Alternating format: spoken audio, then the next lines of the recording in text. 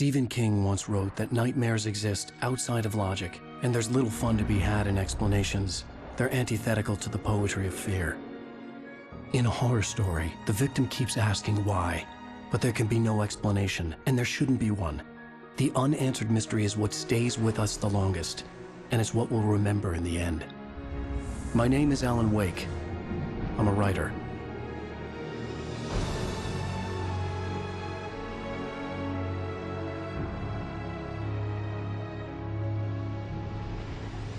I've always had a vivid imagination, but this dream unsettled me. It was wild and dark and weird, even by my standards. So yes, it began with a dream. Following a typical nightmare pattern, I was late, desperately trying to reach my destination, a lighthouse. For some urgent reason, I couldn't remember. I'd been driving too fast down a coastal road to get there.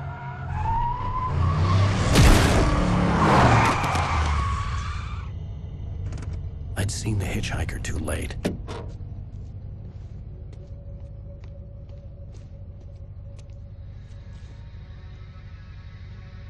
He was dead. I was convinced they'd put me in jail and I would never see Alice again.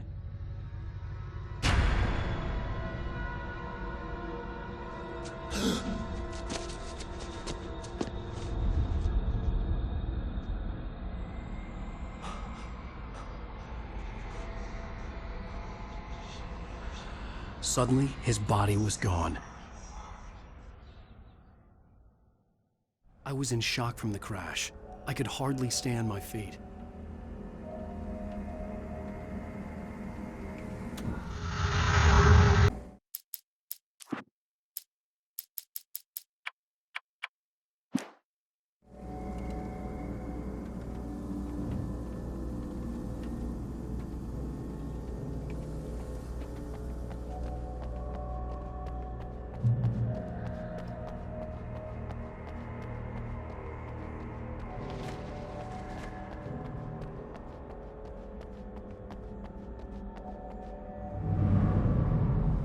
I had to go to the lighthouse. I knew there was something important waiting for me there.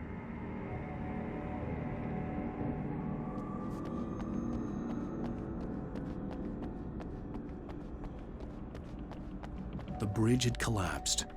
I'd have to find another way to the lighthouse.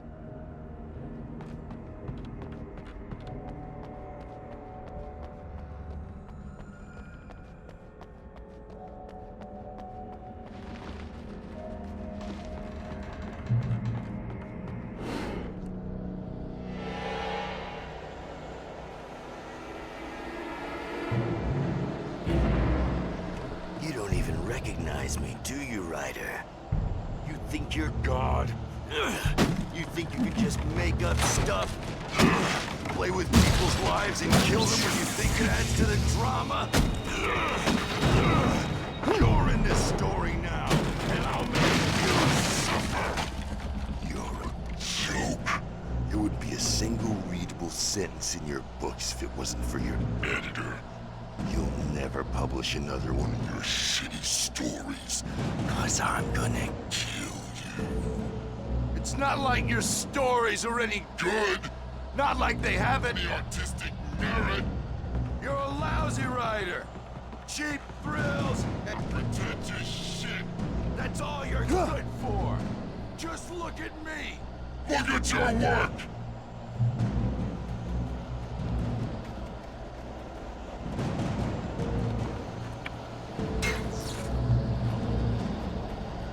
You missed your deadline! Damn.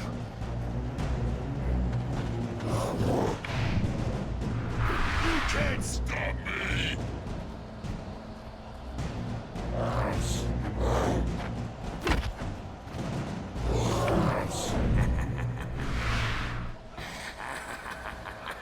I realized that the hitchhiker was a character from the story I'd been working on.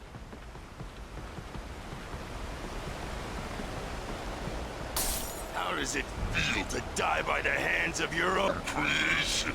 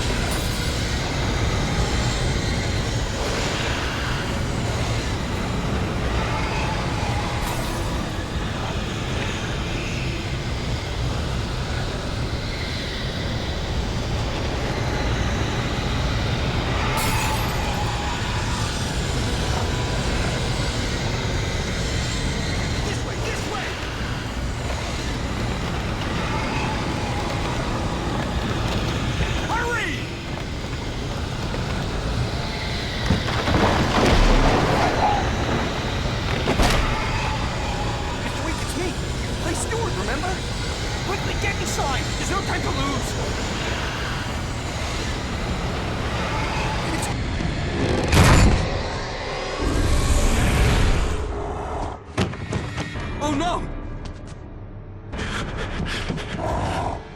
Stop! No! Damn it, die! No! No! No!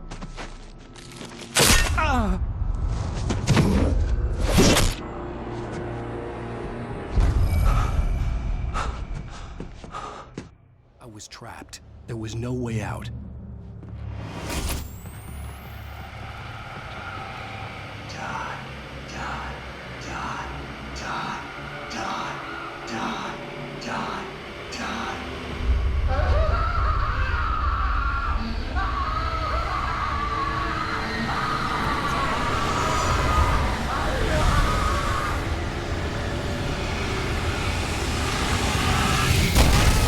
The cabin was a death trap.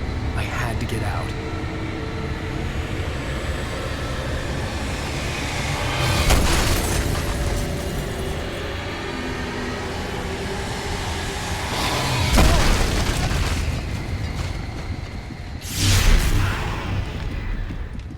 Follow the light.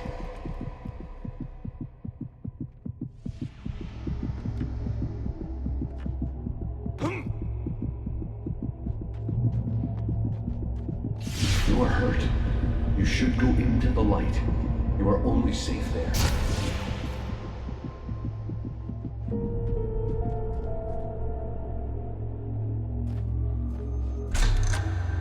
Well done. I have something important to tell you. It goes like this.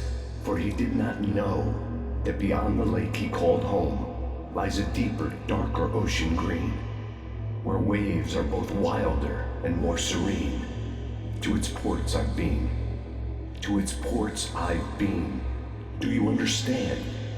No. Follow my light.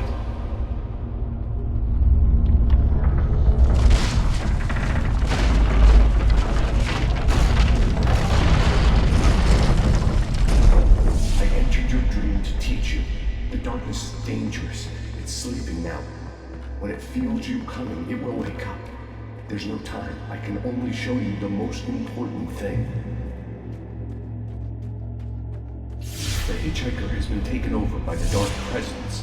You can't hurt him now. The darkness protects him from all harm. Only light can drive the darkness away and make him vulnerable again. Here, take the light. Turn your flashlight toward him and burn the darkness away.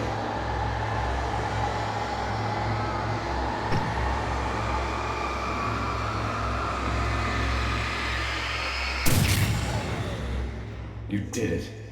Now the darkness no longer protects him, but it's still inside, controlling him. He can't be saved. He's still a threat. He is still your enemy. Here, take the gun. Now you'll die.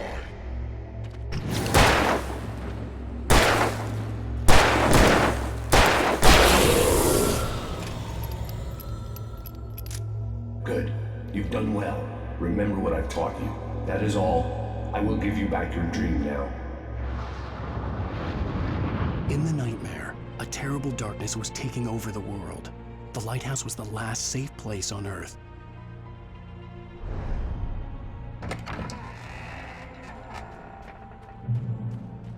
You made me this way, and now I'm gonna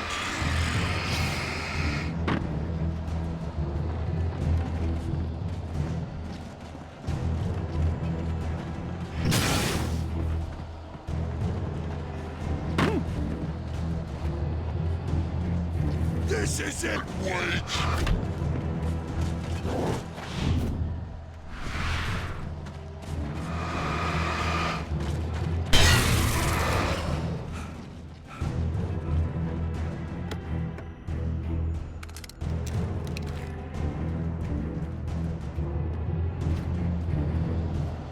You did just like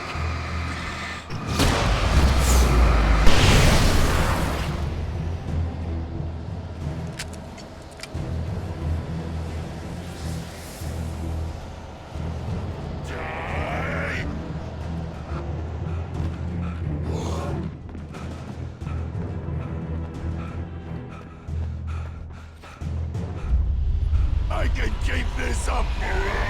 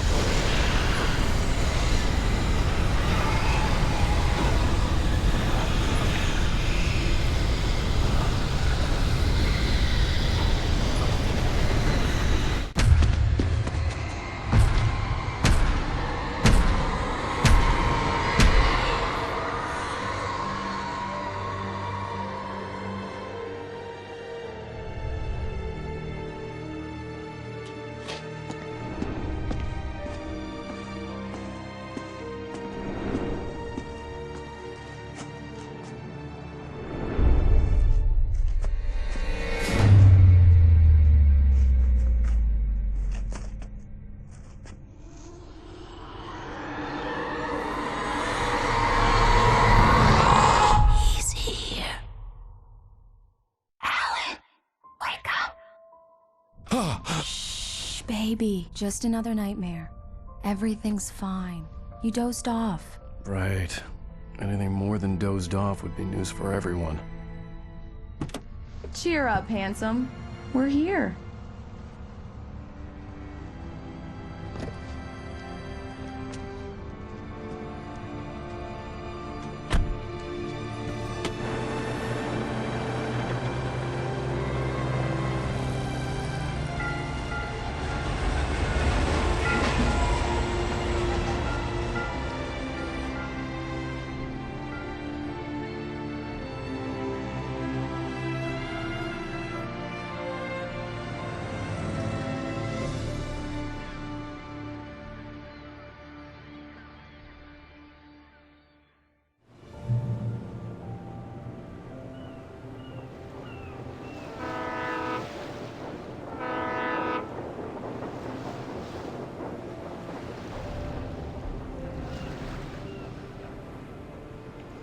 Let's act like we're on vacation. Go stand next to that old gentleman there. I want a shot of you with the town in the background. Sure. I'll even give you a title for the shot. A city boy, moments before he got eaten by a bear.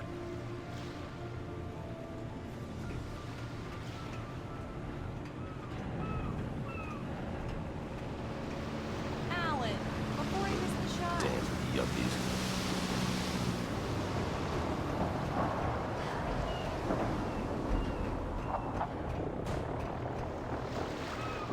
Hi. Hello there. You picked a good time to visit our town. Deerfest is just 2 weeks away.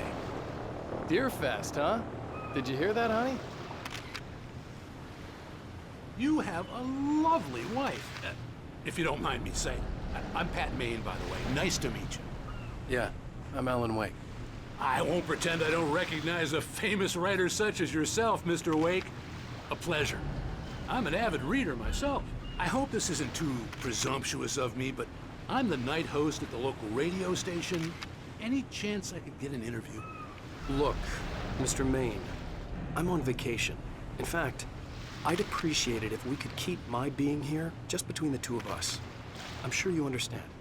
Fair enough. You can trust me to be discreet. Not a hard man to track down if you change your mind, though. I hope you two have a lovely holiday.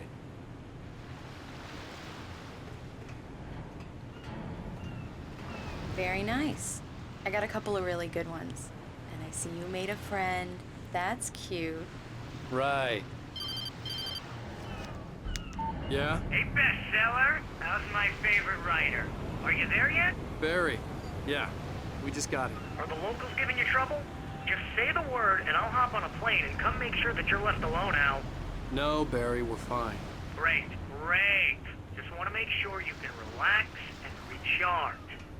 So, how is the place? Has it gotten your creative juices flowing? Barry, we're just settling in. Okay, Al. I'll call back later to make sure you're doing okay. And you call me if there's a problem, okay? Okay. I'm just looking out for you, buddy. Talk to you later. I love you too, Barry. You know he's going to be calling you every 5 minutes. Barry is Barry. I can always turn off the phone. What did I tell you? Text message from Barry. He says hi to you too. Alan, we're here. Come on, let's get back to the car.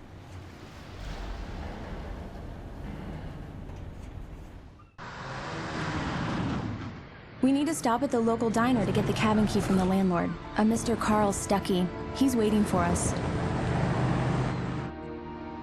I'll go fill her up while you get the key. I'll pick you up here in, say, 15 minutes? Sure. Alan, thank you for coming here with me. I love you too. Go on. I'll promise to behave.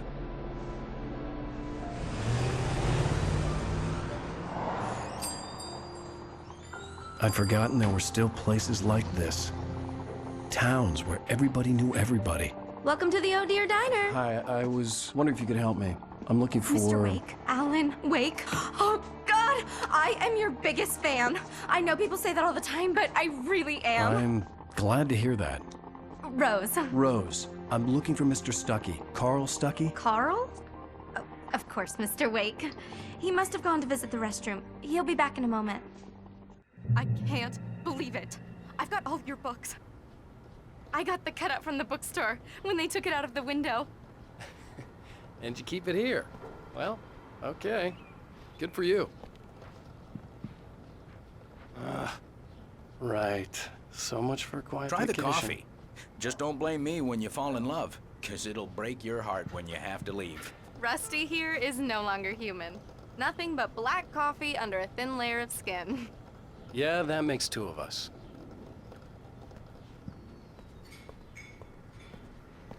Are you staying long, Mr. Do me a Wake? favor, Sonny. I could really use a tune right now. Coconut, number 6 in the jukebox. I'd do it myself, but both of my legs have gone to sleep. Bad circulation. Yeah. Are you serious? Coconut again? You disgust me. Call yourself a rocker. Unbelievable. Ha!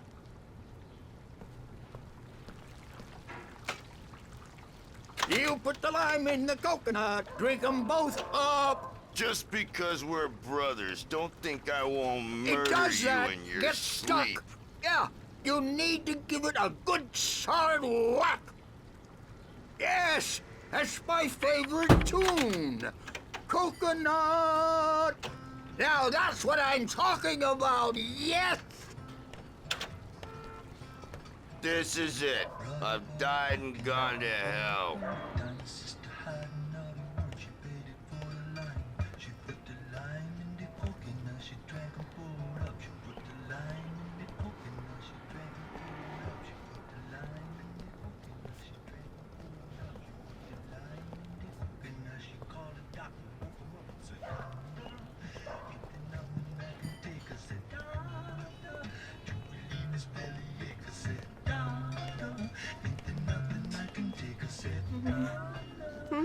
Don't go in there, young man.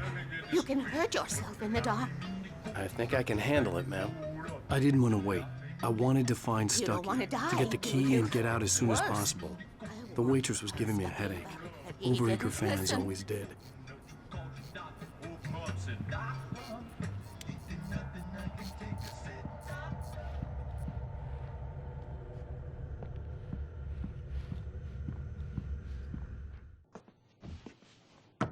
Hello? Mr. Stucky? Carl couldn't make it. Unfortunately, he was taken ill. But I have the key for you and instructions on how to get to the lake. Okay. I wish you a good stay in my cabin. I'll come by later to check how you've settled in. And to meet your wife. I insist. Thanks.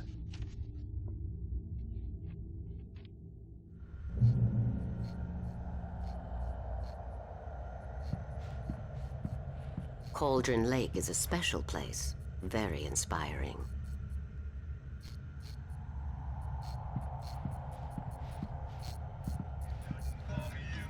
You got lucky this time, young man. You can hurt yourself in the dark.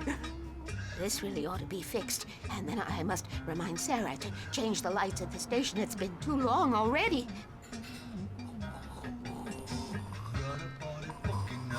Even that sounds better than your singing. Are you all right? Splendid, splendid. Damn hernia. It swells up like a balloon if I lift anything heavier than a spoon.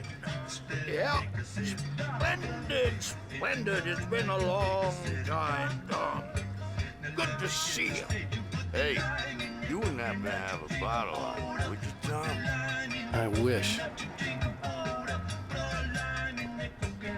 The Andersons, they're, local musicians. We're waiting for Dr. Hartman to come pick them up. They wandered off from his clinic at the Cauldron Lake Lodge.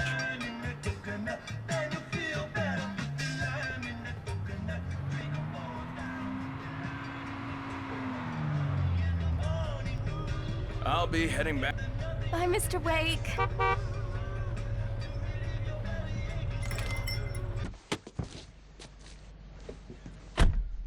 Mission accomplished. The key and the directions. My hero.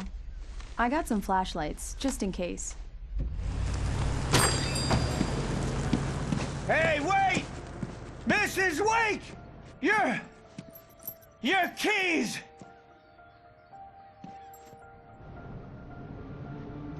That diner was a real nut house.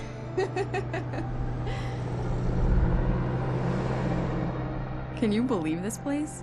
This would make a wonderful setting for a book. We're supposed to be on vacation, Alice. I'll figure it out when we get back home, okay? Okay. We can talk about this later. Pat Main here on KBF FM. I didn't want to talk about it. I wanted to bury my head in sand. Here's another one of my favorites to go with it. Once upon a time, I was a successful writer, but that was a long time ago. I hadn't been able to write a word in 2 years, not since my last book. And now the weather. It's gonna be a clear night, so you folks in the big city might want to look up every once in a while. See those stars winking down at you? It gets pretty dark out here, but they'll light your way.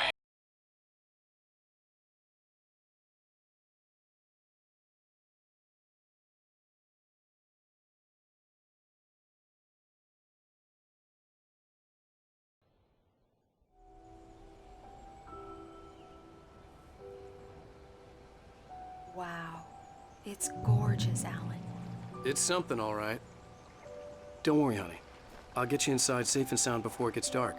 And I've got the flashlight. I know. I'm okay. Alice had a phobia, the fear of darkness. I wanted to make sure we were inside with the lights on before sunset.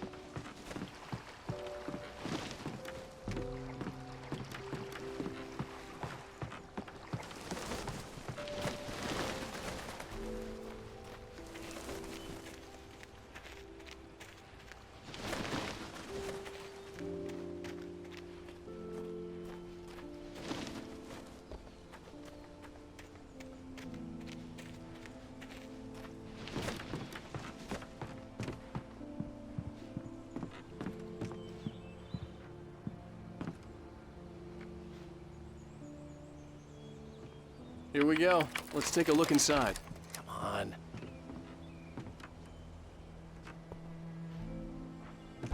It's dark in there. We need lights. Can you figure out how to get the power on, honey?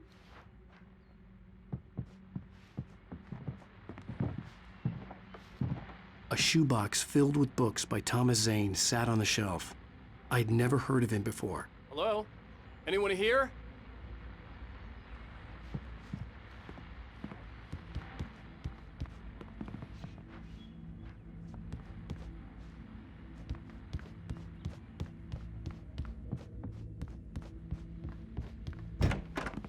For a moment, the oppressive feel of the nightmare I had seen on the ferry returned.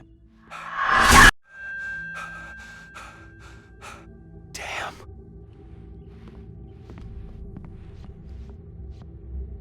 I needed to get the power running in the cabin. There had to be a fuse box or a generator somewhere on the island.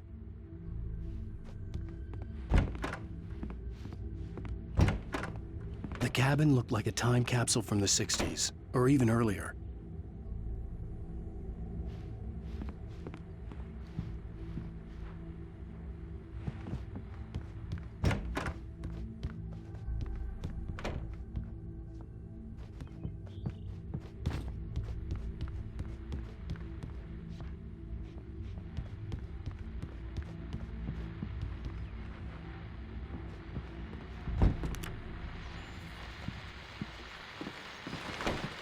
The Deer Fest guests have already started to arrive. Just ran into one on the ferry. A famous artist, no less. But we'll see if we can rope him into an interview later on. Now, let's go to the phones. Caller, you're on KBF FM. Hi, Pat. It's Rose. Why, hello, Rose. What's on your mind? I know who that famous artist was. It was Alan Wake, wasn't it? He's my favorite writer. Well, Rose, I just saw him at the diner. Oh, I am so excited he's here. I'm sure he's glad to be here, too. Well, folks, I guess the secret's out. This is Pat Main on KBF FM. And now, some music. Great. So much for keeping a low profile.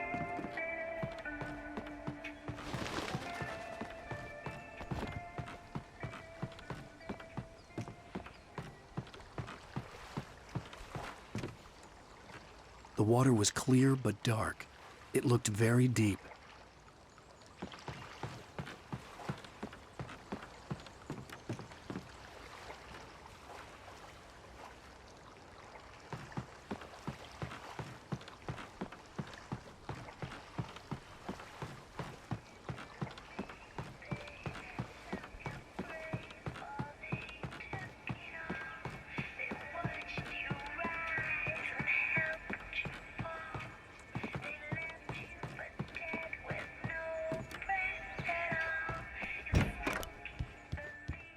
The power cable goes to that shed over there.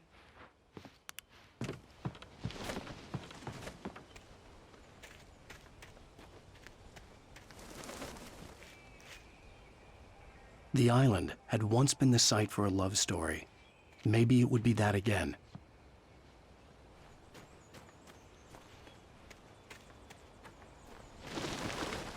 An old generator had been connected to the power cable.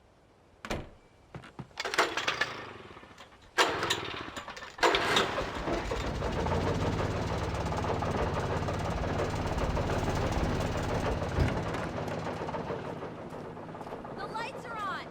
Good work, honey. I'll freshen up a bit and start settling in. Okay, I'll look around a bit. Sure thing! Have fun!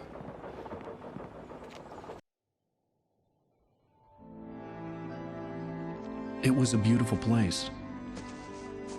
I told myself I could rest here, sleep here, and forget about my work.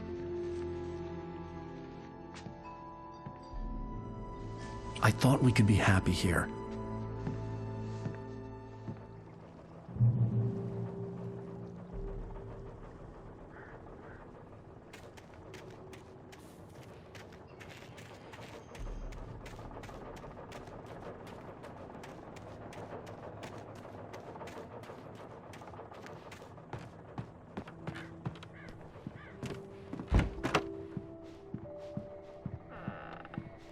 Alice? Honey? Alan, I'm upstairs. I have a surprise for you.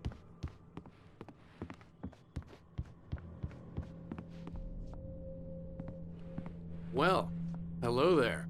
I'm not the surprise. It's in the study. Go take a look. Okay.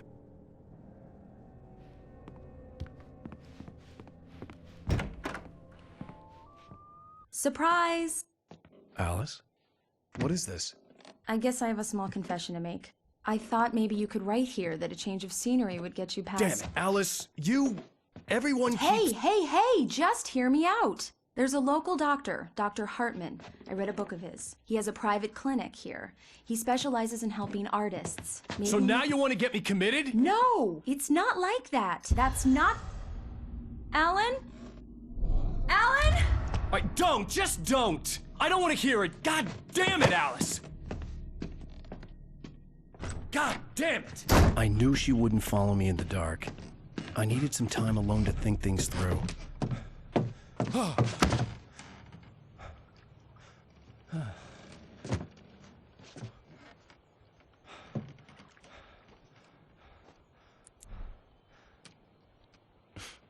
Damn it.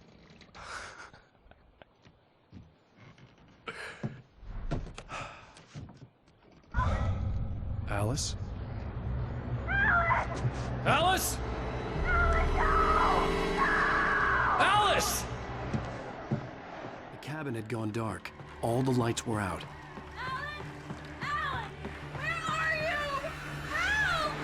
Alice, I'm coming! It's all right, I'm coming! What the hell?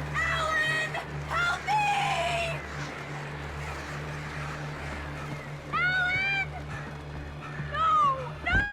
Alice? Alice?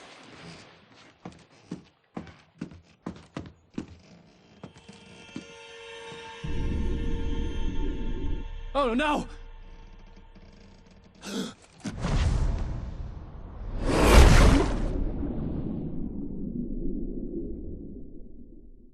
Keep going, Alan. Wake up. Alice?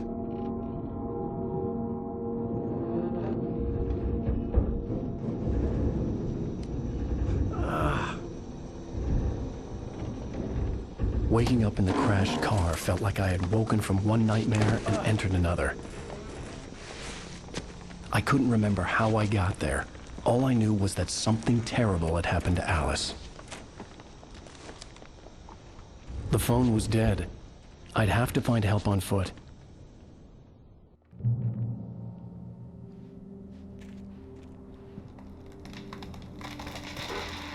Among Alice's things was a book, The Creator's Dilemma, by a Dr. Emil Hartman. Seeing the book brought back my fight with Alice. I didn't like it, and I didn't like the guy's smug face on the cover either.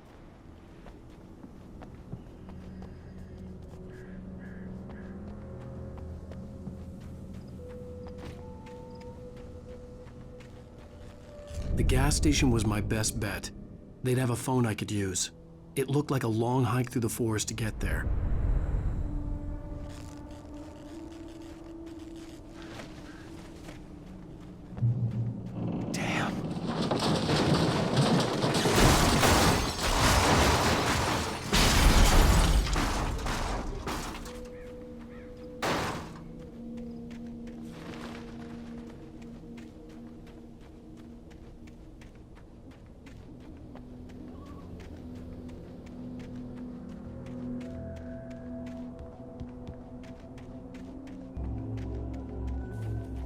Hello?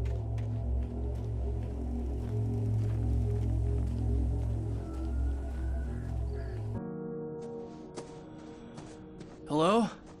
Is someone there?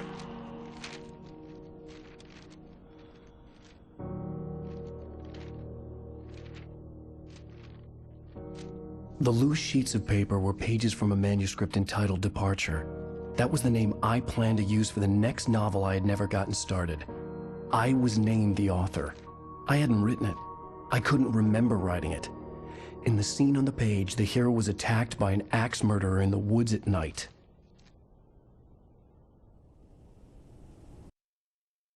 The man turned to face me. His face was covered in shadows. It was hard to make him out in the darkness of the forest that surrounded us, but the axe he lifted was plain to see.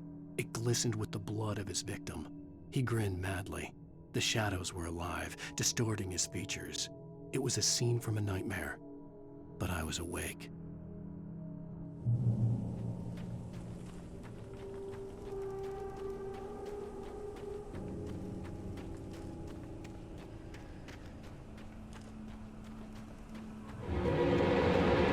Anybody there? Please, I've been in an accident.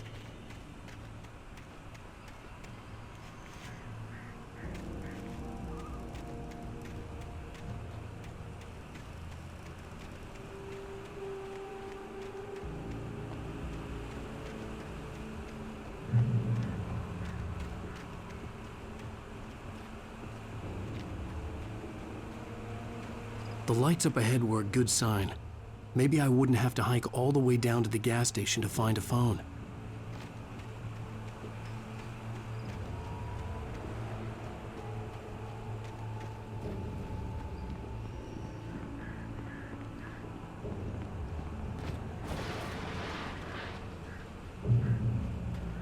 Anybody there? Please, I've been in an accident. Hey! Hey, you! Phil! There's been an accident. I need help. Listen, I need to... Premium cabins for rent in... Nightfall! Oh, hell. Carl Stuckey. Pleased To meet you. Non-refundable reservation deposit required. Fair and square. Fair and square.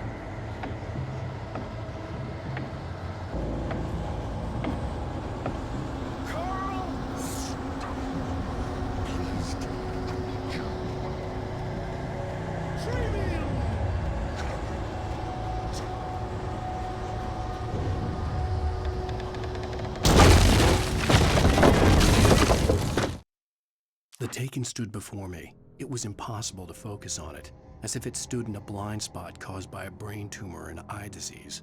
It was bleeding shadows like ink underwater, like a cloud of blood from a shark bite. I was terrified. I squeezed the flashlight like my life depended on it, willing it to stop coming any closer. Suddenly something gave, and the light seemed to shine brighter.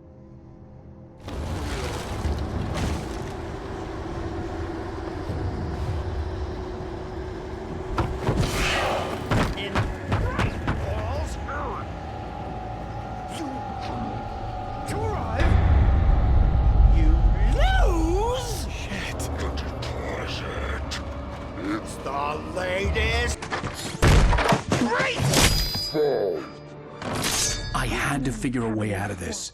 Any second now, and Stucky would be knocking on the door with his axe like Nicholson in The Shining.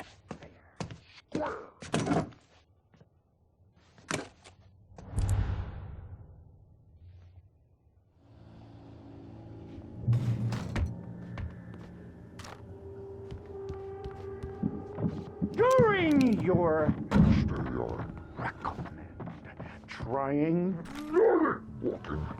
it's the latest thing. Incontestably. Yes. Proven. Bright Falls Sheriff Station. Hello? You can see the sights and keep those cholesterol levels. The spread.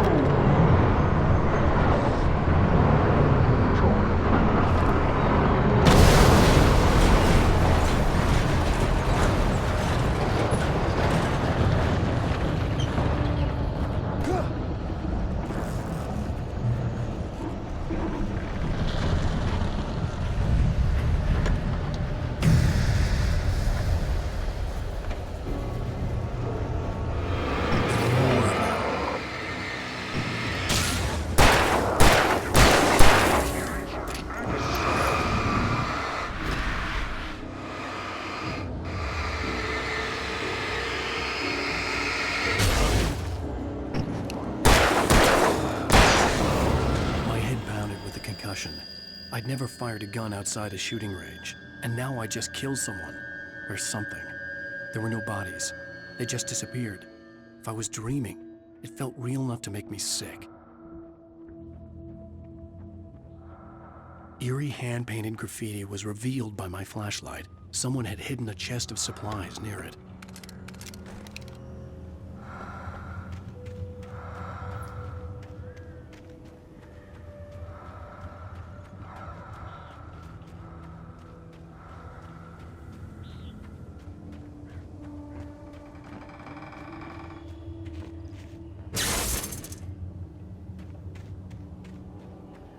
The dark forest was the last place I wanted to go, but I had no choice. I had to get to the gas station.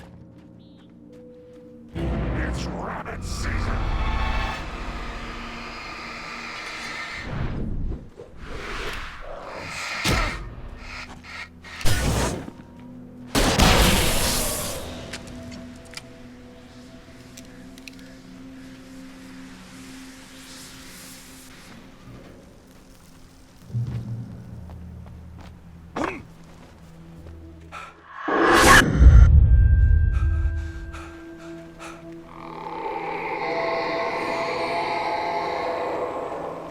What the hell was that?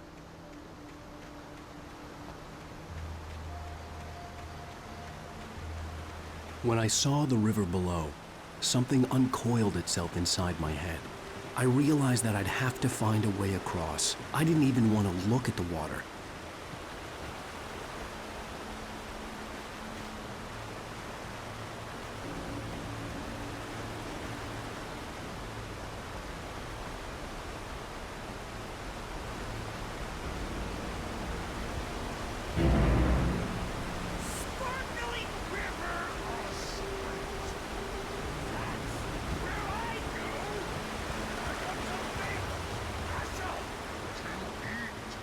Stucky was still out there, in the dark, stalking me.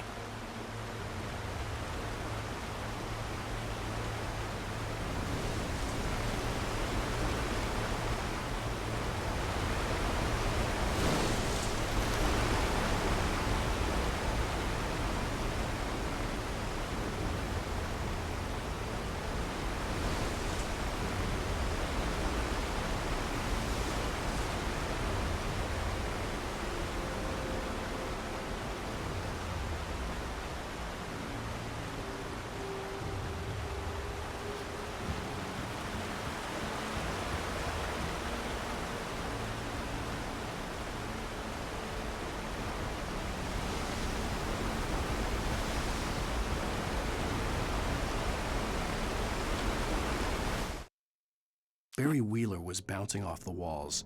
He jumped on a plane after his calls were ignored by both Al and Alice for several days. It could mean that they were both on a second honeymoon, but Barry didn't buy it. Al had been way too unstable for that, not sleeping, messed up. Barry had years of experience dealing with Alan Wake, and he couldn't ignore it. Something was wrong.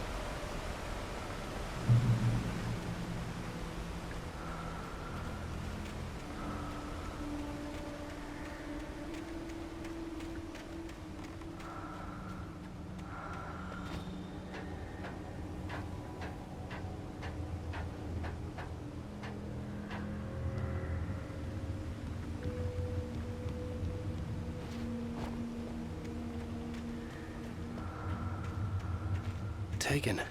They're taken.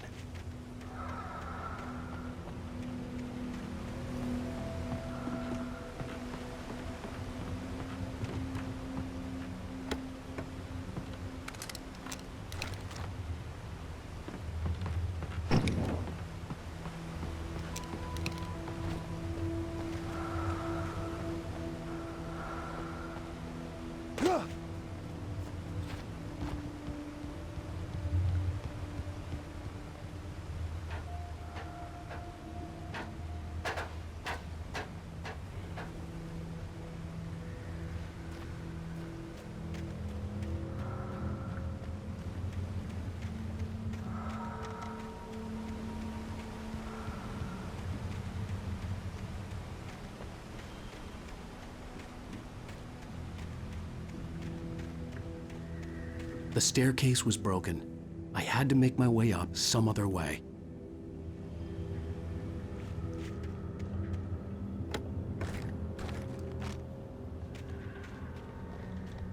I couldn't stay here. There had to be a way to get up there. The stairs were useless. I had to find something else to help me climb up there. There was no power. There was bound to be a generator somewhere at the logging site.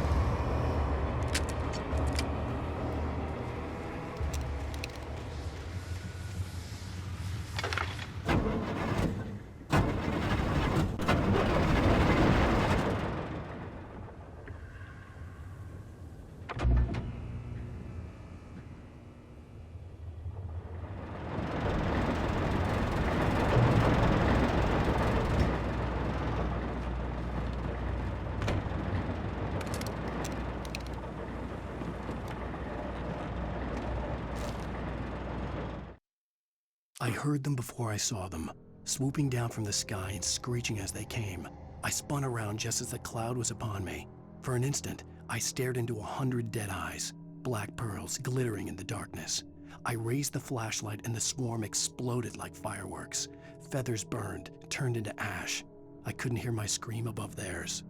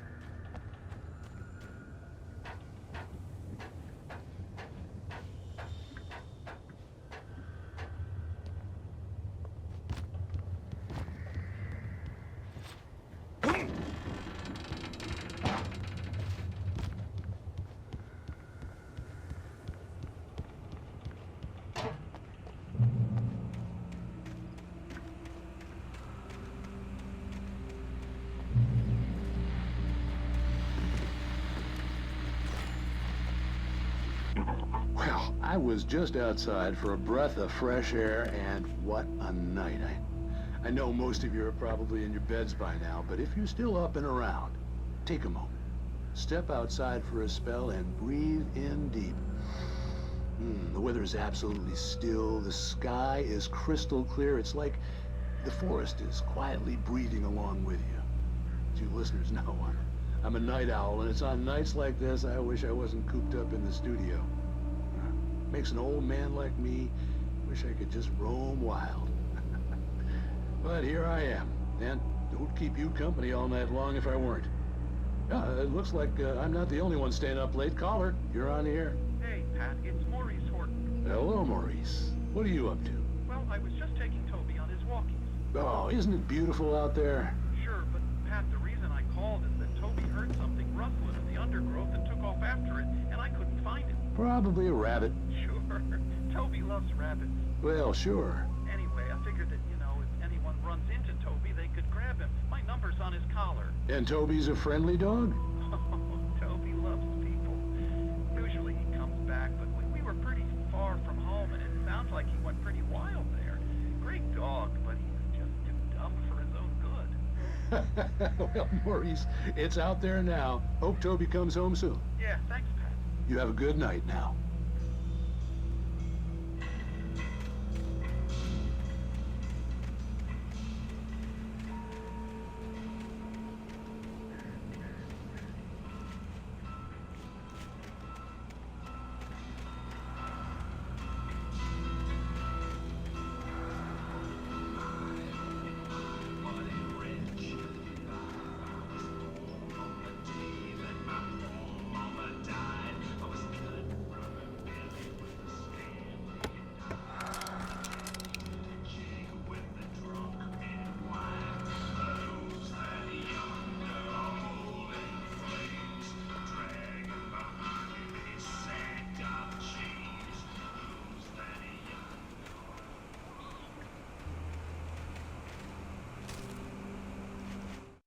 At first, I kept finding the pages as if by accident. The book I couldn't remember was either a terrible and true prophecy or an act of creation that had rewritten the world. I began to hunt the pages feverishly, for they held the answer to the mystery. With it, I could save myself. With it, I could save Alice.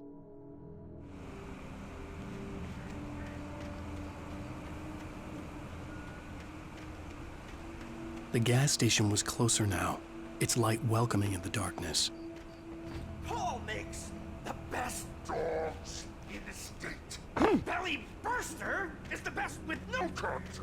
Monster Dog is second best. The famous dog is...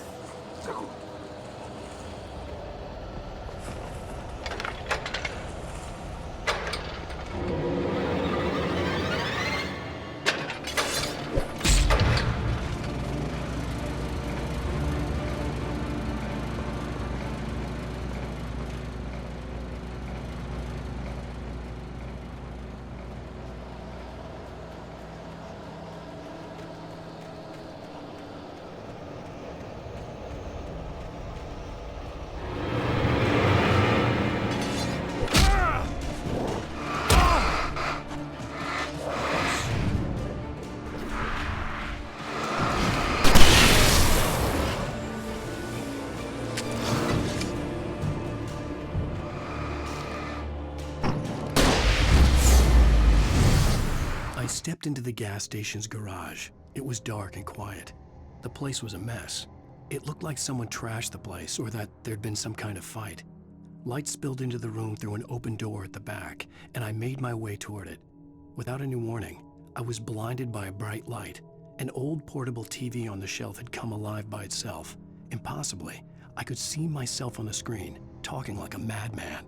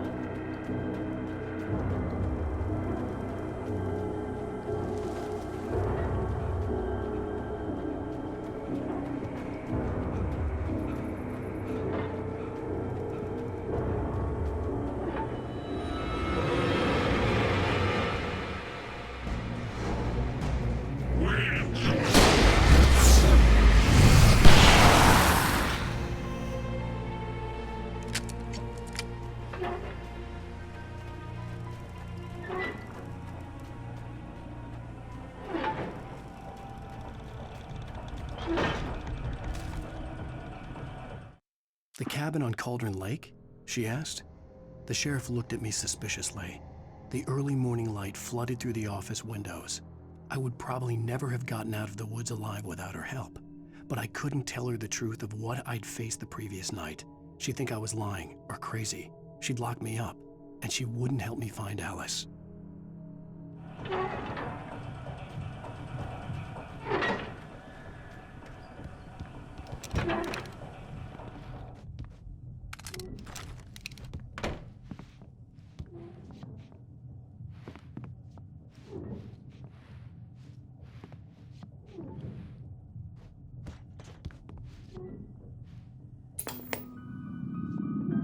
Science. It bestows immortality on those who advance it to elevate all of mankind. Newton, Einstein, Sagan, princes among men. But the price for such a legacy is steep indeed. In Night Springs. Tonight's episode, a quantum suicide. If our lives are already written, it would take a courageous man to change the script. Having called a press conference, Dr. Barclay Colvin is about to demonstrate that very courage. Ladies and gentlemen of the press, I am Dr. Barclay Colvin, and I'm glad so many of you could join me here at the Moorcock Institute. Tonight, I'm going to give a practical demonstration of the many worlds interpretation. As you can see, this is a loaded 9mm pistol. It shall be part of a thought experiment. And now, a real experiment, known as a quantum suicide. Did he say suicide? Is that a real gun? He's kidding, right? Please, stay calm. There is no risk. Observe what occurs when I place the weapon against my own forehead. Now, you might think this round is merely a dud. Not so. Observe the flower pot. And yet, I myself cannot be harmed with this gun. With each pull of the trigger, two new realities branch off. One in which the weapon didn't fire, and one where it did. With my machine here, I have ensured that this reality is always the former. I have bestowed upon myself quantum immortality. Under no circumstances can this gun kill me. So wait. What you're saying is that every time you pull the trigger, in another reality, you die? Yes, of course, but that's completely trivial. There's an infinite number of things that could happen at any moment, and they always do happen somewhere. The point is, this one thing did not happen here. You're insane, Colvin. Insane? Insane? Hey, was this thing supposed to be plugged in? I stumbled on it. You fools! Gaze upon quantum immortality.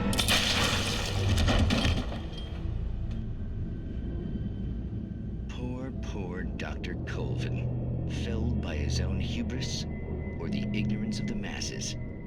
Perhaps he should have left the crate unopened, the decaying atom unobserved. Curiosity often kills the cat. In Night Springs.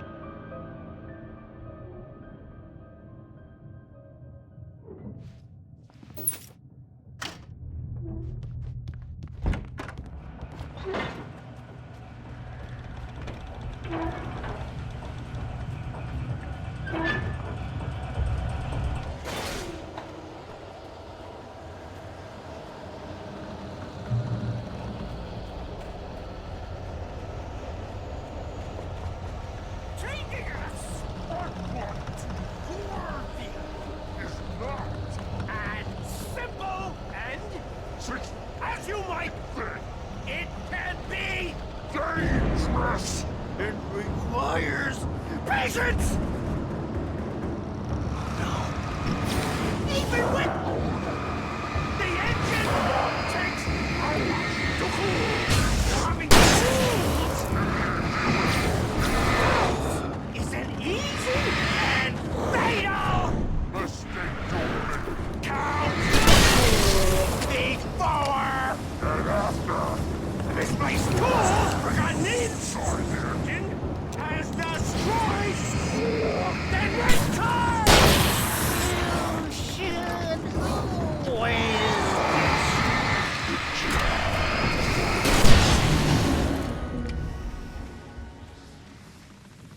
Stucky's body vanished, leaving behind only a lifetime of nightmares to come, assuming I'd reached the lights at the gas station alive.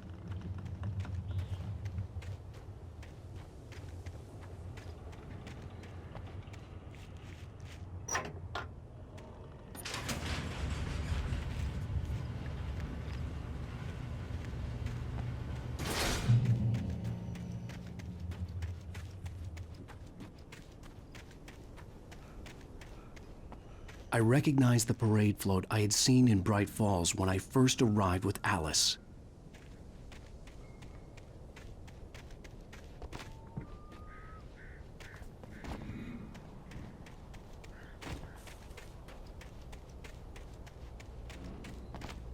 After the insanity I had just experienced in the darkness, the lights of the gas station felt comforting. At least for a moment, the sane world reasserted itself.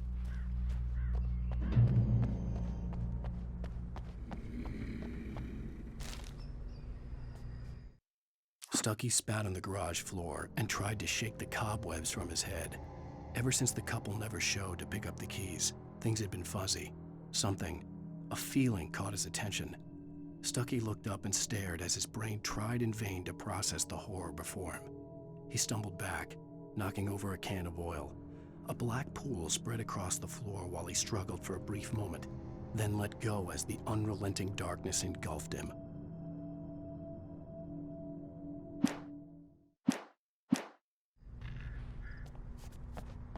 The Deer Fest had been 2 weeks away when we arrived. If the day count on the banner was right, I was missing a whole week between the night we got here and now. The garage was a mess. It looked like someone had trashed the place, or that there'd been some kind of fight. All right. I'll keep writing. Outside, there's only darkness. Outside the cabin, outside the story, there's only darkness. I can feel her presence in the dark. Just now, I could smell her perfume in the room. I'll reach her, I'll fix it up. I'll bring her back. The story will come true. If I stop, she's lost. I don't believe this. It'd been me on the TV, talking crazy. Was I losing my mind?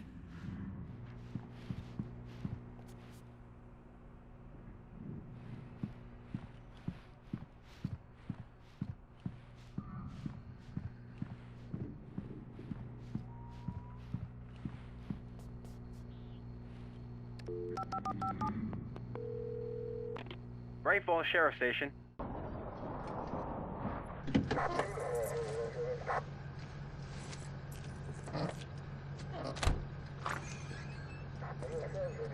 Oh, thank God, Sheriff.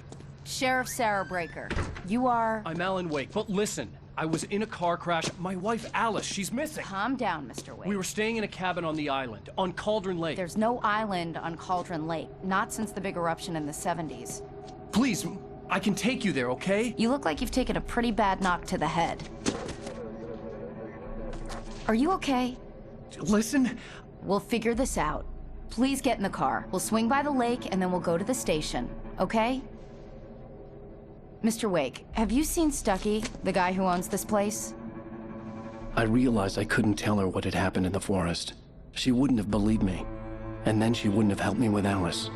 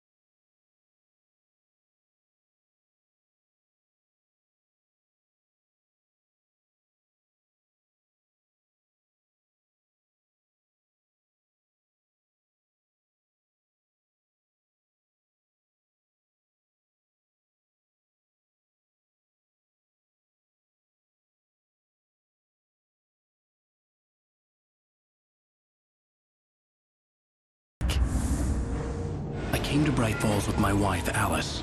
Thank you for coming here with me. I thought maybe you could write here. I don't want to hear it! God damn it, Alice! Now, she's missing. Alice?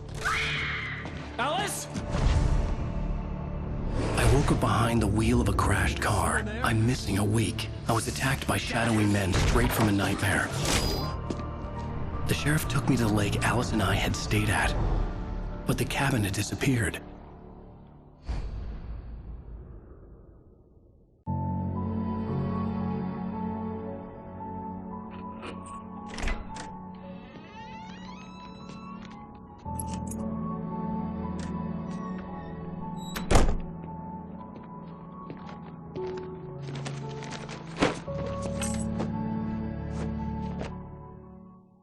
Honey, I'm home. Back here, sweetie. How was it? Worst weather I've ever seen. You should put some coffee on. It'll warm you up.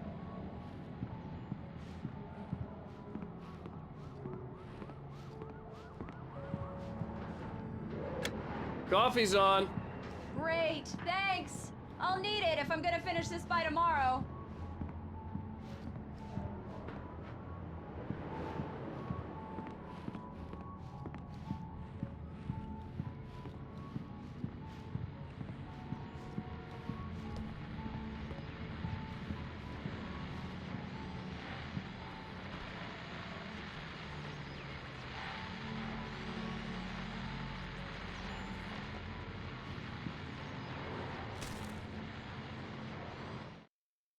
This was a late goodbye. 13 years after I'd gotten my revenge, it had finally caught up with me. It had been a long time to bear the pain. My blood painted the snow red. A gruesome slushy dissolved all the scattered painkillers and leisurely dripped down to the sewer, mingling with the bile of the city, becoming one with it. I can see them now.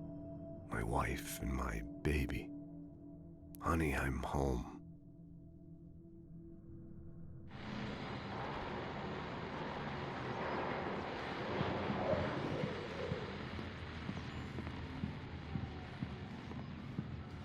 Oh, hey, I just finished those cover mock-ups. They're on your desk. Tell me what you think.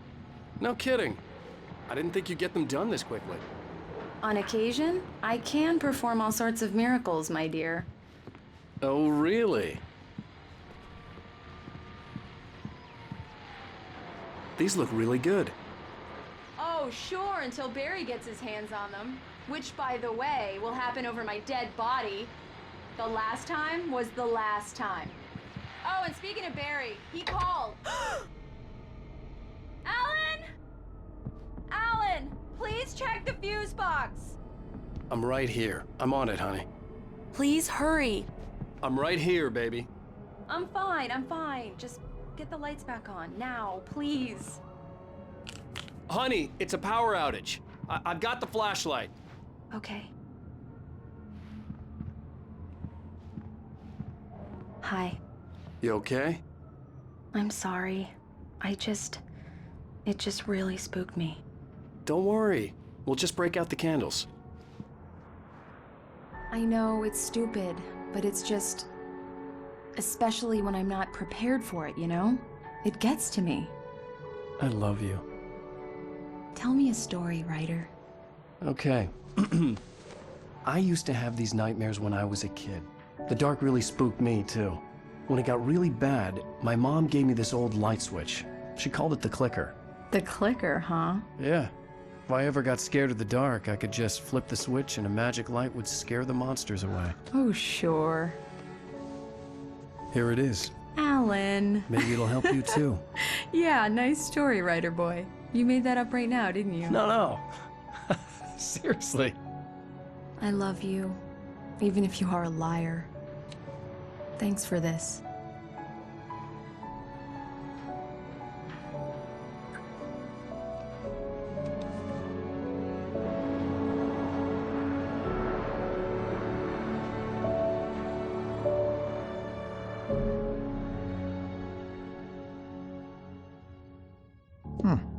How do you feel, Mr. Wake? Any nausea, disorientation, anything like that? Mr. Wake? how are you feeling? I'm okay. My head's fine. I had to lie about my headache and memory loss. He'd send me to a hospital for tests. I couldn't leave without Alice. Very well. I don't think you have a concussion, but you've obviously been through quite a shock. You should take it easy for a couple of days. Thanks. Well then, Mr. Wake, we're done here. If the pain gets any worse or you experience any other symptoms, you should come see me. I'll let you get on with it then. Sarah, Sheriff Breaker, is waiting for you. She's very good at her job. I'm sure she can locate your wife in no time. Doc Nelson was the image of a small-town doctor. Sheriff Breaker had called him to the station to take a look at the cut in my head.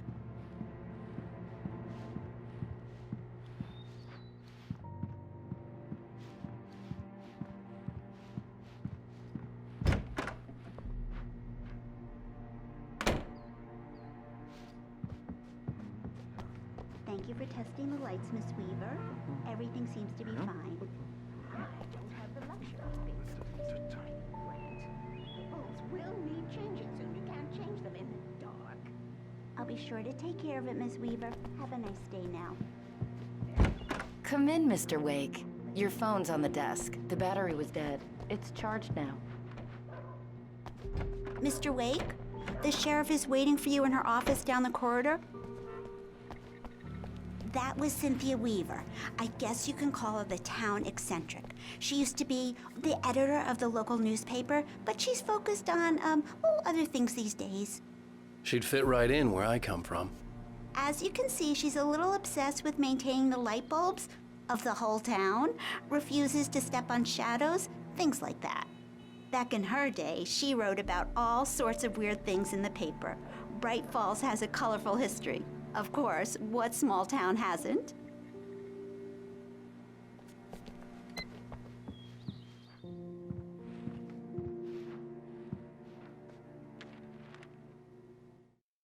Alice looked through the viewfinder, lining up the shot. Cauldron Lake was breathtaking. Something caught her eye. A figure standing in the shadows behind the cabin, like a thin woman in a black dress. She lowered the camera and looked again. No one there. Just a collection of bushes that looked vaguely human-shaped. She shook her head and laughed. Yeah, it's Mulligan here. I'm at Stucky's gas station with Thornton. There's no sign of him. Over. Wait. Yeah, this is Thornton. Look, we've located the parade float. It's here. That's some good news, right? Stucky was supposed to be driving it at the rehearsals today. Over. Oh, give me that. Mulligan here. Looks like someone really thrashed the garage. Over. Okay, roger that, guys. Keep looking for Stucky. Jane's out.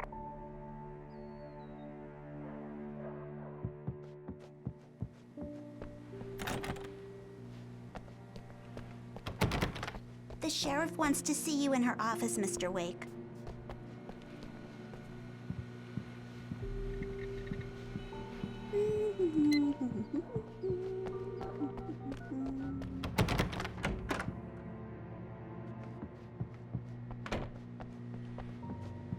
Your phone, Mr. Wake?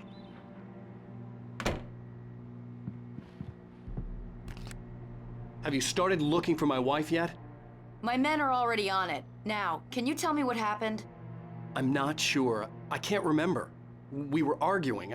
I walked out of the cabin. The cabin on Cauldron Lake? How did you end up at Stucky's gas station?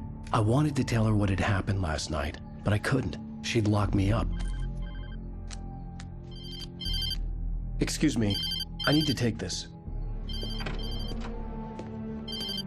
Hello? Alan, please help me. Alice? Stop talking to the law. You'll do exactly what I say if you ever want to see your wife again. Who is this? Go to the back lot.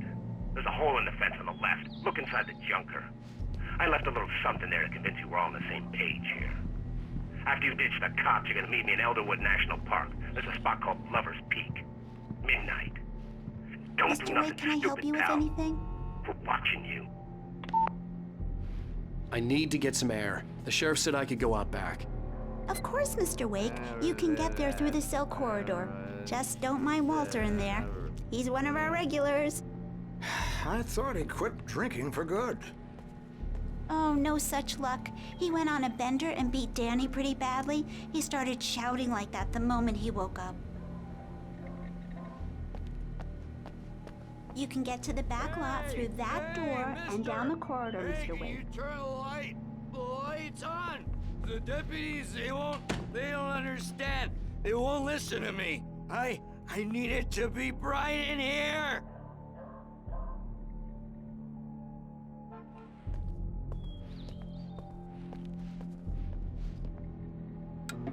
Thank you, man, thank you. Hey, you're all right. You're a good guy. Don't let anybody tell you different. You know, I shouldn't even be in here. The cops, they got it all wrong. See, sure, I beat him up, but I wasn't drunk. I mean, I wasn't drunk at the time. I only got drunk afterward. Okay, listen, you gotta listen carefully now. Here's the kicker. That wasn't Danny. No, sir. It only looked like him.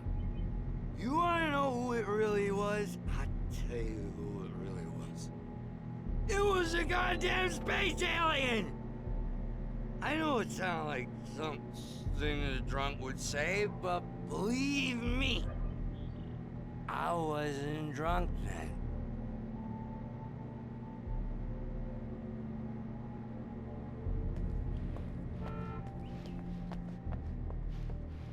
I told him. In spite of its human mask, to describe the dark presence as intelligent would have implied human qualities on something decidedly inhuman. Nonetheless, it found the one spot in the diner that was dark enough. Some light spilled into the corridor, ravaging it. But it took the pain. Horrible as it was, the writer would soon fix that. He would be coming to the one place where it still had power.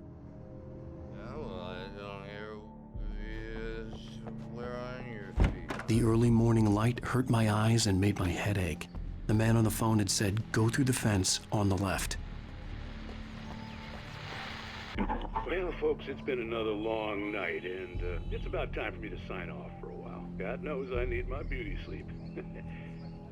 Just one more item before I go. It's been a busy night for the sheriff's department. We've had a few broken windows, even a report of shots fired on Main Street.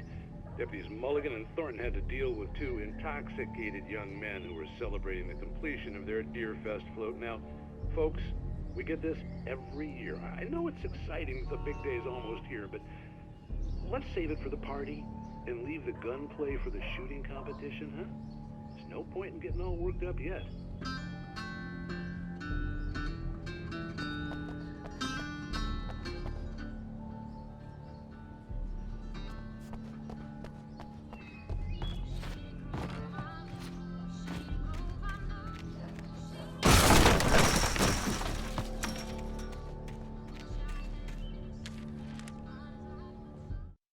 The kidnapper fired his gun one last time, and the shadow vanished into the darkness it had come from.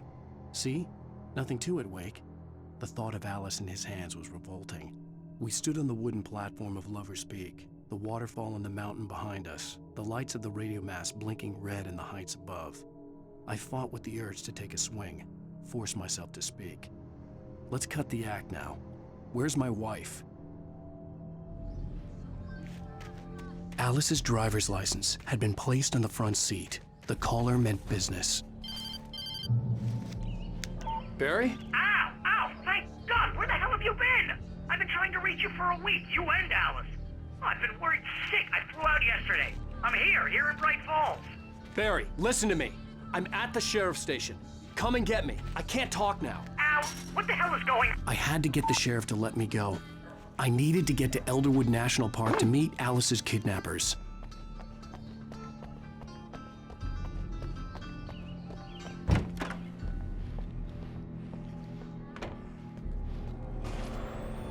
A writer is a light that reveals the world of his story from darkness, shapes it from nothingness. The way a sculptor carves a statue from a block of granite. If I stop, the world I'm making dies. Darkness will reclaim it. It's a long, hard journey into the dark. Alice's life is at stake, but I can't think about that, or I'll lose it. The dread lingers at the edge of perception. I'll push on. Anything is possible here. I'll write the story. I'll save her.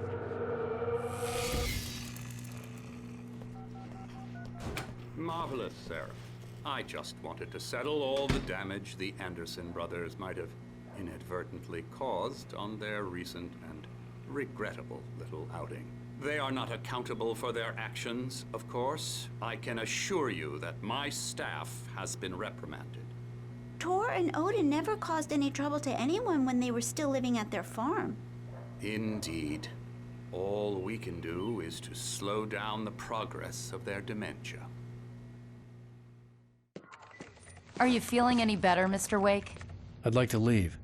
Am I free to go? Well, we still need to talk about... Am I under arrest? No, of course not.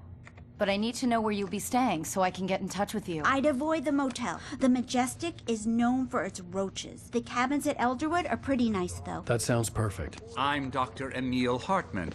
I'd like to invite you to stay at Cauldron Lake Lodge. Did you talk to my wife? I had the pleasure of discussing your situation with her on several occasions. Did you set something up with her? I invited her here. My clinic is a place where... Oh! Hey! Oh, my! Take it easy. Hey, nobody move! Get your hands off of my client! Who are you? I'm Barry Wheeler, his agent. If you have business with Mr. Wake, you talk to me. You yokels won't know what hit you once I sick my lawyers on your asses. No harm done, Sarah. I'm all right. I don't want to press charges. Mr. Wake, my offer still stands. Get me out of here. What the hell was that about, Al? We don't need a replay of that thing with the paparazzi. I thought they were gonna lock you up. I had to talk to someone. I told Barry everything. He thought I was certifiable, but when he heard about the manuscript, I had him. The fact that I'd written something, even if I couldn't remember it, was enough for him. He smelled money. And he believed that Alice had been kidnapped. Anything beyond that was another story. I had a midnight appointment with the kidnapper in a place called Lover's Peak, somewhere in Elderwood National Park. The plan was to rent a cabin. I don't like it, Al. I don't like any of it. It's not good. In fact, it's the absolute opposite of good. Mr. Wake! Barry, you found him. Hi, Rose. Oh, wow. I was just thinking about you, too. Great. I was just bringing Rusty some coffee. He's on the balcony, looking after Max. Poor thing. I really need to go. Great to see you again, Mr. Wake. Later! Who's Max?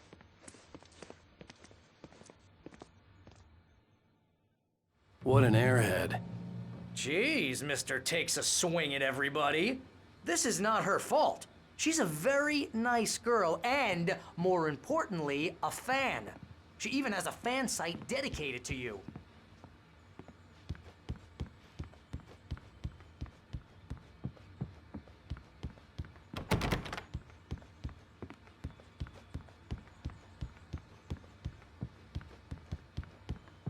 Seriously, Al, what you were saying in the car, just listen to yourself.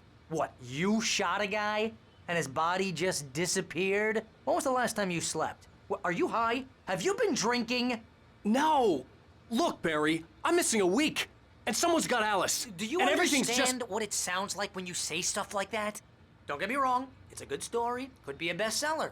But when you start confusing fiction with reality, you're buying yourself a ticket to the funny farm. Wait here.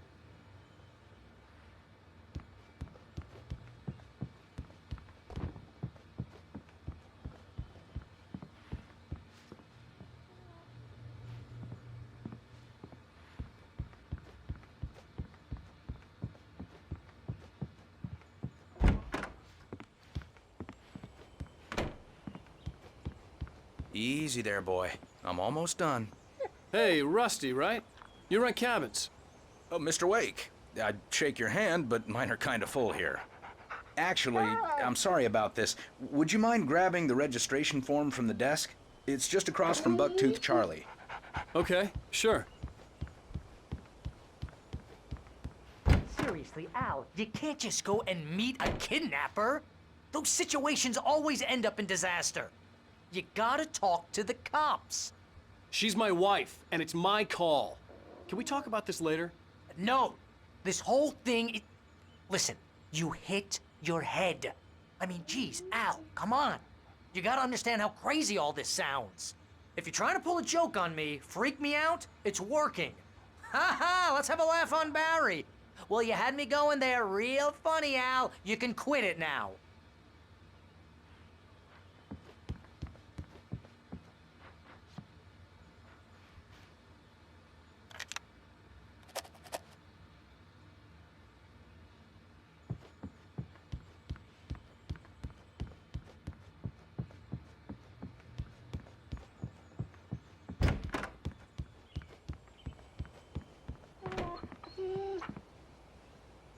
I think this is the form you wanted. And here are the keys. Okay, you're all set, Mr. Wake. Glad to have you staying here. Thanks. Can you tell me how to get to Lover's Peak? Oh, sure. It's at the end of the nature trail. Just follow the paths, you'll get to it eventually. It's an easy walk. Nice spot, too. If you have any trouble finding it, just keep your eyes on the radio mast. It's right below that. Look, Al, you're asking me to believe that you shot a dude who went poof into thin air, a guy who was bulletproof until you pointed a flashlight at him. You hear that from people who end up spending time in padded rooms, strapped to their beds, wearing white shirts with too long tangled up sleeves, and eating a healthy diet of pills.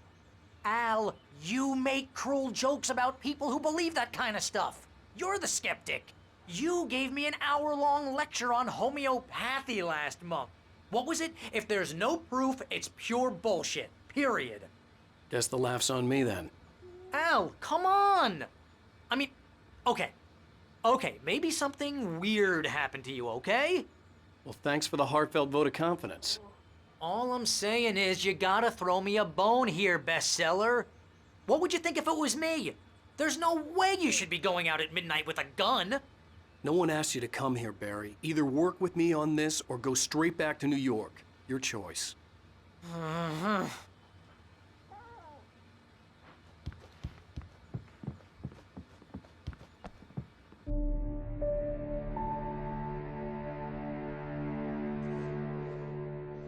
That's just crazy talk, Al. Al? Al? We should go to the sheriff or call the FBI. Damn it, Barry, they'll kill her! This is not a goddamn debate, Barry. I'm going to Lover's Peak. He said to come alone. Okay then. I understand. You're my best friend, and I'm worried that you're not right in the head. Tell me what to do to help, and I'll do it. You stay here, and if I'm not back by morning, call the cavalry.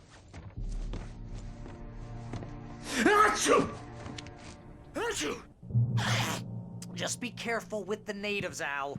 These yokels are dangerous. Everybody hates a tourist, or it'll be Deliverance all over again. Bless you. Oh, this place is trying to kill me. I'll bet there's mold in here, spores, poison ivy, God knows what. This is so not worth a 15% commission.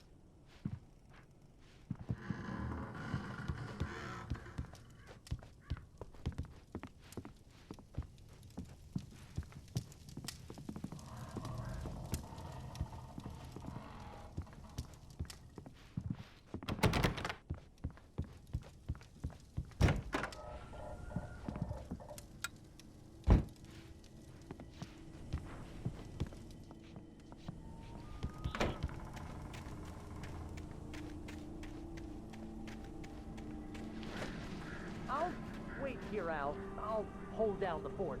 I'll be with you in spirit every step of the way, Al. Locking the door now.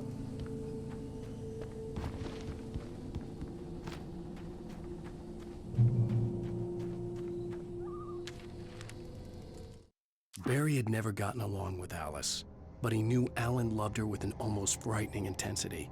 And now something had happened to Alice. And here was Al armed with a gun and saying things people got put in padded cells for. It was as if his friend had experienced a massive psychotic episode and was now totally disconnected from reality. It scared the shit out of Barry.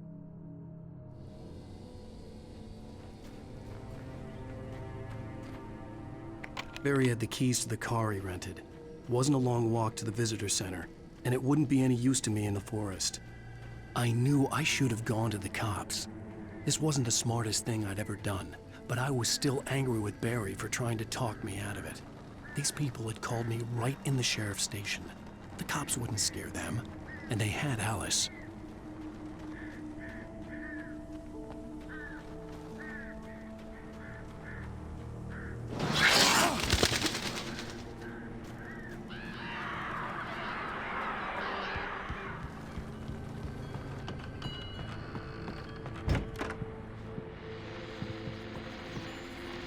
Welcome back to the show, folks. As promised, our very own Dr. Nelson has just parked his rear end in the studio. Doc, what's your Deerfest plan like? My plan? You make it sound a lot more organized than I ever seem to manage.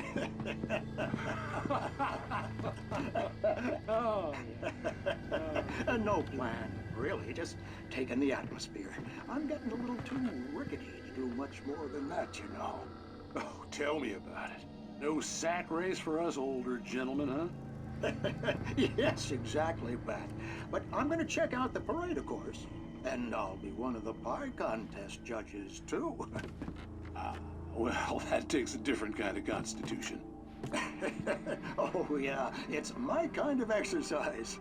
Now, Doc, seriously, you're in pretty good shape, though. You're the outdoors type. I know for a fact you're an avid fisherman. That's right. Matter of fact, just caught a heck of a largemouth bass early this morning. But you're not taking part in the fishing contest? No, not this year. See, Pat, I'm just not that competitive anymore. Now I just like to take my time and enjoy the peace of it. It's no fun if I need to worry about what I'm catching, you know? Considering your track record, the participants are probably pretty happy you feel that way. Well, Pat, that's kind of you to say.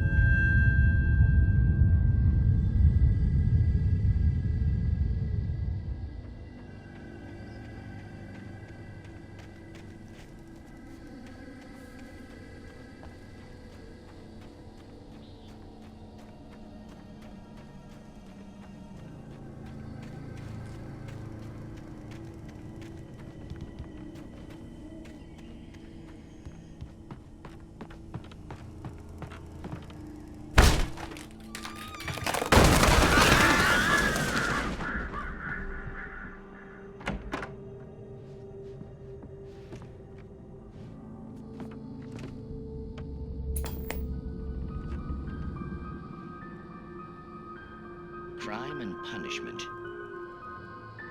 The cancer and cure of civilization. But some crimes are impossible to punish, especially in Night Springs. Tonight's episode, The Man in the Mirror.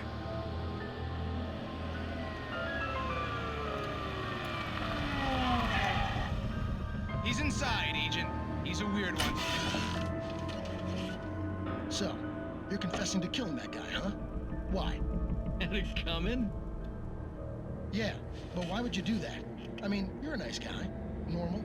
Took a kid to a soccer game. So how come at the game, you pick a guy and, quoting from the arresting officer's report here, assault the victim's head area repeatedly with the weapon of choice being a pair of bare fists? Wow, that sentence really flows, huh? Maybe you're not the literary type. Okay, so you mess him up. But why? Who was that guy? We couldn't ID him. Why would a guy like you do him like that?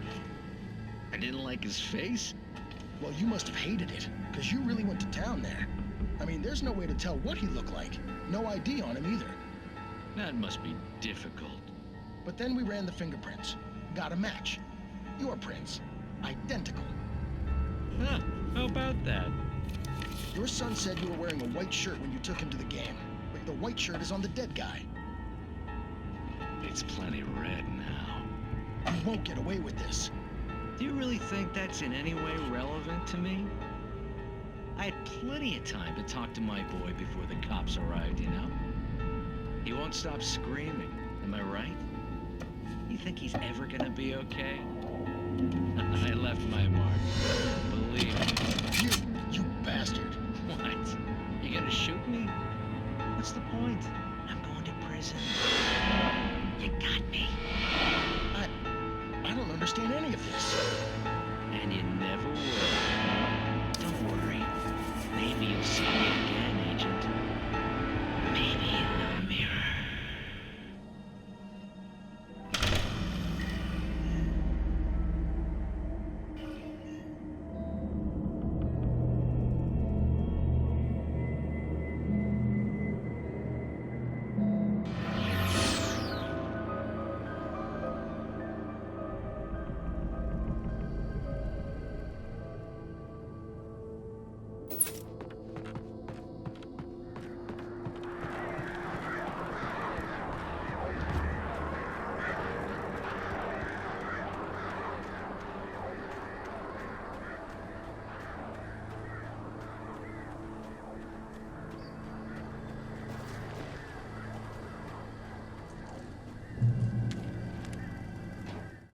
The air in the visitor center was heavy with an awful smell, as if some rotten drowned thing had crawled up from its grave.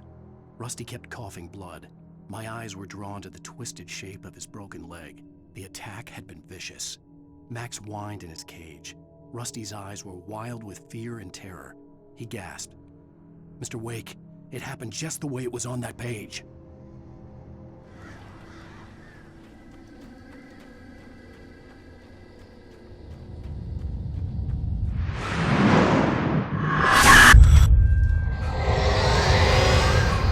The vision left me weak. This was no head injury.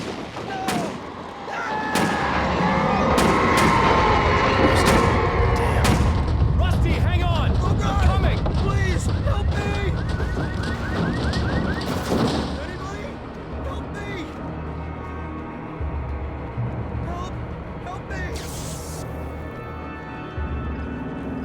Can you hear me? Hello? Anyone! Please help! Back here. Mr. Wake? Oh, hell. It happened just the way it was on that page. I found. Came true. It knew. So dark. It'll come back for me. You must. The lights. In the office. I have the key. Okay, Rusty. Hang on. I'll be right back. Whatever did this couldn't be far. Rusty had found a page from the manuscript. It would help me understand what had happened.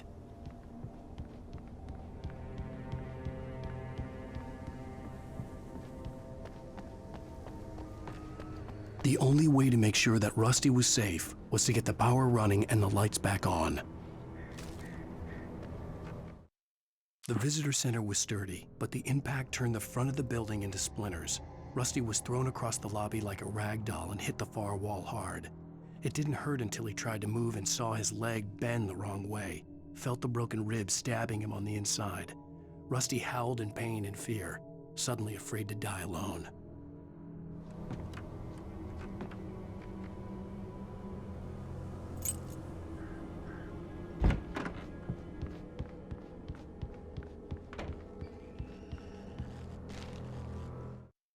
At the last instant, I changed direction and threw myself down. The axe splintered the trunk of a tree. I stumbled into the pool of bright light. My lungs burned. I was too exhausted to move. I tensed as I waited for the killing blow, but it never came. I raised my head. Nothing moved in the darkness beyond. For the moment, bathed in the cold light, I was safe.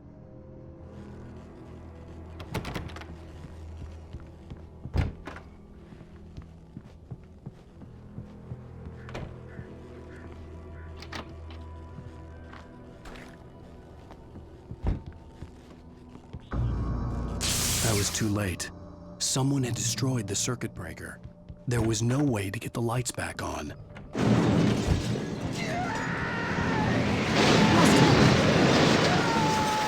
Rusty! The ground was covered with burning ashes. It looked like liquid darkness.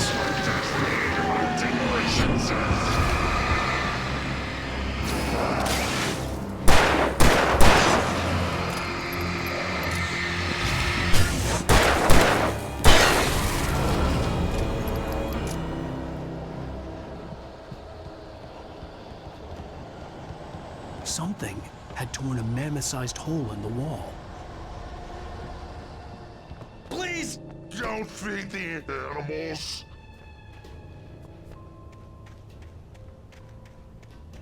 Fishing! For those visitors who purchase a park license, obey! Ranger's instructions. At all times. Rusty? Rusty, no! Never. Don't approach closer than 100 yards. To bears and wolves, never approach any other closer than 25 yards. pets must be leashed. At all times. Never leave your pet And unattended.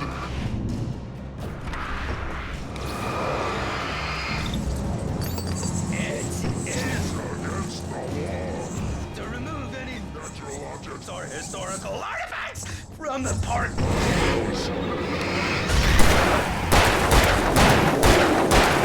This includes even or even simple berries.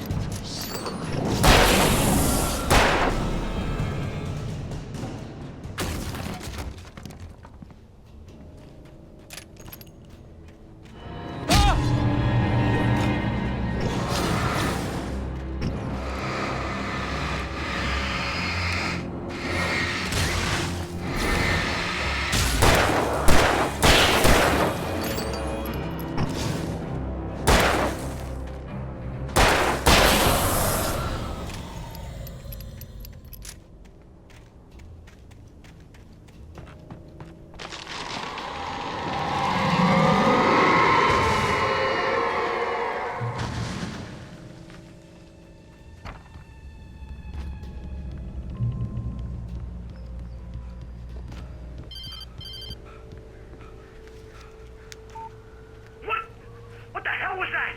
I saw it from the window. I saw something. Forget about it, Barry. It's just me going crazy. Oh, jeez. Oh, jeez. You're not crazy. I wish you were crazy, but you're not crazy. Ow, be careful. Stay in the cabin. Don't open the door for anyone. I mean it.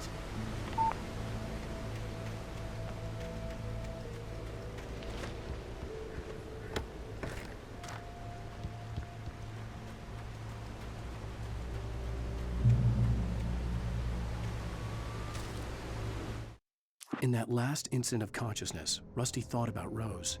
He was older than she was. Rose was barely out of her teens, but she made him feel young and forget what a train wreck his long-dead marriage had been. He still wore the ring. He'd been waiting for her to tell him to take it off. Now she never would.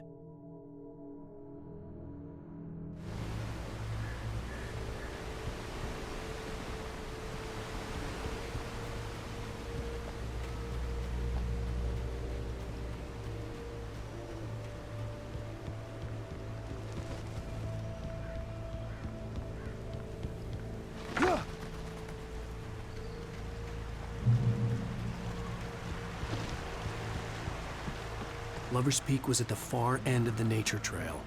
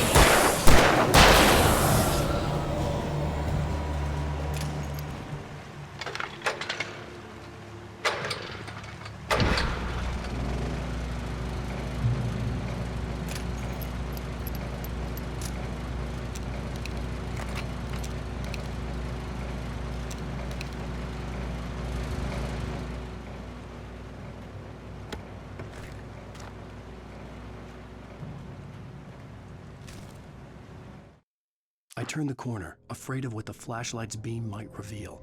Suddenly, a roughly painted symbol of a torch glowed in the light. Behind it, hidden by a rock, sat a battered metal trunk.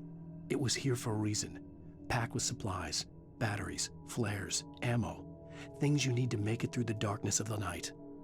Something left behind by someone who knew what I knew, and more.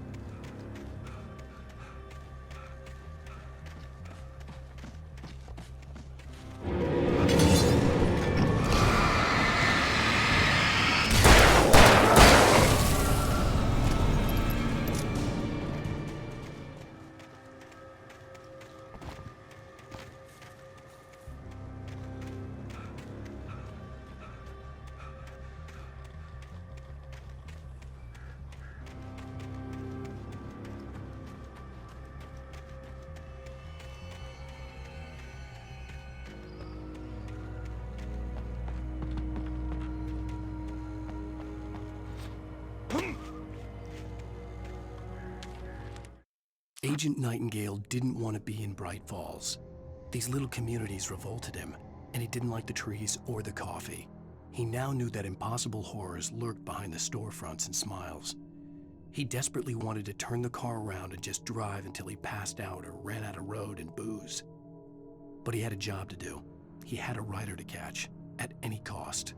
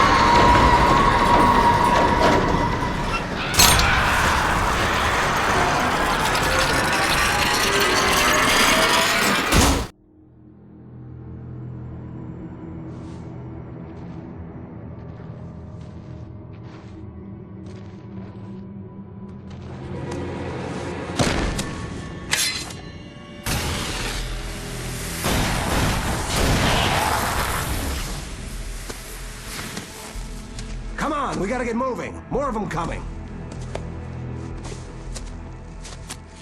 That flashlight's kid stuff. The flares will keep the bastards away.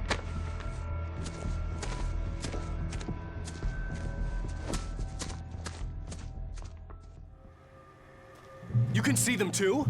Hell, of course I see them. Come on, we gotta move. Why? Because that's the way the story goes. Yeah, but... Let's move! I lost my gun back there. Oh, I've got a gun. Just keep that light steady on him. It took a moment, but then I recognized him. He'd been on the ferry when I first arrived here with Alice. He knew my name. We were headed in the direction of Lover's Peak. There was no way this was a coincidence. He was the kidnapper. Come on, Wake! You better keep up.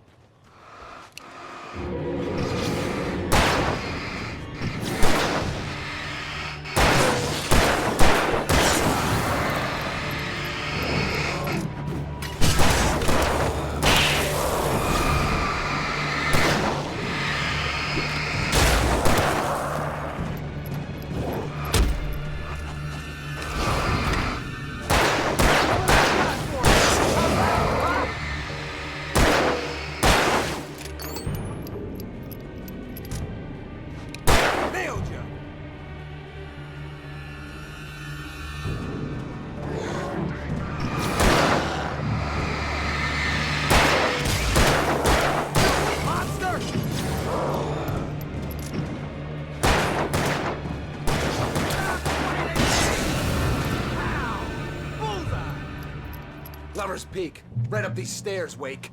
Use the flares from the emergency box to hold them off while I get these boards off. Give me the gun. Yeah, no can do, Wake. Are you kidding? Give me the gun! No time for back talk. Hold them off, damn it.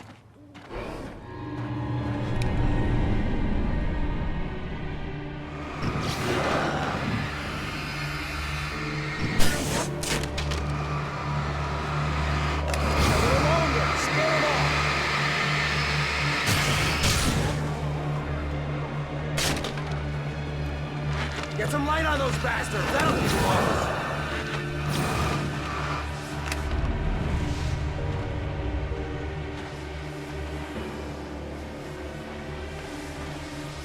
Just a little longer, I almost got it!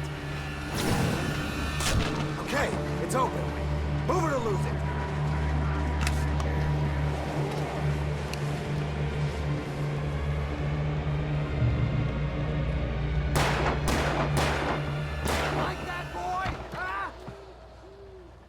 Better get ready.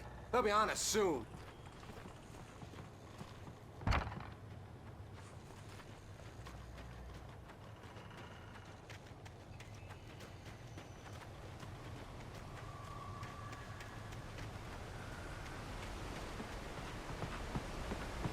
This is it, Wake. The last stand. There's more flares here. Get ready. We fight them as long as they keep coming. Give me the goddamn gun! They're coming! That's not how this goes. Get with the program, Wake.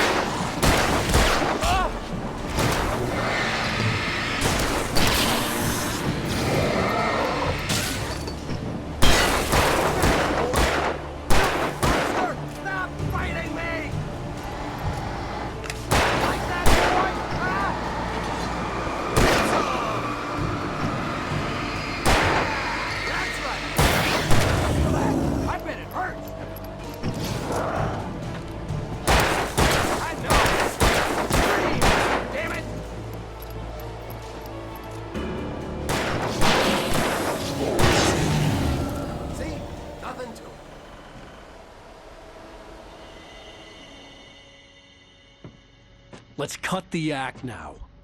Where's my wife? I knew you were gonna say that. I read it all before. You're a hell of a writer. Congratulations. You're gonna bring about something glorious and terrible once we get you some proper editorial control. What the hell are you talking about? Where's Alice? I want the entire manuscript, or she's gonna suffer bad. You touch her and I'll...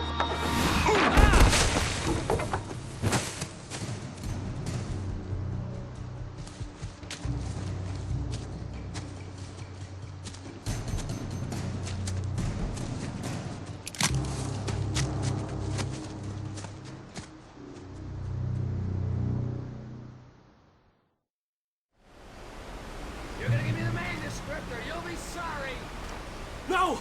Come back here! I swear I'll kill you if you hurt Alice! Do you hear me? Come back here! He had Alice, and he wanted the manuscript because he thought it held some magical power, but I had no manuscript to give him. On more than one occasion, Alice had tried to explain to me how it felt to be afraid of the dark. To her, darkness wasn't simply the absence of light, but something more tangible than that. It was something you could touch and feel. Worse than that, it was something with a mind of its own, something malicious and malign.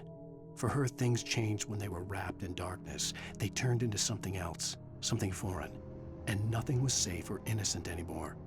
I had to get back to Barry and figure out my next move.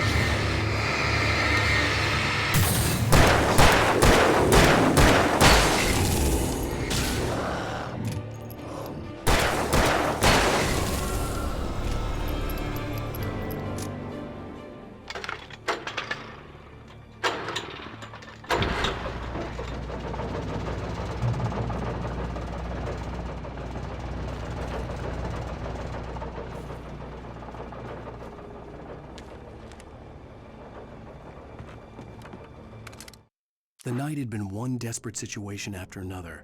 I was exhausted, and my body felt as though it had been chewed up and spat out. The flashlight was heavy in my hand, and each pull of the trigger sent a painful shock up my arm. But I was finally out of the woods, and things were looking up. That's when I heard the chainsaw.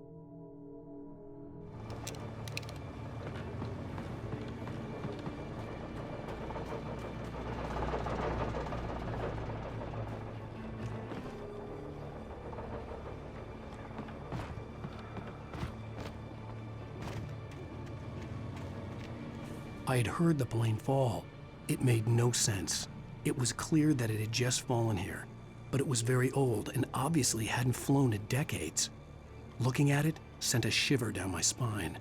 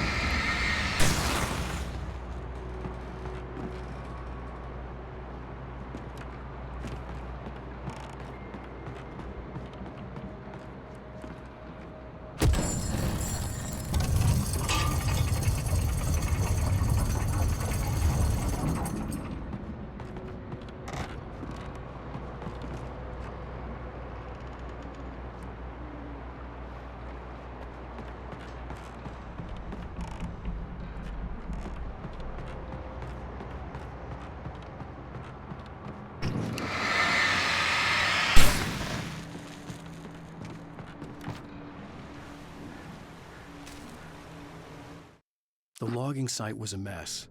The modular office had been pushed off the cliff. Deputy Thornton climbed up from the wreckage excited, breathing hard from the exertion. Nobody there. It's weird. Don't you think that's weird? Bored, Mulligan let out a mighty snort. Hell, it's always weird, Thornton. Just a question of sorting out what kind of weird it is this time around.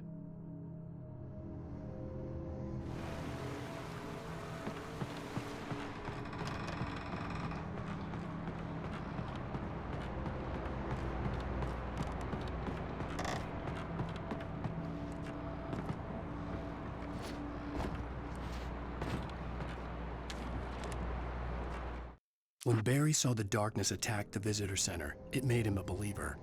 The men Al said he'd shot, they hadn't been just locals on crank. Somehow the world had changed, like the channel had been switched without warning. You think you're watching a sitcom, and you're really watching a horror show. When the birds started attacking the cabin, Barry wasn't surprised, just terrified.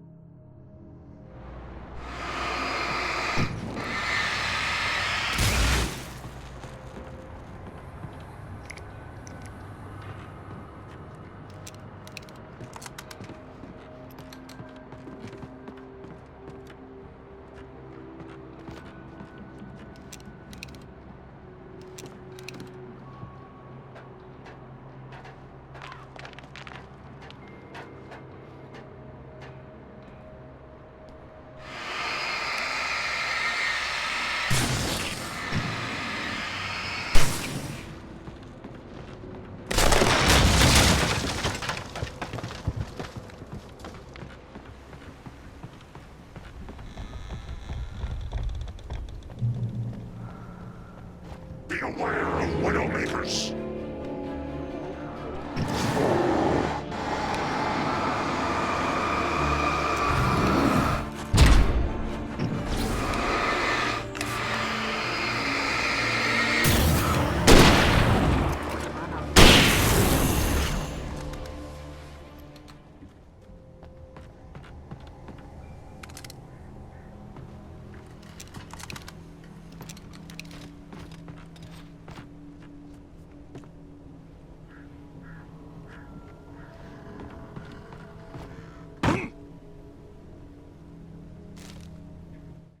Shadows stirred and the wind picked up as I ran through the forest. I felt the dark presence turning its gaze toward me. Then the moonlight was blotted out by dark shadows that raced violently across the ground, moving too swiftly to be natural. Darkness gathered between the trees and melted again to reveal the Taken. No natural path had brought them here.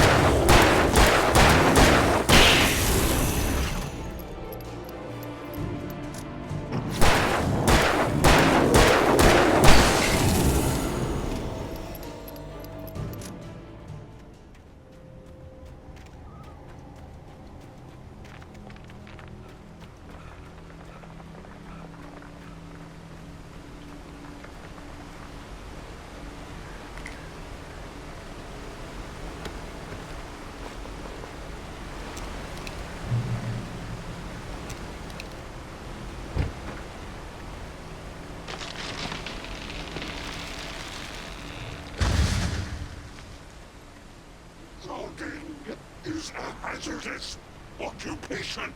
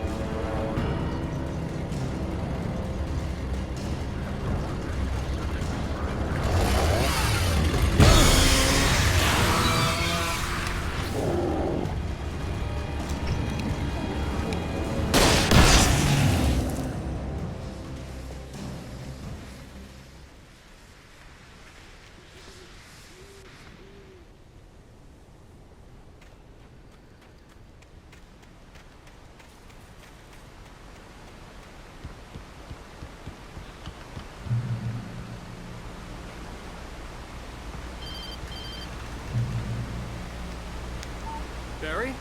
Ow! The porch is covered with birds. They've got all Hitchcock on me. Stay out of sight. I'm on my way. Don't open the door. What am I, crazy? Stay hidden. I'll be there soon. Just make sure you keep the lights on.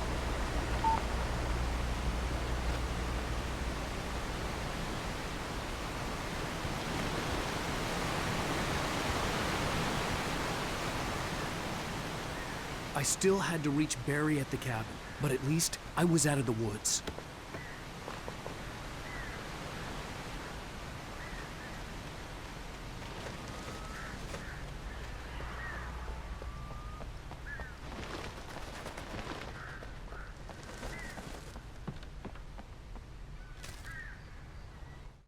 The FBI agent's command froze me in place.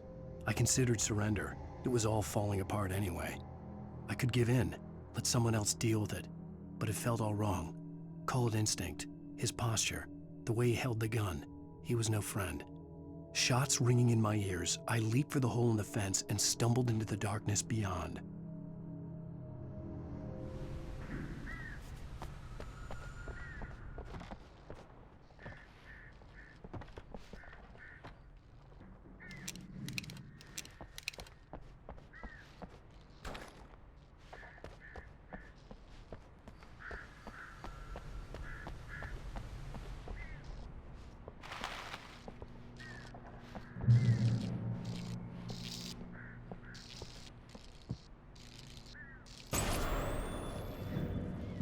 A story is not a machine that does what you tell it. A story is a beast with a life of its own. You can create it, shape it, but as the story grows, it starts wanting things of its own. Change one thing and you set off a chain reaction of events that spreads through the whole thing. The characters have to be true to themselves. The events need to follow a logic that fits the story. A single flaw and the magic is gone. The story dies. Alice dies.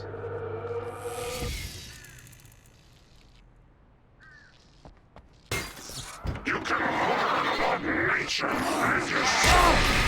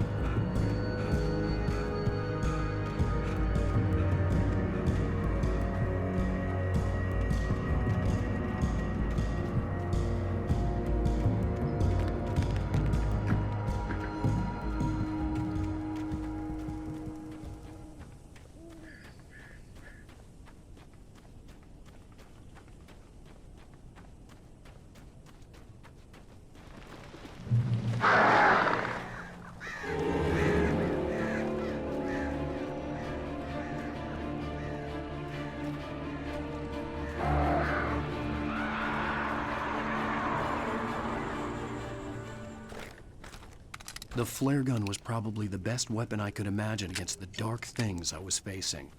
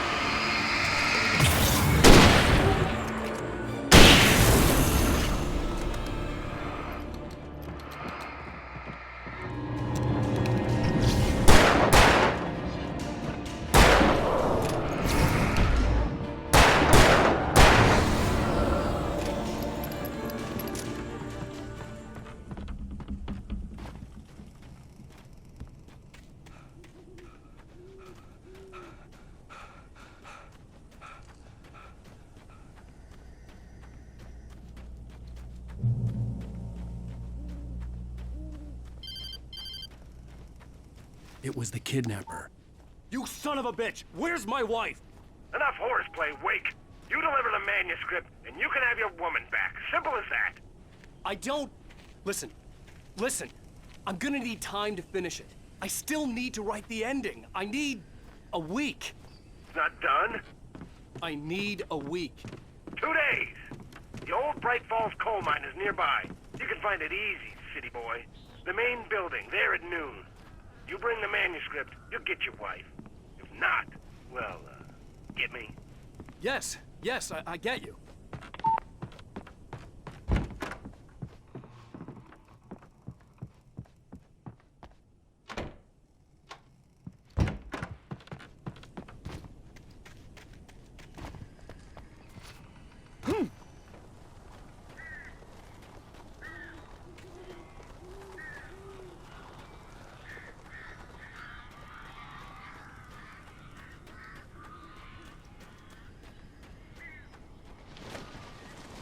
Barry had talked about birds over the phone.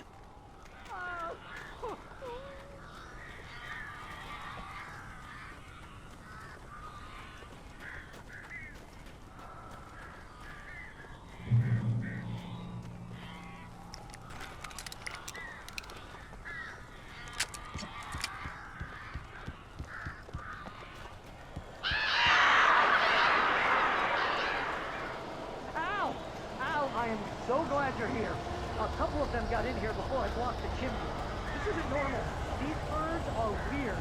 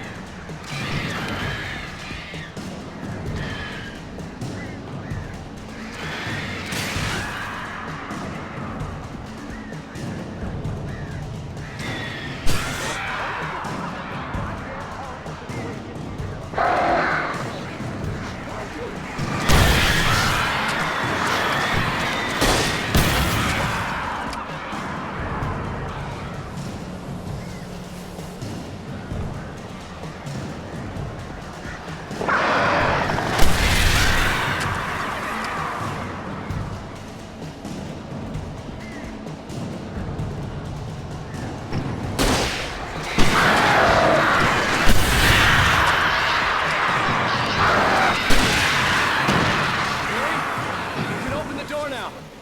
They're gone.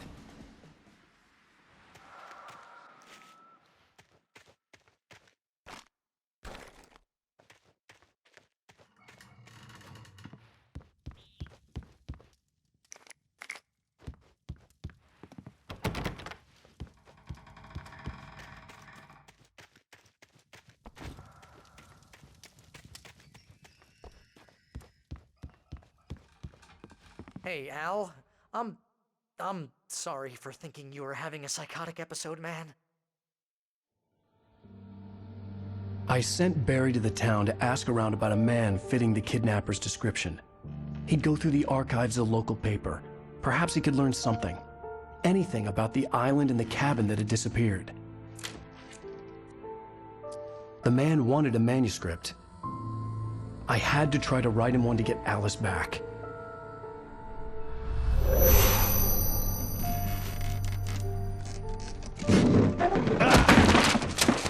For me, the supernatural had always been nothing but a metaphor for the human psyche, a tool to use in writing fiction. Now, it was happening for real, and I couldn't put a single word on paper.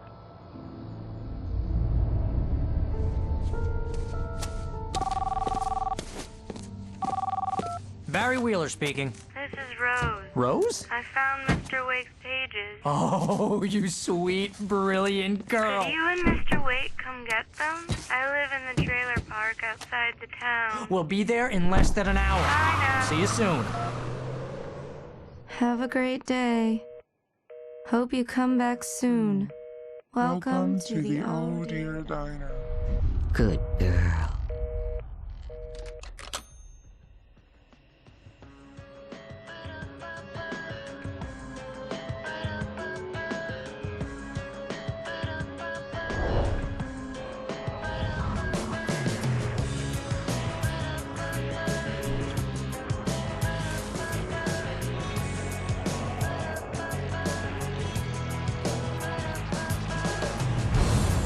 Come here. Pretty please, can you tell me where I am? You, won't you say something? I need to get my bearings. I'm lost, and the shadows keep on changing. And I'm haunted by the lies that I've loved and actions I have hated. I'm haunted by the lies that wove the web inside my haunted head.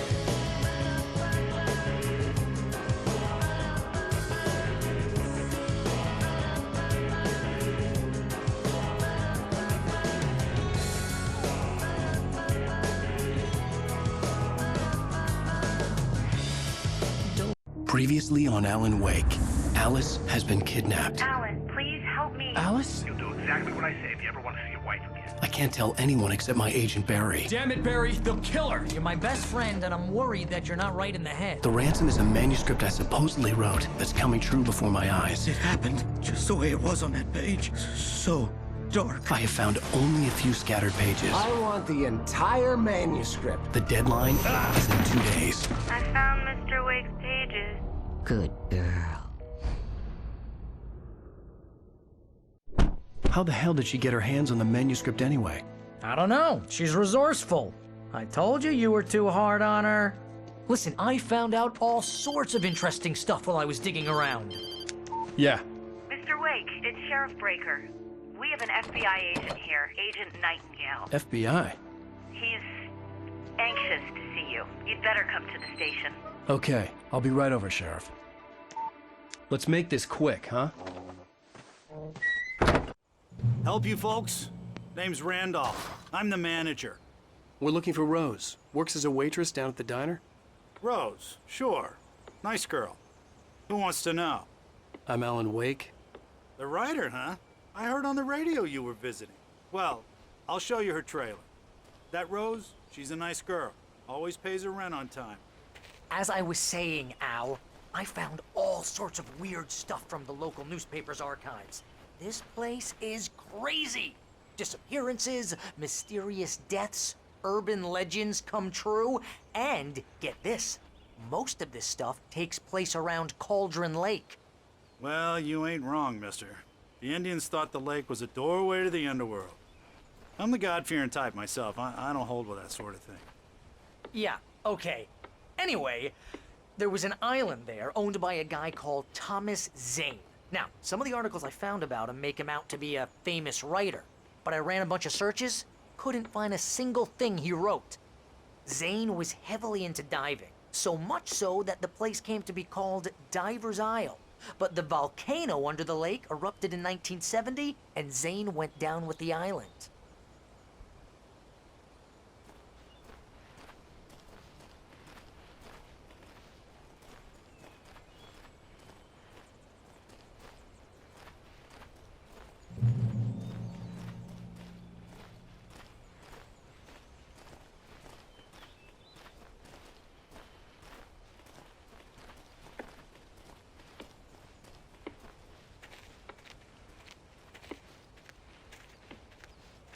Yeah, how about that?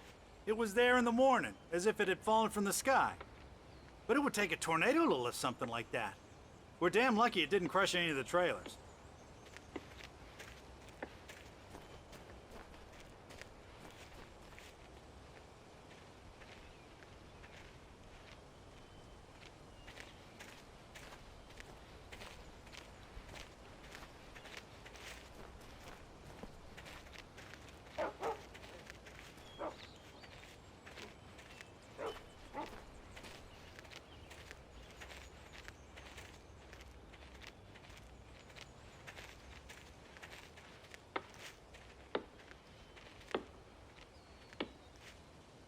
It gets better.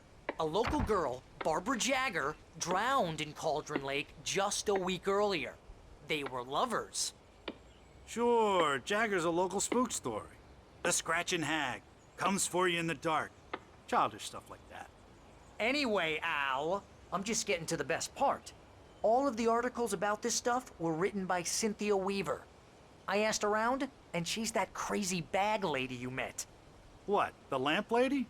She can be a little loopy, but she's not homeless or anything. Yeah, anyway, she knew both Jagger and Zane before they both died, and she had some kind of a breakdown.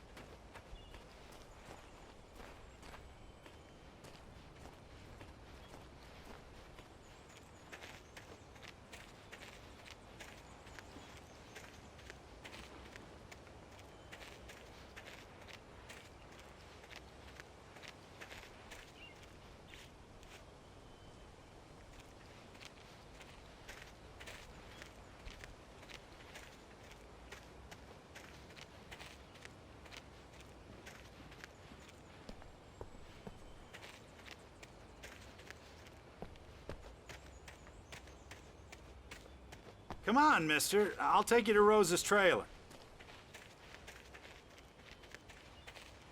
Well, mister, this here's Rose's trailer. You mind me asking what you want with her? We're just here to talk to her, pal.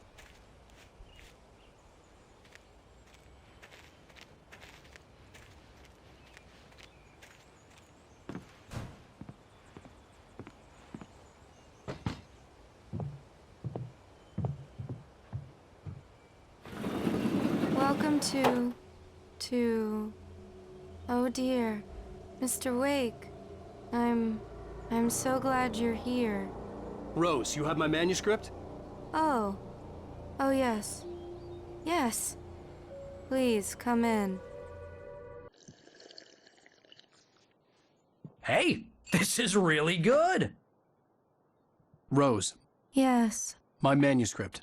I really need it. I understand. I know what you need. A muse to inspire you. Oh, for Barry?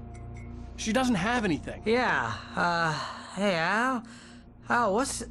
Oh... Barry! What? What?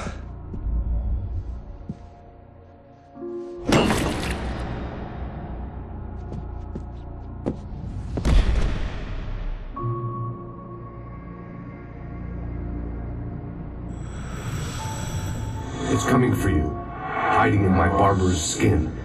I'm too weak to stop it. You must turn the lights on. I promised I'd come visit you and your lovely wife. You must finish what you started. I insist. You must turn the lights on. Turn the light on. Back to work, boy.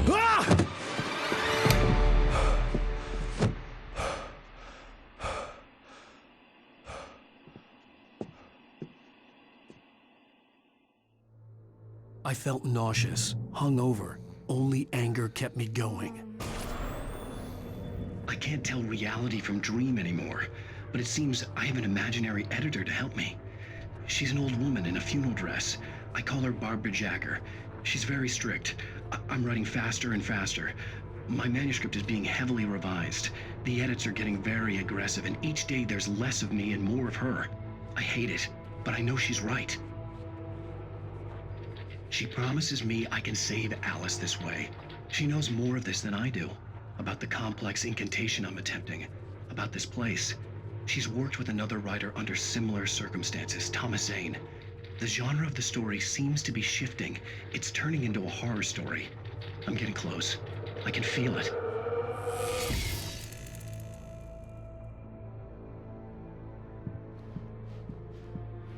Rose took a day from me. I had less than 12 hours left to meet the kidnapper. All I could do was get Barry into the car, work something out once I got on the road. Barry was out of it. He was way too heavy to carry. You're right. I deserve more money. I'm so handsome.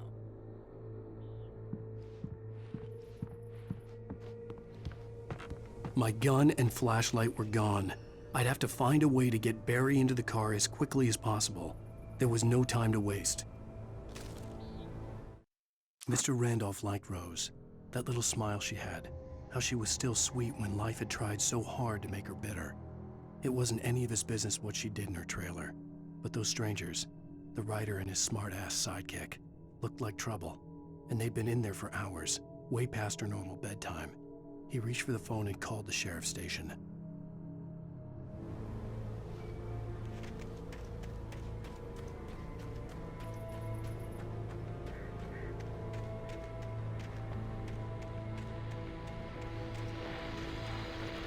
I just stepped outside to catch a breath of fresh air, and let me tell you, the weather's getting heavy.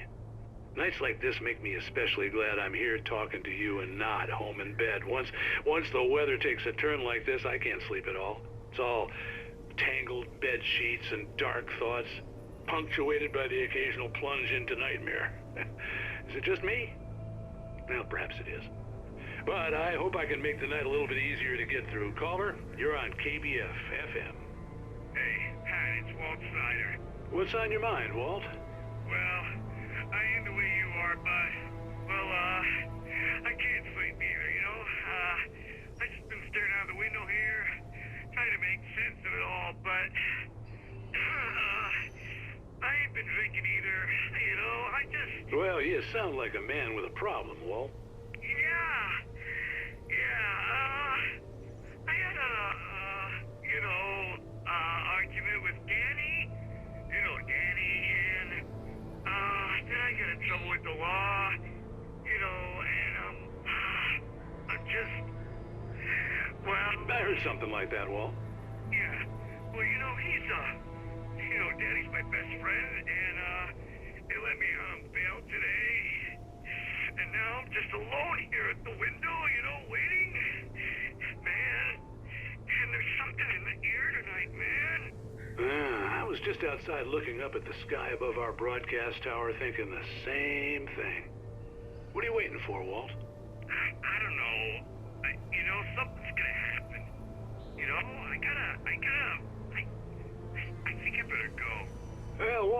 Maybe... No, thanks, Pat. Well, good luck to you, Walt. Hang in there. Let's take a little break, folks. This weather's really something else, huh? How can I be sure?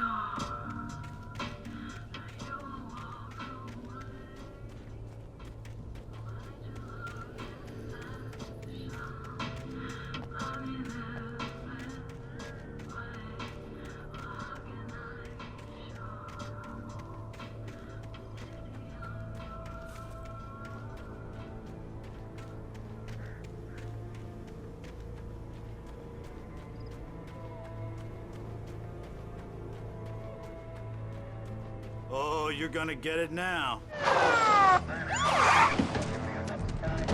God knows what you've done to that poor girl. This is Agent Nightingale, FBI! Get him up, Hemingway! You're under arrest! You move a muscle, I'll unload right in your goddamn face! Stay right where you are, Spillane!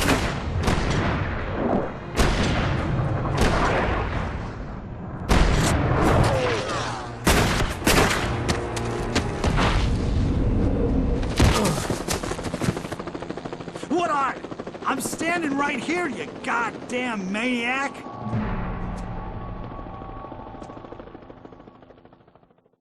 I hated to leave Barry behind, but there was no way I'd miss my appointment with the kidnapper. Give it up, Mr. Wake. Come on. Make it easy on us. Get away! Hold it right there! Move it! Move it! I'll have your shot. Let him get away.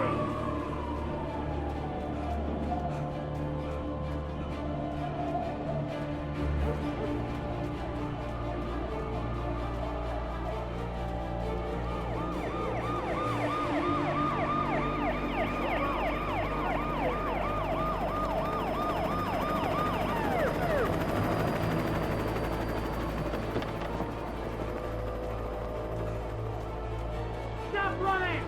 Please! Okay, men. Keep your eyes peeled. He's gonna try to make it through here. Oh, damn. Man out! Stop! Wait! Over here! Right from here! God damn it! Where did he go? Oh, damn it! Keep it out here!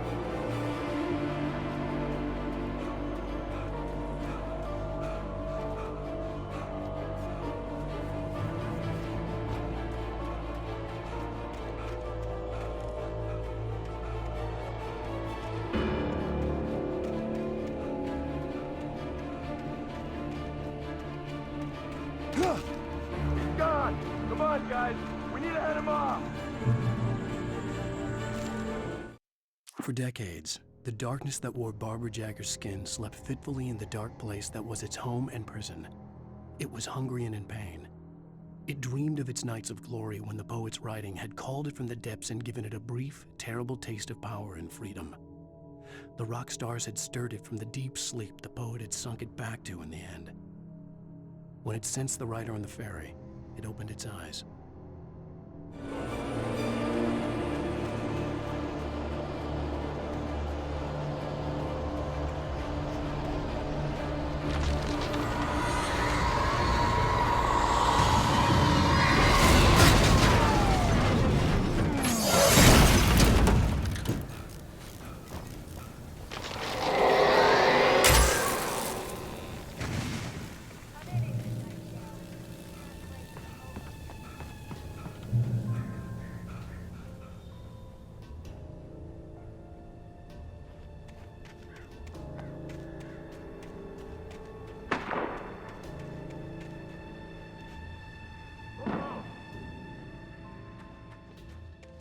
Search the area!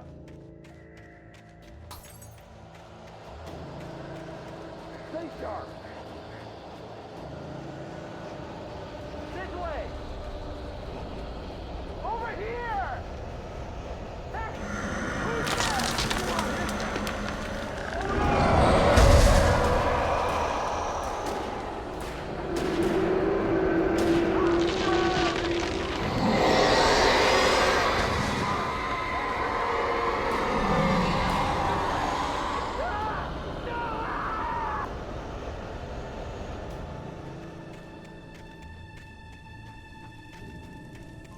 This horror was everywhere I went, circling me. The cops didn't stand a chance. They were after a writer, not a monster.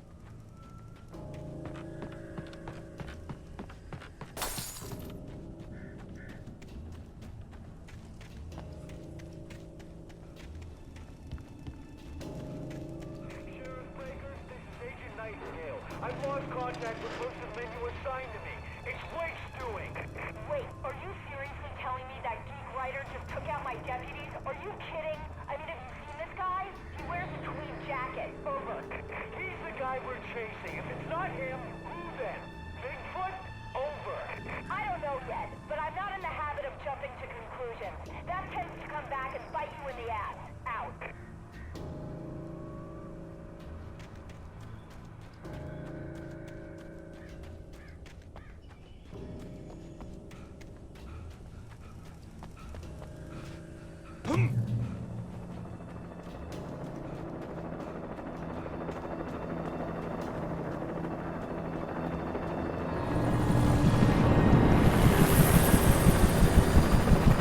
You on the ground.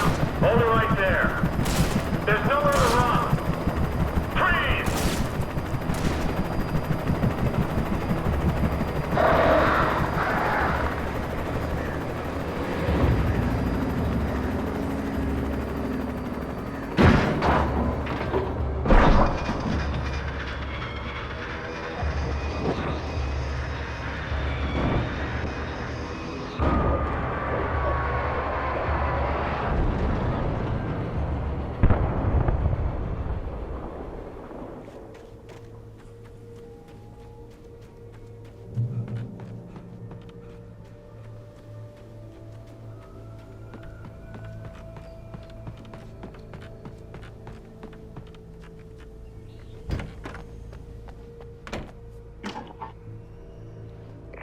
This is James.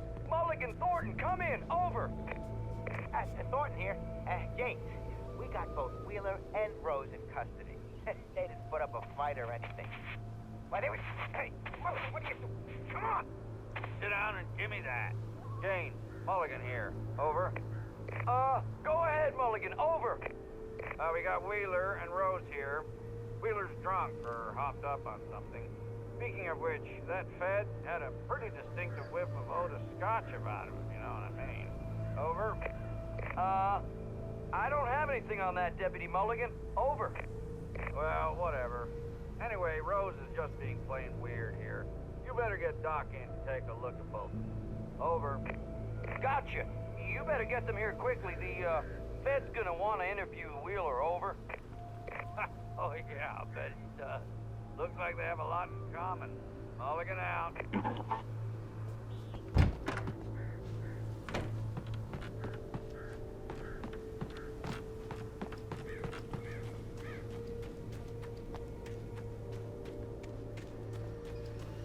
I imagined that the broadcast tower in the distance was part of the local radio station. Maine seemed like a decent guy. Perhaps he could give me directions to the coal mine.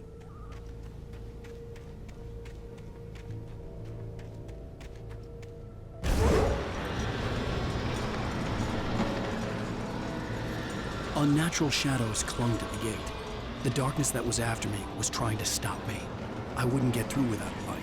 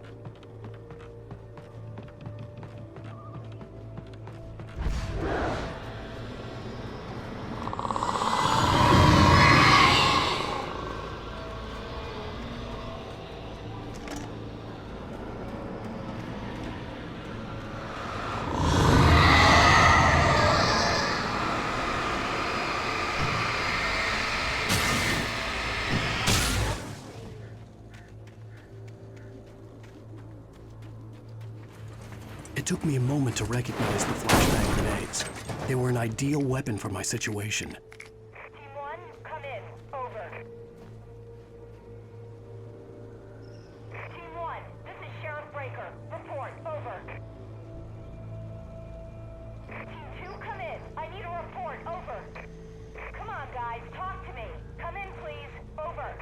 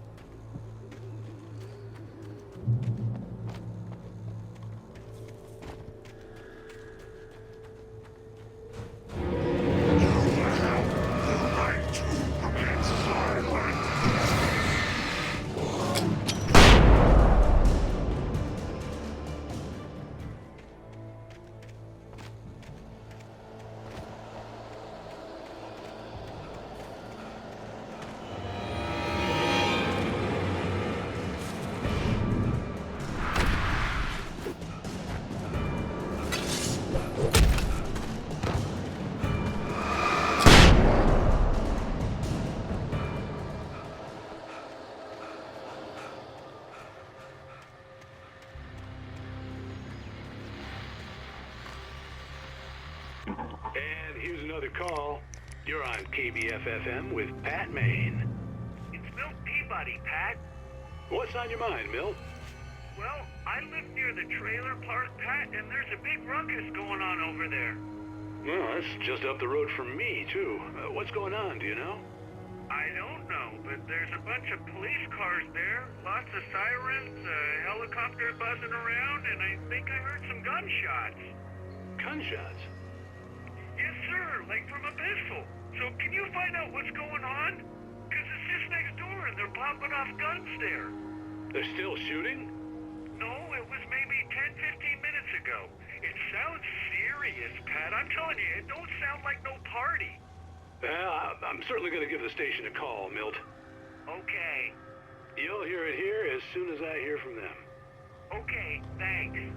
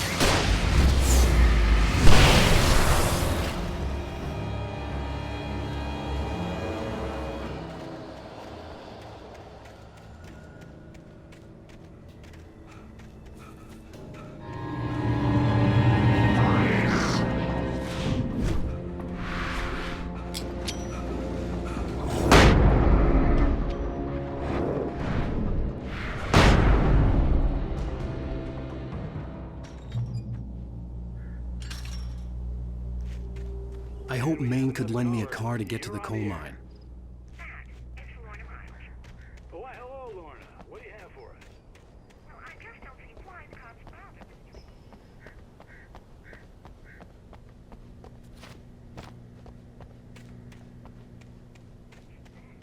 The sheriff should be helping us normal citizens instead of wasting resources on those people. Well, Let the trash sort themselves out. I'm sorry, but my granddaddy settled in Bright Falls in 1911. well, thank you very much for that compassionate viewpoint, Lorna. Oh, here's a little surprise. The famous writer Alan Wake just walked in. Folks, I'm going to see if I can talk him into an interview. Come on in, Mr. Wake.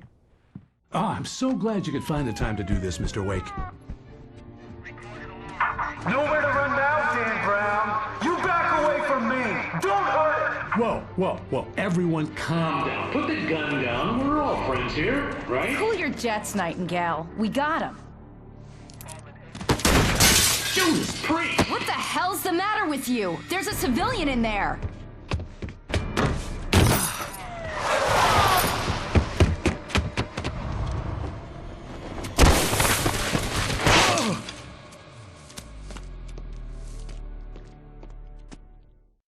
I'll get you yet, even if it kills me. You hear me? You hear me, H.P. Lovecraft? I had fallen off so many cliffs it was ridiculous. That's what you get for naming a book The Sudden Stop. It was probably good I hadn't had the chance to tell Maine where I was going. I'd have to lose the cops and find my own way to the mine.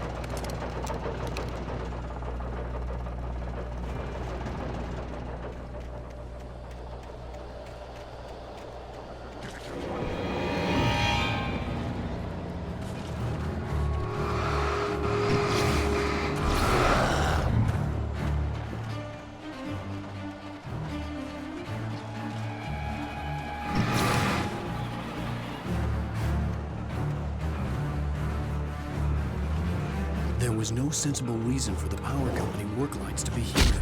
It was almost as if they'd been left for someone like me to use.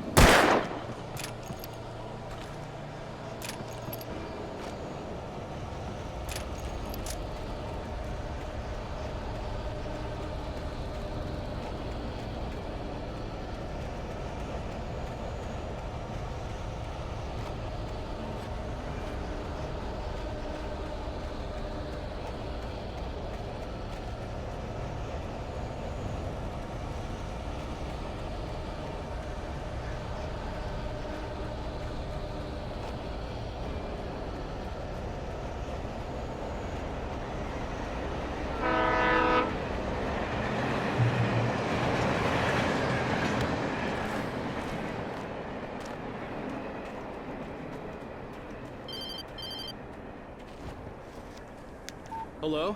The most stubborn man I've ever met. Alice? Alice? Alan, I'm so afraid. Keeps me in the dark. Please help me. I look at you, Alan, and it's not you. Something else. Looking out from behind your eyes. Alice, I'm here. I'm so alone here. It's all gonna go to hell. You need to be careful. Cooperate. The connection had been terrible, but that wasn't the only thing that hadn't been right with the call. She sounded wrong somehow, but she had called me. The pipe wrenched itself loose from the bridge's steel framework. Wrapped in darkness, it floated in midair, twitching. For a moment, I didn't understand what I was looking at. The heavy object lurched at me with impossible force. I threw myself out of the way, but just barely. When I turned my flashlight on it, it shook in a dark rage before it flew at me again.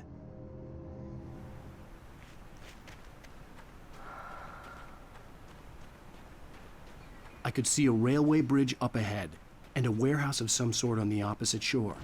I hoped I could find a car from there.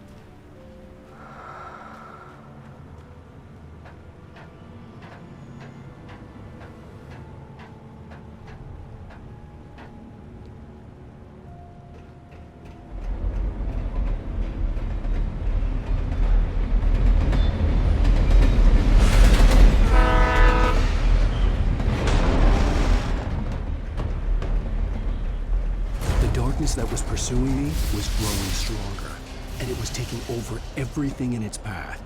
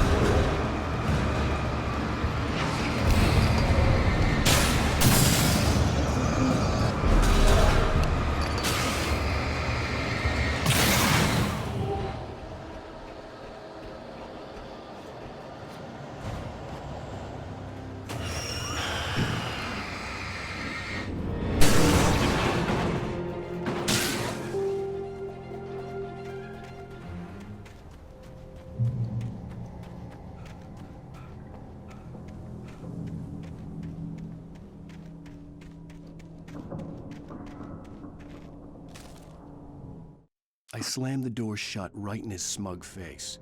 He pleaded for me to open the door. True to form, the asshole actually thought I would obey. I had no sympathy left, no guilt either, not for him. I took a moment to savor the scream.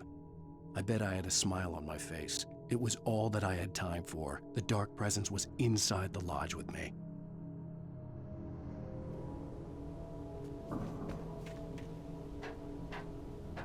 As a teenager, just starting to get interested in writing, Stephen King had been a source of inspiration to me. I thought about all the inanimate objects that had come to life in his books. No one is safe in a good horror story, certainly not the protagonist. That's what makes them fun. This was anything but. The darkness could possess anything, and it was getting closer.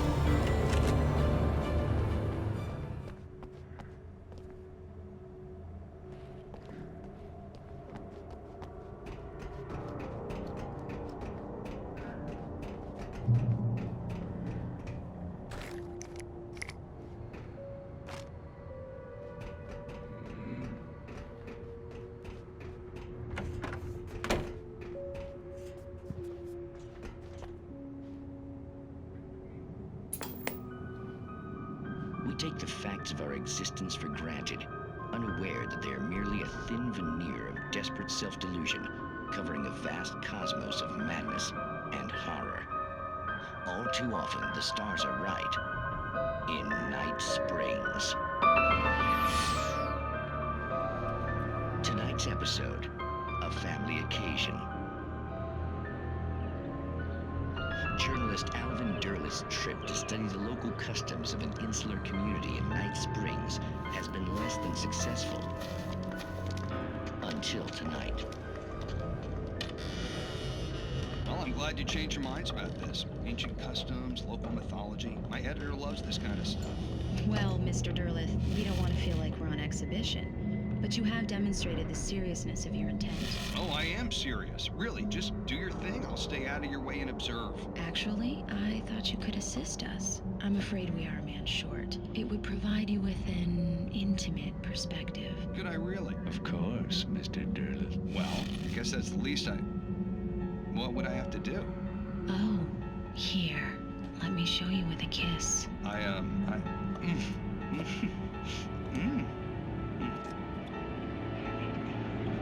What did you add?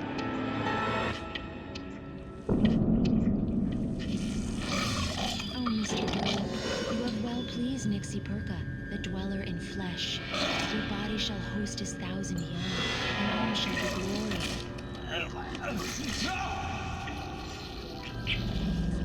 Shh, darling, be calm. Shh. Alvin Derleth learned a harsh lesson. If you go looking for mythology, it may come looking for you. And such quests always bear fruit. In Night Springs.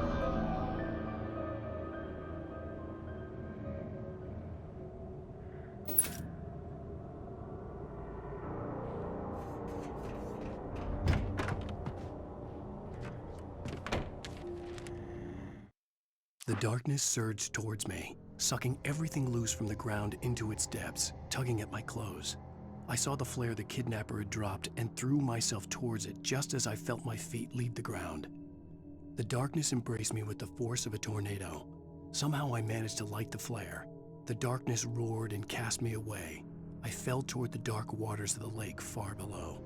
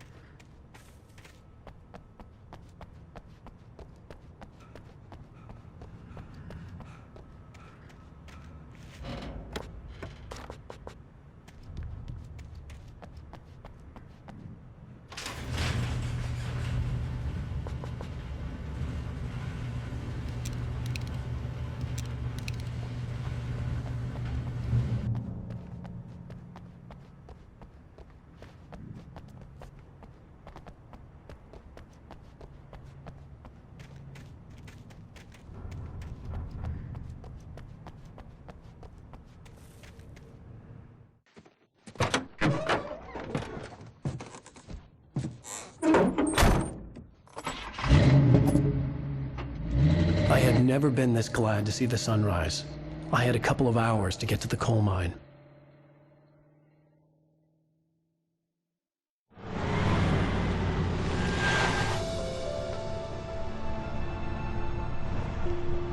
The coal mine wasn't far now.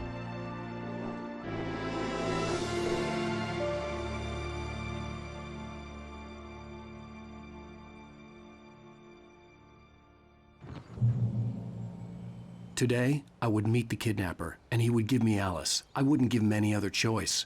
A drowning man will clutch at a straw.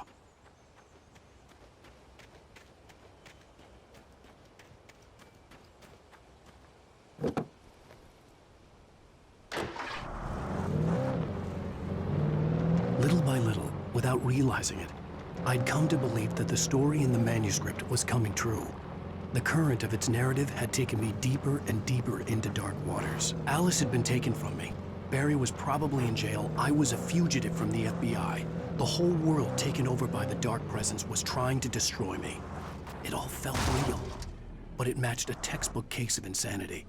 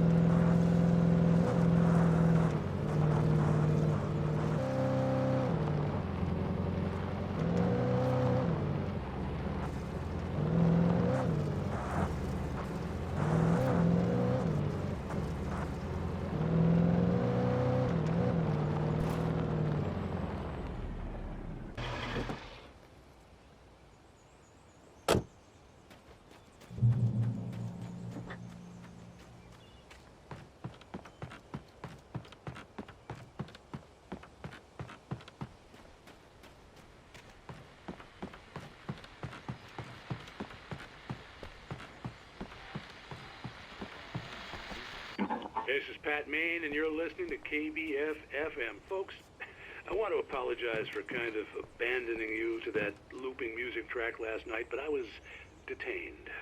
You see, I encountered a big-shot G-man with an itchy trigger finger who could use a lesson in manners and a boot in the ass, not necessarily in that order either. Now, folks, I know I'm not being very informative here, and I apologize for that. I really should just keep quiet, but I'm just so peeved right now, because some people just shouldn't be carrying badges. I'm just glad that our Sheriff Breaker was there to straighten things out. And if someone I met last night is listening, let me just say, I'm sorry if my mouth got you in trouble. I'm pretty sure you're not the bad guy here. Godspeed, son. I hope you know what you're doing. Now, on a lighter note, I'll be talking to Dr. Nelson all morning. But first, a little music.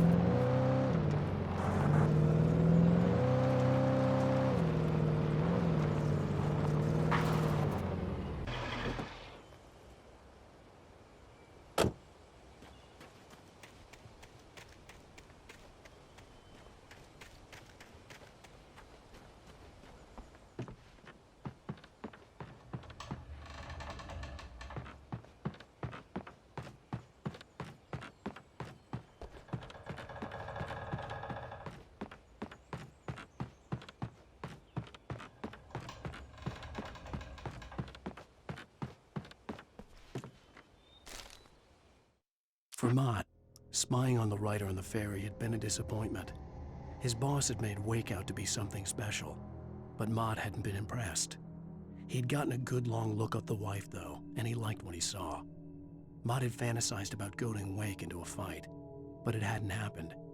Still, he'd get his chance to see if the writer had anything in him. He'd been promised as much.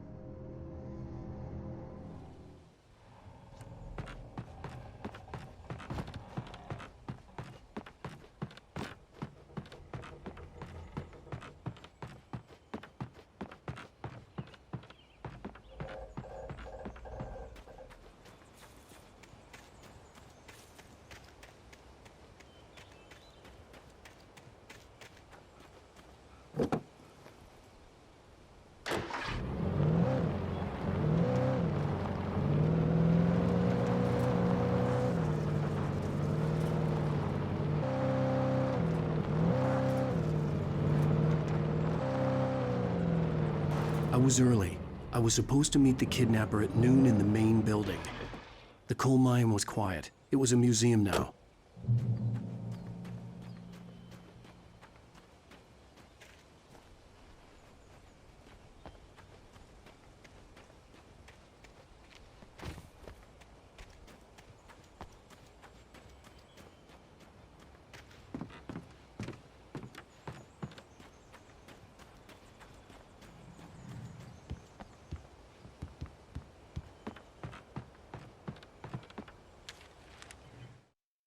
With Nightingale gone and the night wind blowing in through the broken studio window, Maine stared at Sarah.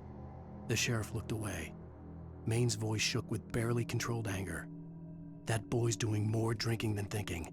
I hope you know what you're doing, Sarah. He's got a sickness in his eyes. You take my word for it. He wants Wake for a reason, and it's not for anything good.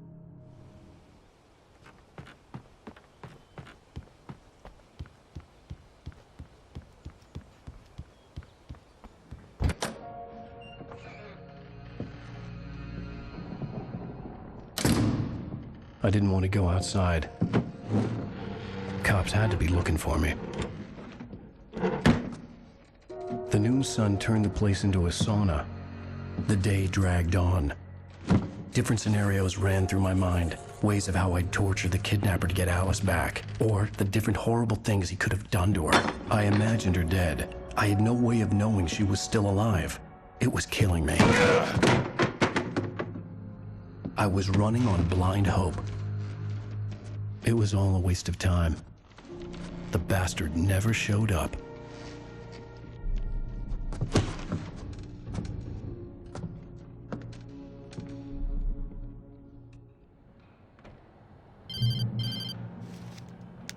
Wake! Where the hell are you? Change of plans. You know where Mirror Peak is? It's a big mountain north of where you are. You follow the path from the mine, you can't miss it. There's a lookout point there. I'll be waiting. I'm through being jerked around You by want you. to see your wife alive? Because if you do, you better watch what you say to me. Do we understand each other? I want to talk to Alice. Yeah, and I want the manuscript. Don't keep me waiting, Wake. Hello? Hello! Ah! I'm gonna kill him! I had to get to Mirror Peak.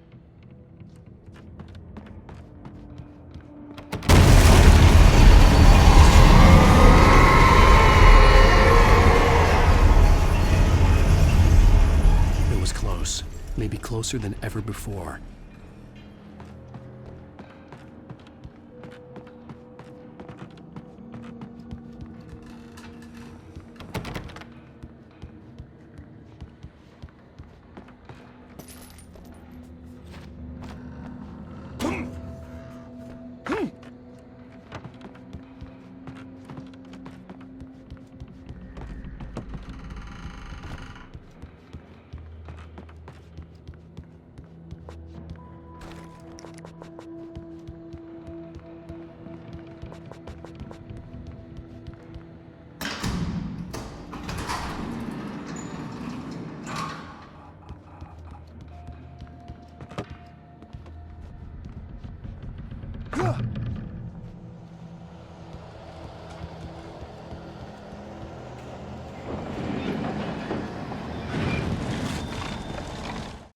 When Thomas Zane fell for Barbara Jagger, it happened fast. She was young, vibrant, and beautiful, full of life. He had never been a very happy man, and without any seeming effort, she had changed all that. Zane felt good for the first time in his life. Everything she did was another piece of a jigsaw puzzle he hadn't even known he'd been missing. And best of all, she made the words flow, strong and sharp. She was his muse.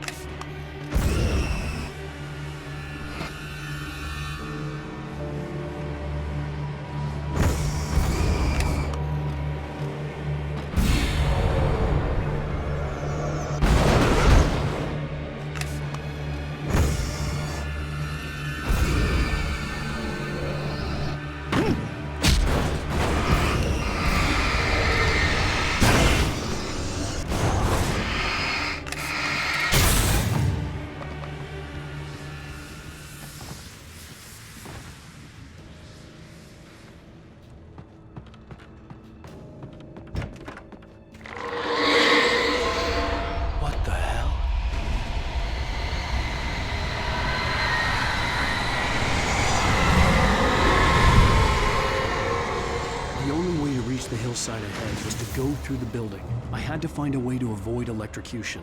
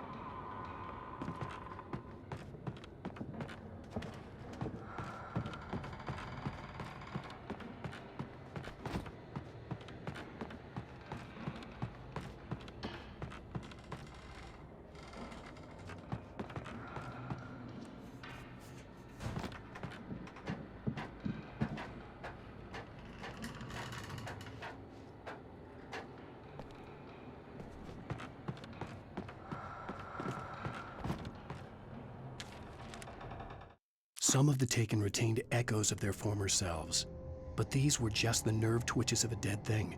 Nothing remained but a shell covered and filled with darkness. In most cases, these puppets were enough for the purposes of the Dark Presence. But for anything more elaborate, as with the writer, it was different. It needed his mind. And so rather than taking him over completely, it merely touched him.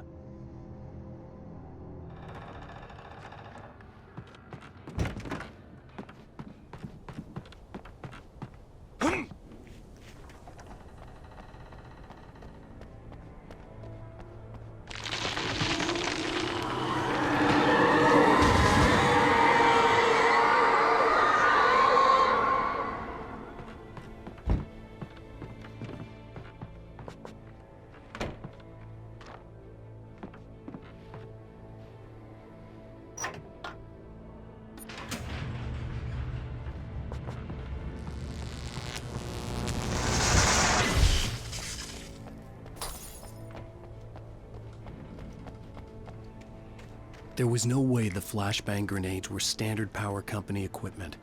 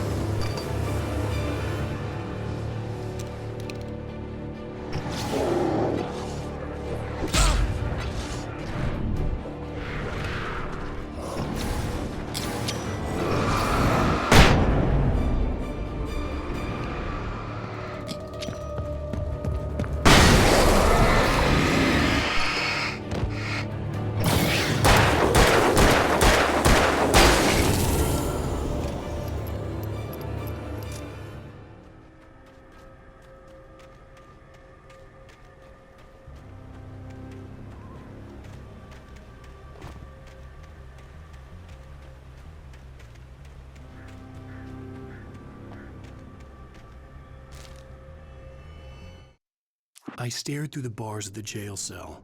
Barry stood behind me, swaying on his feet, looking as ill as I felt. Agent Nightingale stood on the other side of the bars with Sheriff Breaker. Nightingale had a stack of manuscript pages in his hand. He seemed unhinged as he gloated. "Well, I've got you now, Raymond Chandler. It's all here, all the evidence, including conspiracy to murder a federal agent."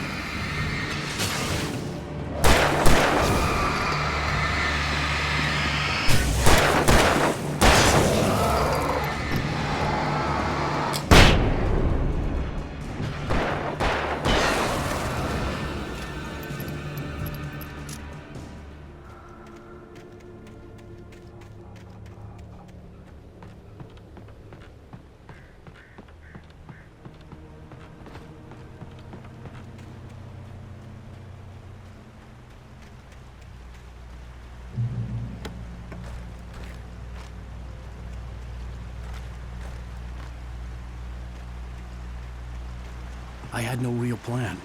I was going to give the kidnapper all the manuscript pages I had for Alice. If that wasn't enough, I'd hold him at gunpoint and make him talk.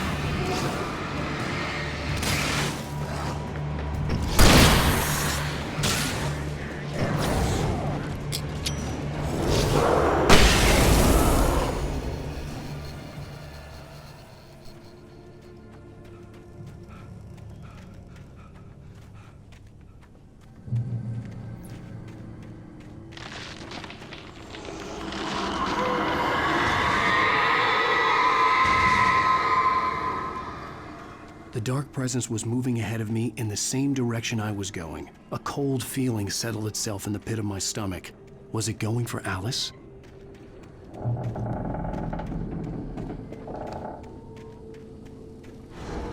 The graveyard shift may cause cancer.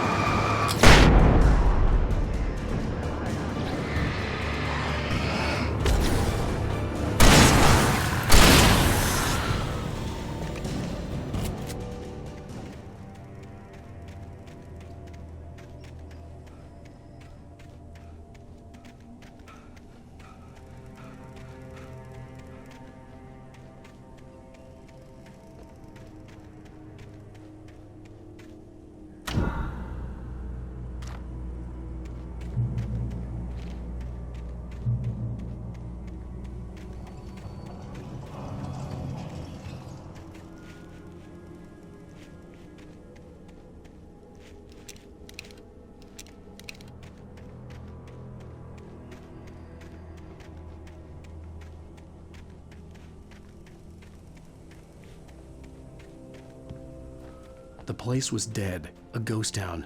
Had been for decades, maybe a century.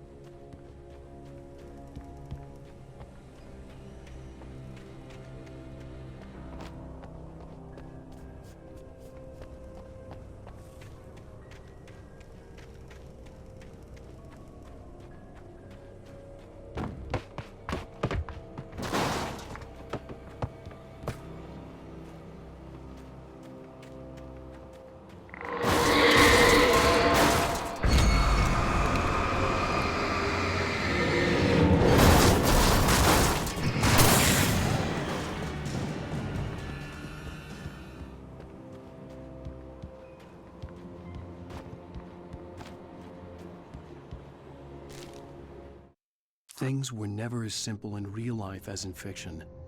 I had lost count of the times I had wished there'd be a clear reason for my writer's block. Something to fight, something to lash out on. There wasn't. I was filled with doubt. I was nothing like the hero in my books.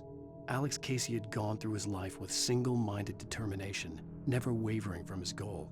Even now, I was angry at myself, angry at Alice, angry at Barry. I was fumbling and I had no plan.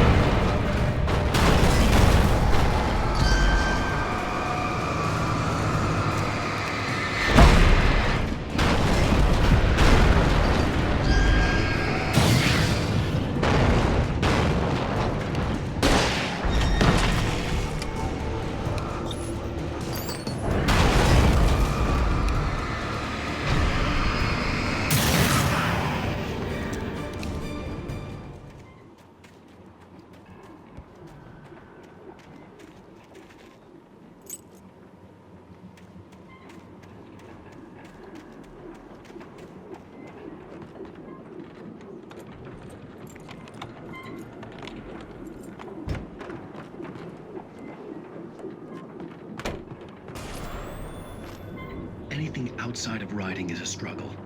I feel ill. I managed to make my way downstairs.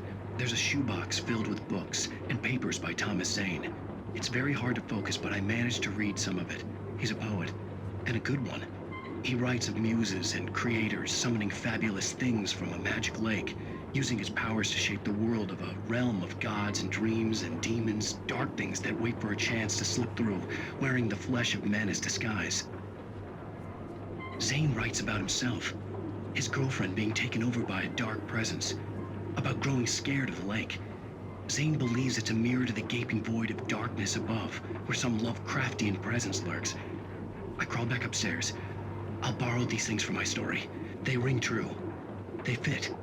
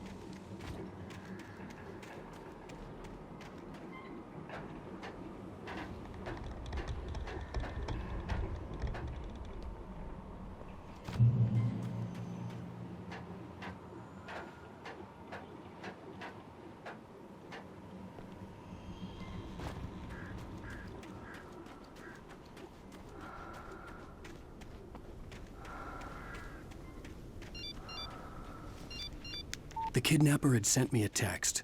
The message was full of spelling errors and insults. It was telling me to hurry up.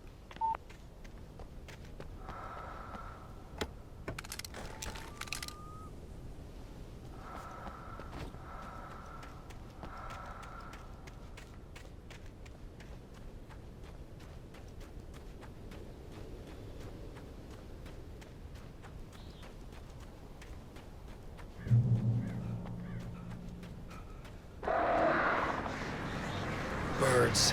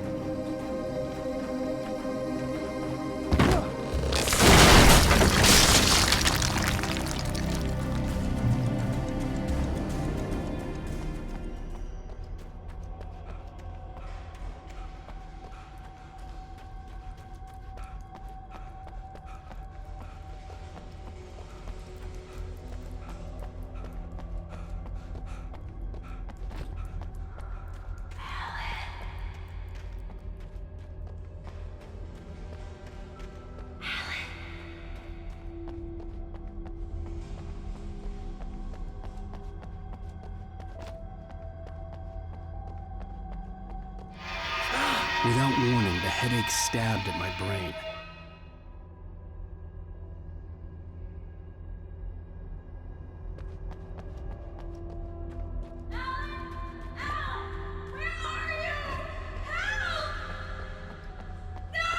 Alice?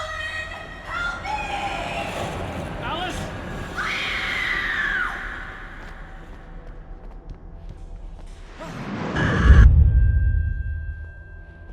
I'm losing it. I gotta get out of here. The hunters were big, thick-set men, confident and at home in the woods. They were feeling good, running on beer, ghost stories, and camaraderie late into the night. It did them no good, as they were taken by the dark presence, sucked deep into a darkness far worse than any ghost story they ever told or heard.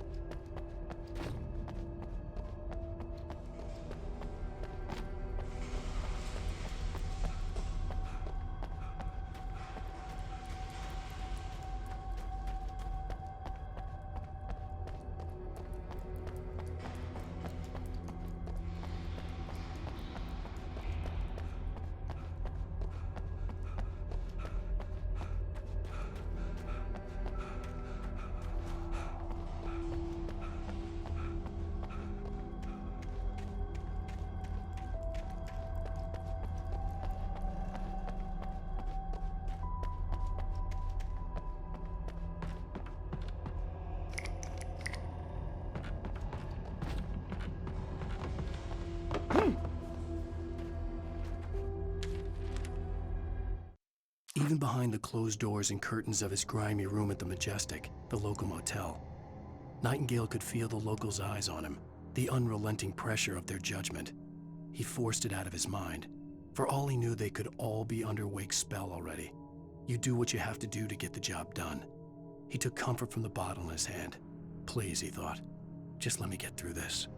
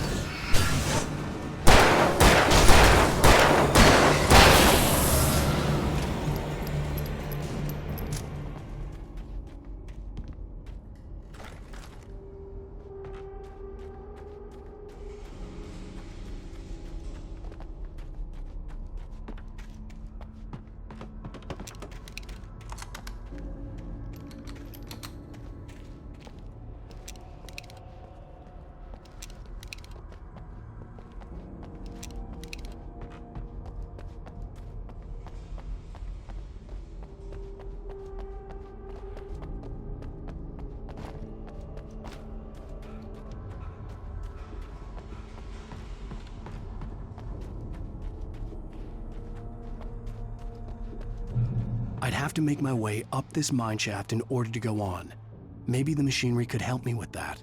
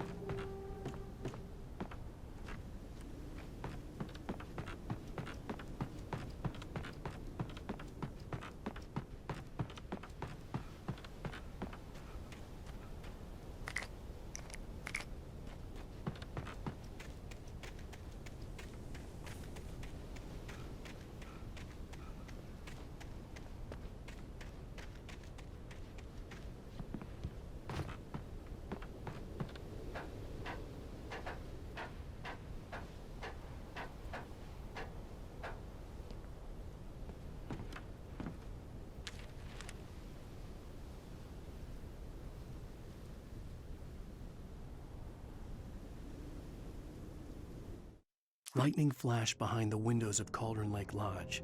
Tor Anderson laughed and held the steel hammer above his head. Nurse Sinclair was trying to calm him down without success. Tor grinned madly and shouted, "My hammer's up. Here's a friendly poke from Molnir, wench." He brought the hammer down with all his might on Sinclair's head. "We're on a comeback tour, baby."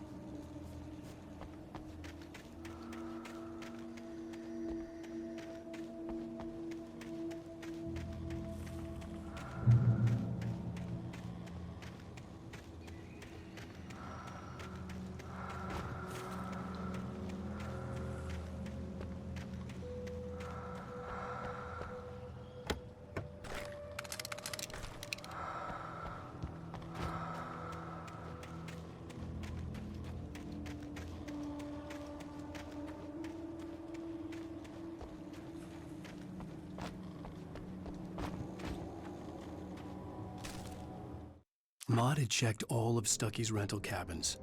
There had been no sign of the Wakes. It was dark when he'd found their car parked at the end of the road by Cauldron Lake. It made no sense. They must have taken a wrong turn, but there was no sign of them, and the car had been there for hours already. Frustrated, Mott stood on the rotten ruin of the footbridge that had once led to Diver's Isle before it sank beneath the waves years ago. The boss wouldn't be happy.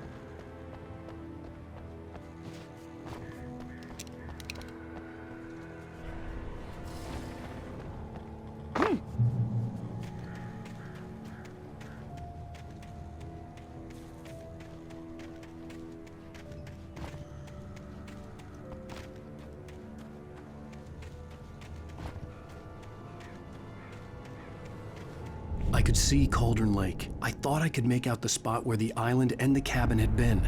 There was a light near it. It had to be a boat.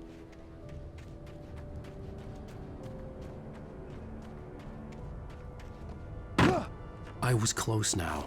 I had to get there fast. I dreaded what I would find. I tried to hold on to Alice, but her form melted away. I was losing control. Dr. Hartman stood in her place. I wanted to hit him, but my arms were jelly. He smiled. It was a reassuring smile, and I hated him for it. I had to give you a sedative. Don't fight it.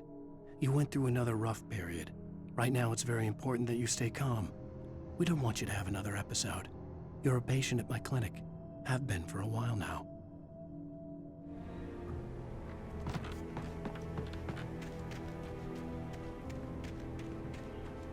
Wait! Are you? Wait! Hey! Hey, I'm here! I'm coming! No! Get away! Sorry. Please, it's late. The boss didn't know who he was messing with. I didn't know. I swear, I didn't know. We don't have his wife. We don't know where she is. She's probably drowned. We just said we had her to make him play ball. You see? To get him writing for us. Please.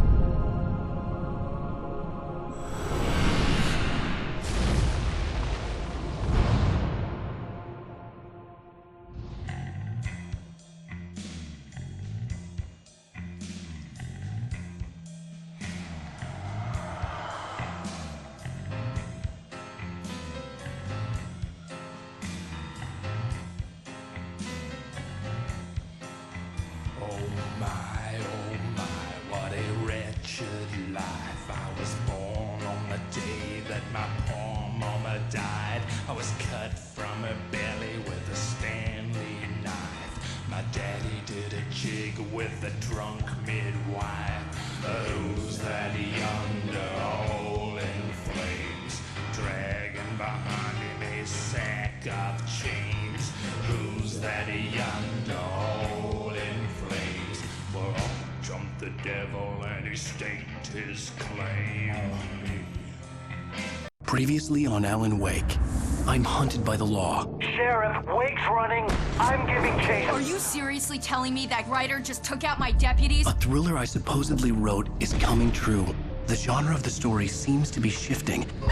It's turning into a horror story. I was told that Alice had been kidnapped, but that was a lie. We don't have his wife.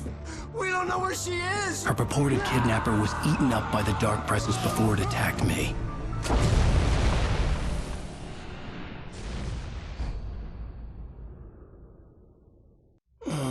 Alan, shh, baby. It was just a nightmare. Alice. There you go, Alan. Hartman, I fell. I had to give you a sedative. Don't fight it. You went through another rough period. What? Right now, it's very important that you stay calm. We don't want you to have another episode. You're a patient at my clinic. Have been for a while now. The shock of your wife's death triggered a mental illness. No, you lie. You're suffering from various symptoms of undifferentiated schizophrenia. Bastard. It's okay, Alan. Just let go.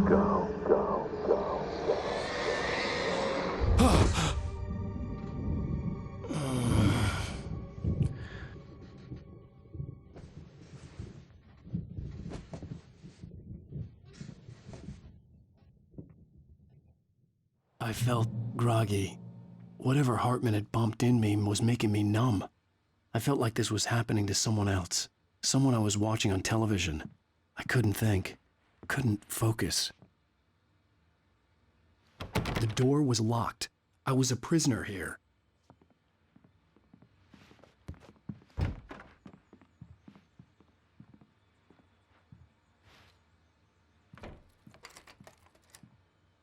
Good evening, Alan. Are we feeling better now? Feeling calm?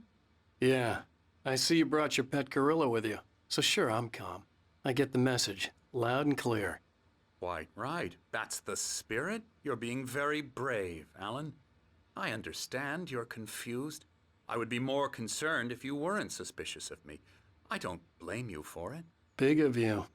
Now, why don't you come with me? We'll reacquaint you with my clinic and go over everything you might have forgotten. Little walk and some fresh air? Yes, it will do you good. This corridor is for patients. Most of them aren't here right now. Jack took them out for a fishing trip, except for the ones who are particularly vulnerable, of course. I encourage creativity as a part of the recovery process here at Cauldron Lake Lodge. I specialize in treating artists.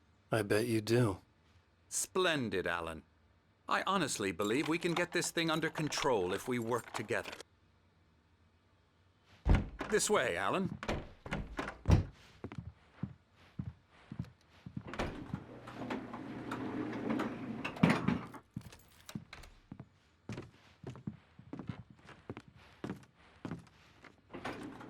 Now, Alan, from past experience with you, I know I need to get right into the heart of the matter as quickly as I can after an episode. So I'm just going to say this. Alice is dead. No. You're in a very vulnerable state until you understand and accept this. Alice drowned, and you couldn't face that. You're suffering from hallucinations, paranoid delusions, unusual thinking, an obsession about light and darkness, a feeling that everything revolves around you, your thoughts and dreams. Your mind has constructed an elaborate fantasy scenario in which your writings are affecting reality. She has been kidnapped and supernatural forces of darkness are trying to stop you. We go this way, Alan. I wasn't ready for another shot, so I went along with it. He had to be lying. But under the influence of the drug he had given me, I had to fight not to believe his words. It's all in your head. You've been making it up. Apart from the tragic accident with your wife, no one has been killed. Your delusions are just a manifestation of your subconscious mind trying to protect you from the too painful truth. Unless we fight the fantasy, it will return. I know the instinct is to resist me, but think about it. Doesn't this make far more sense than the insane supernatural conspiracy you have concocted in your mind? You're a skeptic by nature, Alan. We both know this. Everything can be explained logically.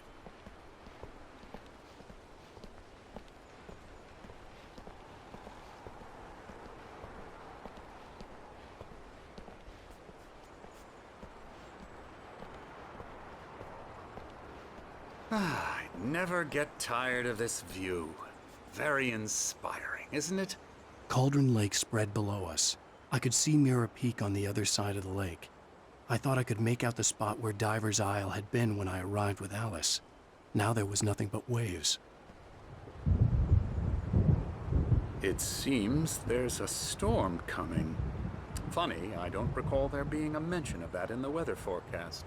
Well, no matter. This way. Follow me. Alan, what I'm telling you is good news. Right now, we're in control. Every time you have a relapse, it gets more and more difficult to resurface from the dark depths of your imagination. Not surprising, considering your profession. Imagination is what you work with.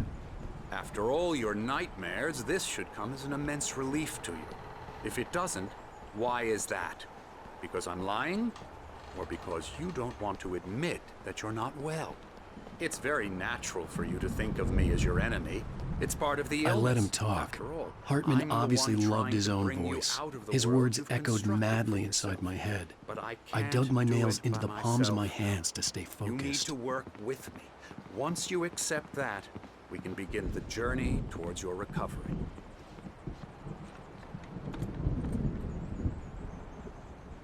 Come along. Let's go inside.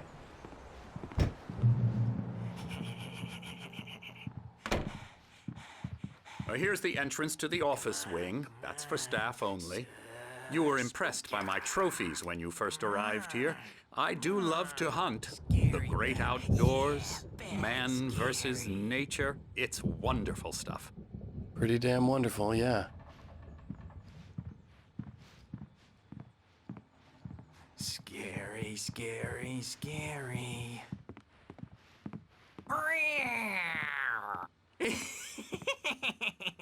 Emerson.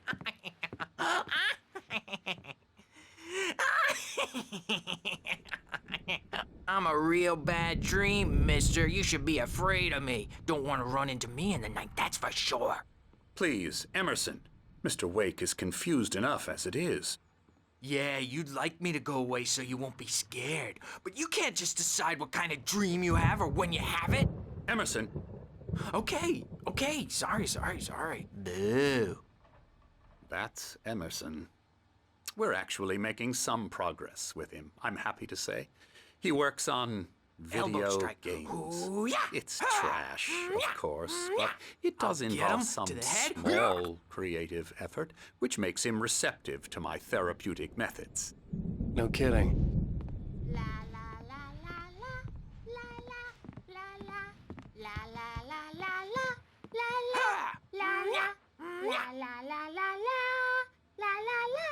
Now, you might have noticed the typewriter in your room. You've been writing as a part of the therapy. As soon as you feel up to it, you should continue.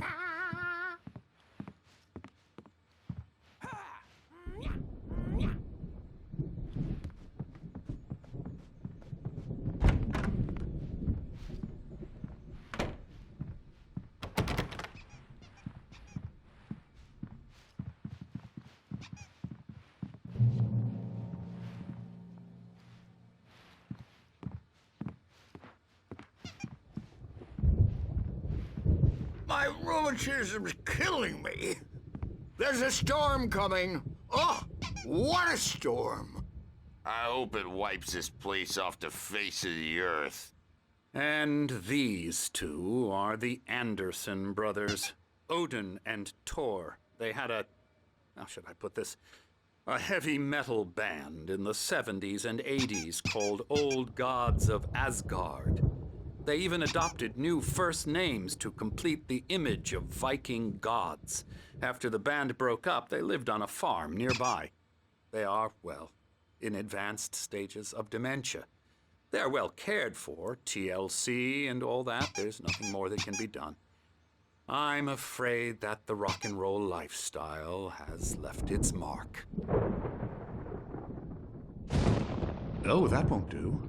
I'm so sorry to cut this short for now, Alan. The power has been acting up. I'd better go check on it. We'll continue this soon. Meanwhile, when you feel up to it, return to your room and try to write. It really is for the best. Don't you think? I'd like to bash his head in with a hammer. Oh, he'd love to fish out our secrets, but he has no clue. He's not crazy enough. Not crazy like us, Sonny. Yeah! Being crazy's a requirement, Sonny. Who else could understand the world when it's like this? It takes crazy to know crazy. That's the sanest thing I've heard in a while. Zane! You're all right, Tom. Hey, we like him, don't we, bro? He's got to go to the farm. The Anderson farm. Valhalla! We wrote it all down, lest we'd forget. A crash course. All you need to know to get your head right. You need to find the message. Here, Sonny, here's something for you. Gave me a rash, but I kept it safe from these bastards.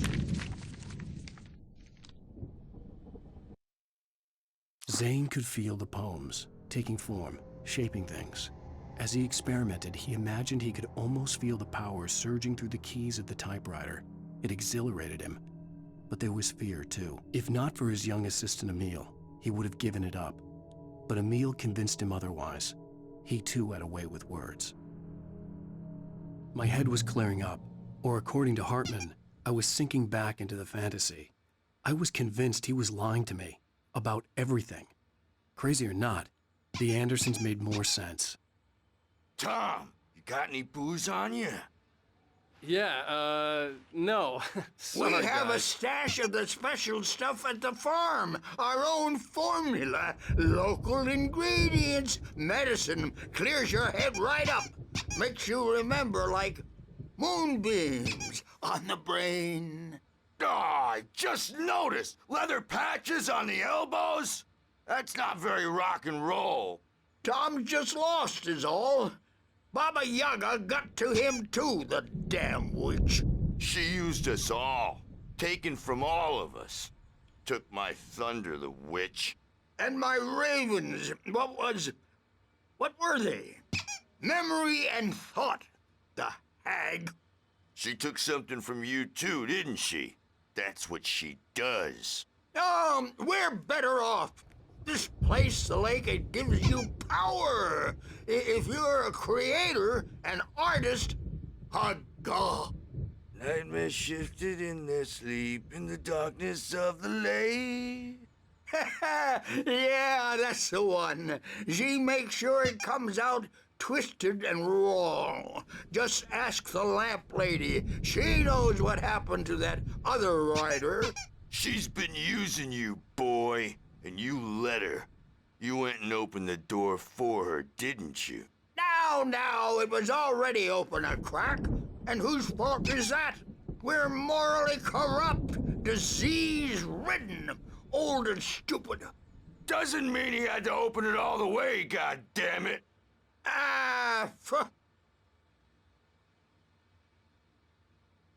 So tired. Built the farm close to the lake, a place of power. We had parties there, man. You should go there and have a party. That Bob Balder threw the amp through the window, hit that hippie chick in the back of the head. 15 stitches and a concussion. Bob's dead now. Leukemia. Stitches, snitches, and narcs, man. Bad scene.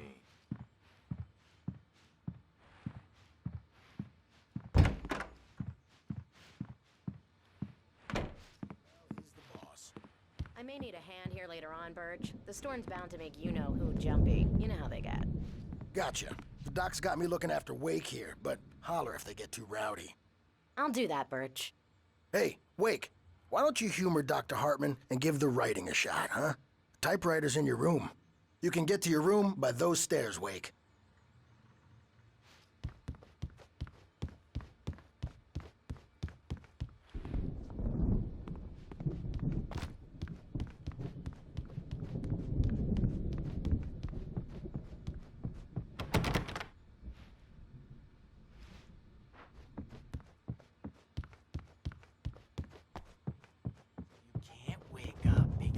I'm in charge now, and I don't want to disappear. My nightmare is the publisher people who want to make a contribution so they can say they made a contribution, and then we end up with mullets in there because they think mullets are funny, but it wasn't supposed to be about mullets. Hartman wanted me to write. I knew I couldn't, but I figured I should just play along for now. It was the only thing I could do with Nurse Birch watching me like a hawk. Mullet time is the hook we needed to go big in the target demographic. And they're not even kidding. They say it all like serial killers with straight faces and smiles. My nightmare is the writers who want to make everything from the characters to the toasters talk all the time and express their feelings so they won't shut up. And the writers won't shut up either because they have feelings too. And I have to listen to them because they're not scared of me. And everyone should just shut up. Shut up. Shut up. But I don't see nightmares anymore because I'm too scary for them. I take 2 pills every morning and 1 with every meal and 4 when I go to bed. And that makes me the scariest nightmare of all.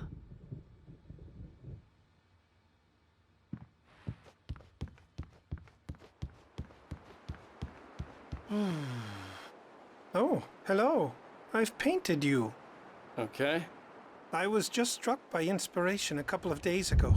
Dr. Hartman wanted me to paint landscapes, and that's what I was doing. But now I've been doing these things, a lot of them. The images just keep coming. Dr. Hartman likes them. He has them in his office.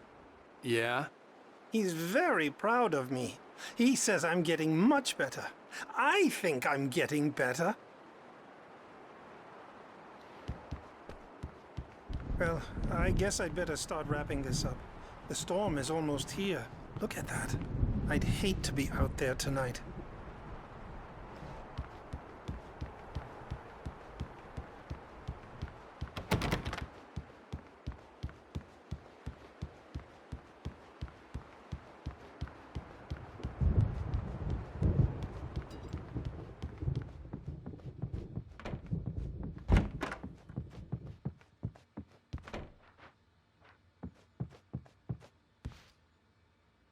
I want to go home.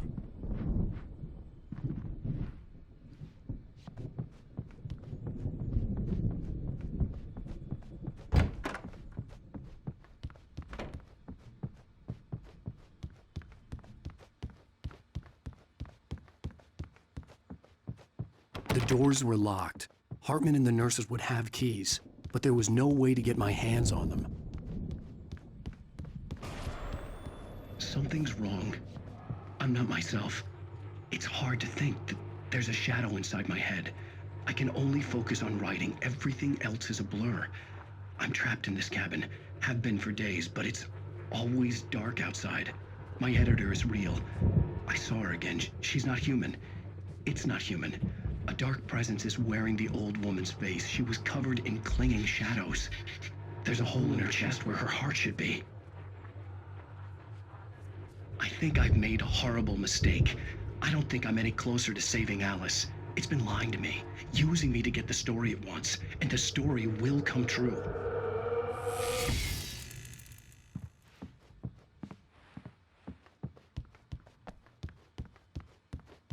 Hartman had mentioned that the power had been acting up. Maybe that was the reason for the generator and the work light on the balcony. The generator hadn't been activated, and there was no key.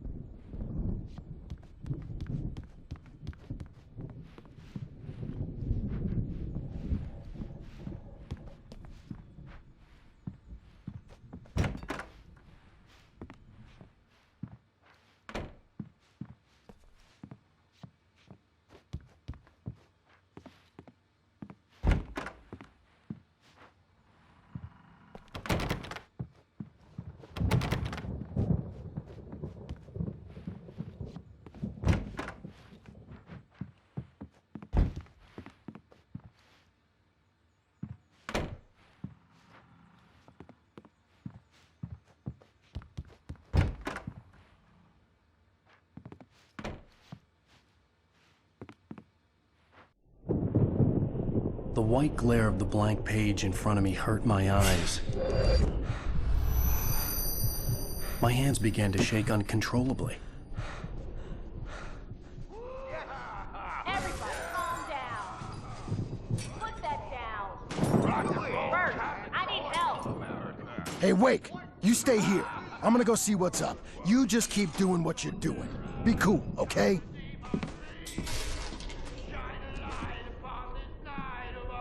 I didn't know what the chaos was all about, but it could be my only chance of getting out of here. Where the hell did he get a damn hammer? I don't know. Here's a friendly poke from Mjolnir, wench. Oh, afraid of the crazy brothers, are ya? Not so weak now, are we? Well, things are unraveling fast, aren't they? Sinclair looked bad. That wasn't a love tap. The crazy old fart hit her hard. And if she was one of Hartman's goons, she had it coming. I could get the key to the office from Sinclair. Destiny. I had to get to Hartman's office. He had taken all my manuscript pages. That's where he'd be keeping them. Maybe you could come out and beat our wrinkled adult diapered asses for us, since you're so tough, Bert. The markings on the tape said they were recordings Hartman had made at the sessions with his patients. I saw Alice's name on one of them. For a moment, I couldn't breathe right. Now, Mrs. Wake, can you tell me about Alan's problems? He's more and more out of control all the time. The parties, he's so angry all the time. He's getting violent. Do you mean with you? No, not with me. No, never. Sometimes I almost wish Alan would take a swing at me, because at least that'd lead to a conversation he couldn't just march out of. But no. Alan doesn't really sleep. And the work, well, he's not writing at all. He sits there for hours and just gets more and more frustrated. And I can't talk to him. Yes. Tell me, Mrs. Wake. What would you say to him if he'd listen? I don't know. I want to say, I look at you, and it's not you. Just some stranger who resembles you. Looking out from behind your eyes, and I don't like that guy much. And now it's all gonna go to hell. But you don't ever say this. No. I've tried, but he's not listening. He's too deep in his own problems, always going on about something else. I'm so afraid I'm gonna lose him, and we're not even talking anymore. He doesn't let me in anymore. He just keeps me in the dark. I'm so alone here, even when he's home. Please help me, Doctor, because I'm at my wit's end. Well, if you can just get him here, I'll absolutely do my very best. Yeah, but Doctor, you need to be careful with him. He's not just going to listen to you and cooperate. He's the most stubborn man I've ever met. Well, I'll be sure to bear that in mind. Hearing her voice, what she was saying made me happy and sick and guilty all at once. Worst of all, I recognized the words. The phone call from her. It had been a cut-up of this. Just a recording. Hartman wasn't happy. Maude could see it in his eyes. He quickly lowered his own. He had made a mess of it, and he knew it. The shame of failure was hard to bear.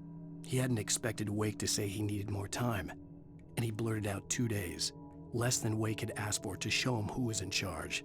But that wasn't part of Hartman's plan.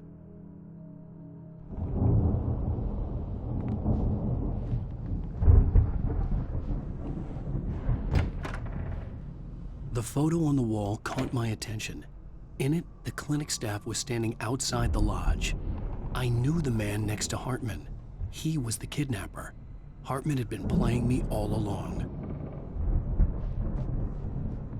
Let me out of here! Hartman, do you hear me?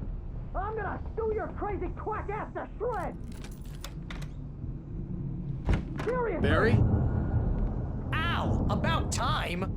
Barry, man, am I glad to see you. We need to get to Hartman's office. It's right next door. You okay? Yeah. I mean, no! The cops found me at Rose's trailer, but they didn't hassle me too much.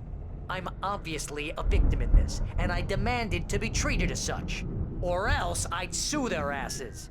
Speaking of asses, that vet gave me a real hard time, but I had no clue where you were. That guy's crazy, Al. But he let me go, and then I get a call from Hartman, that son of a bitch, who tells me you're here and I should come pick you up, but when I got here, 2 goons clobbered me and stuck me in there. What's with the cutout? I stole it from the diner to piss off Rose after what she did to us. That'll teach her. Yeah, that's a harsh punishment. Come on, pal, we gotta get going.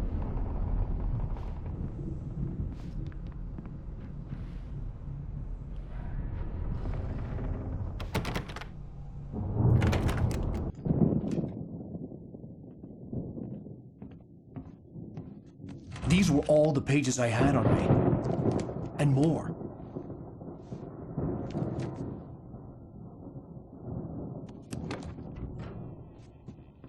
Alan, please.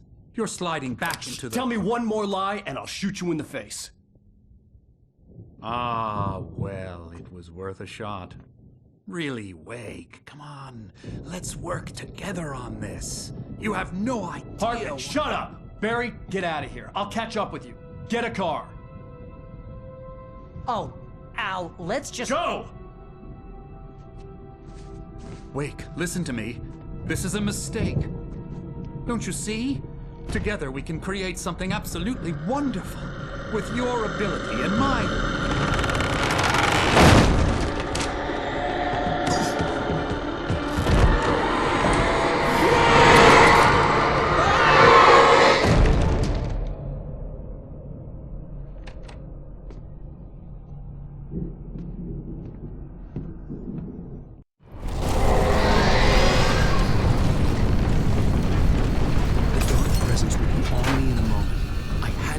a way out.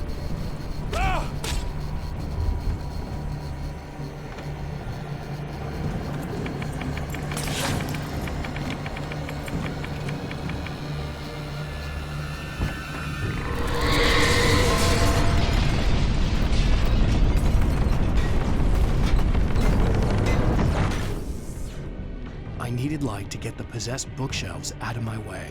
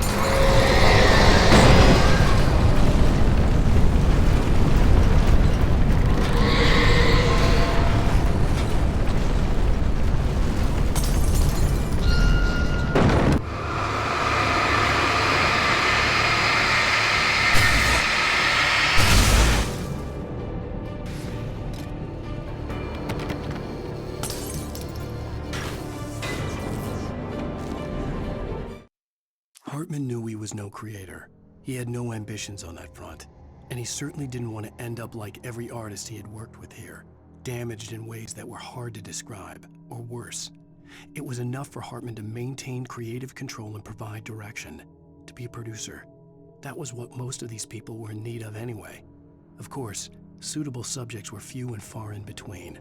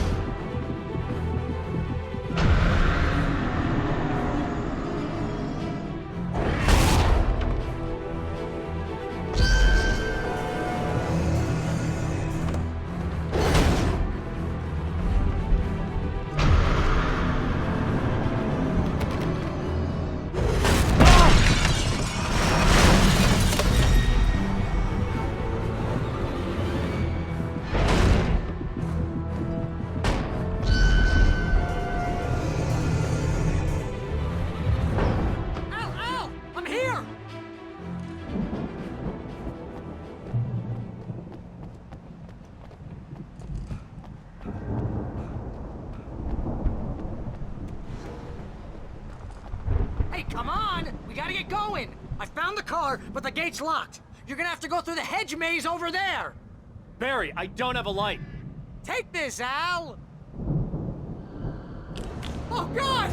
Look at the house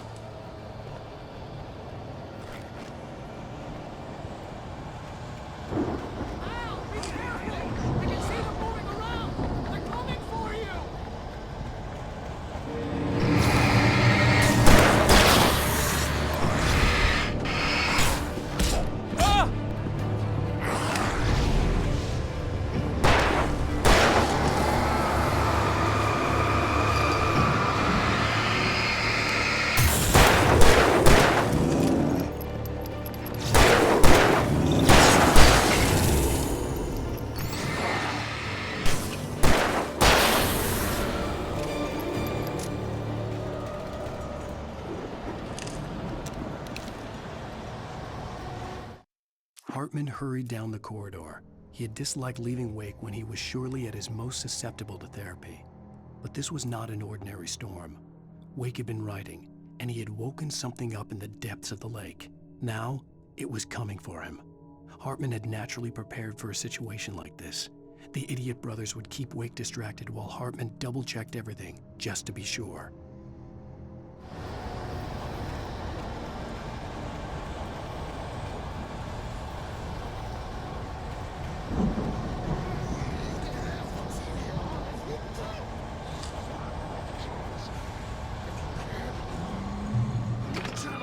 Turn it off. We don't want any fighting. It makes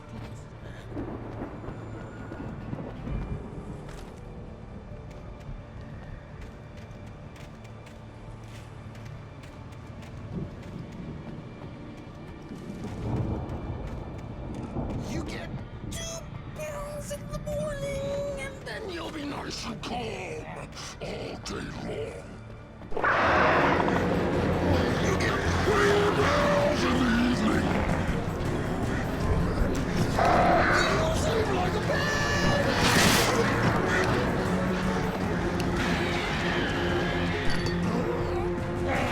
Dr. Hartman likes things to be yours. That way we don't have any trouble, and I don't have to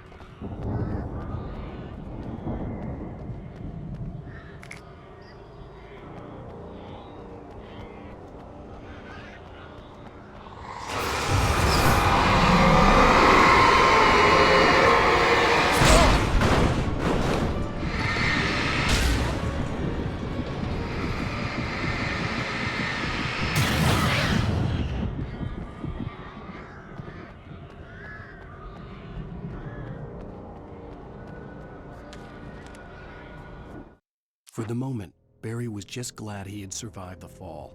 He had been separated from Al, and there was no easy way to climb back up. He told himself he'd be okay in the gloomy forest at night. He would just have to wait for a while for Al to find his way down. Barry turned when he heard the heavy footsteps and saw the movement. The man-shaped shadow lunged at him from the bushes, an axe held high. Barry screamed and threw up his hand.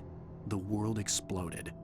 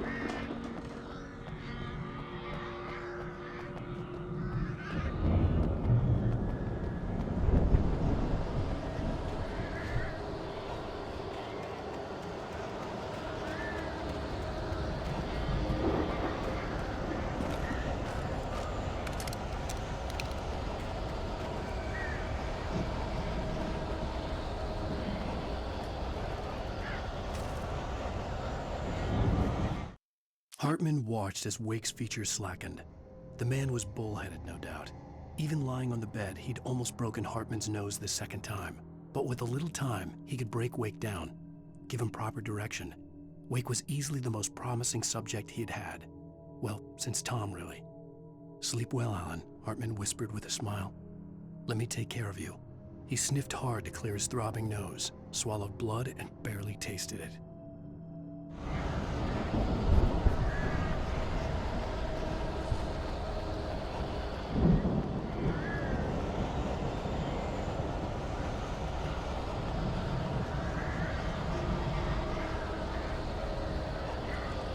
Al!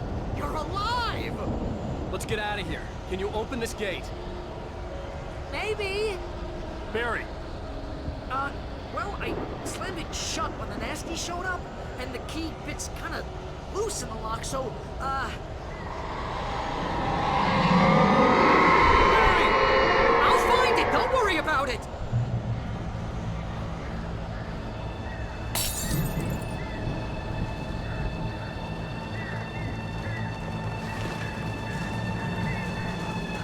Hurry up, Barry!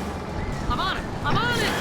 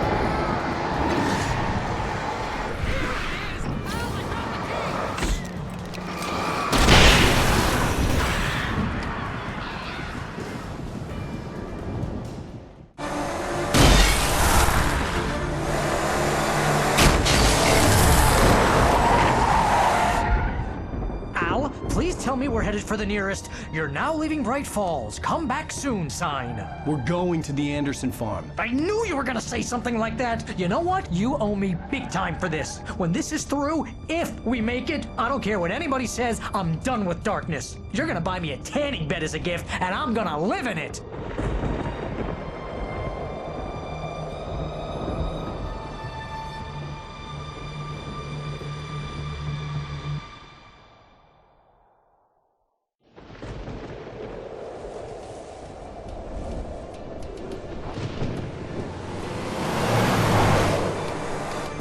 I'm crazy, but that's fine, Barry. Oh, you got that right, Al. You're barking mad. You are by far the craziest— But maybe that's inevitable when you deal with crazy stuff like this. It helps.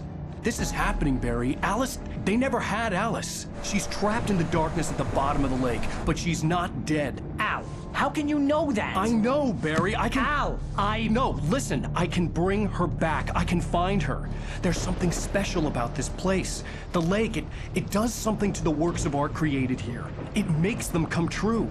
But there's a catch. The dark presence, whatever that thing is, twists it to its own ends. That's why all of this is happening. It's using my manuscript to take over everything. Al, I believe you. It happened to Thomas Zane before, it happened to the Andersons. I believe you. Crazy or not, you're not delusional. Weird shit's going down. That's a fact. I'm on board, man. I'm with you. The Andersons knew about it, but they were too far gone to tell me with all the drugs they were on. But they wrote it down. There's a message somewhere at their farm, Barry. We just need to find it. Look out!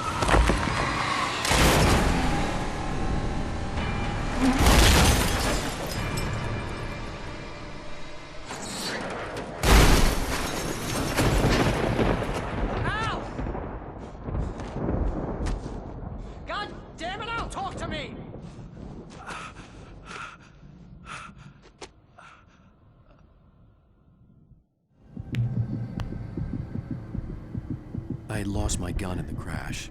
Barry was nowhere to be seen. Barry! Barry! Oh, man! man, you're okay! Jeez, it's good to hear your voice! I was trying to get out of the car, but the ground gave way. Man, what a drop! And don't worry, your cutout is fine. Forget that! Are you okay? I hit some bushes, didn't get a scratch. There's no way you can climb down, though. It's like a sheer wall. Ah! Al! There's something moving down here! Barry, it's a taken! Use a flare, Barry! Oh! Yeah! Barry, are you alright? I'm good, Al! I'm great! Guess you never messed with anyone from New York City before, huh?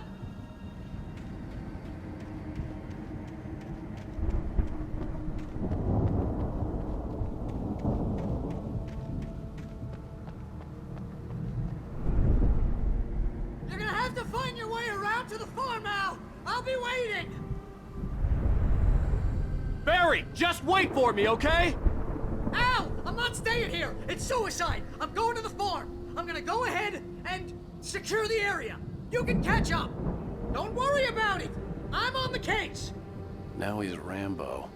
This would turn into a disaster if I didn't catch up with Barry.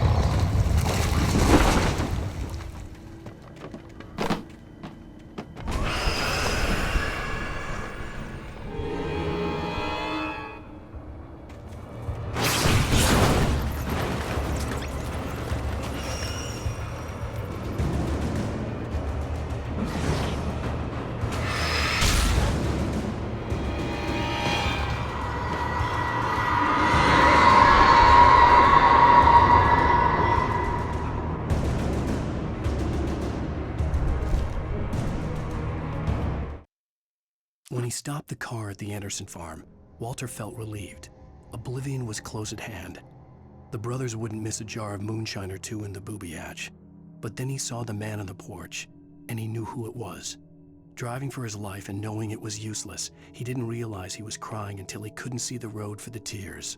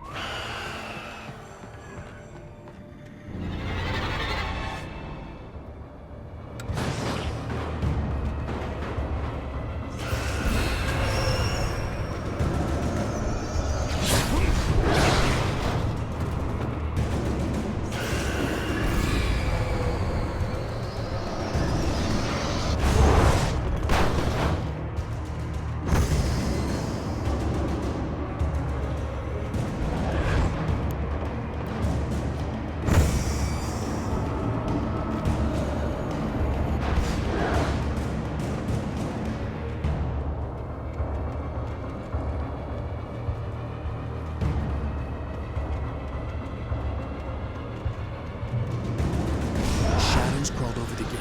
I needed a light to destroy them to get through.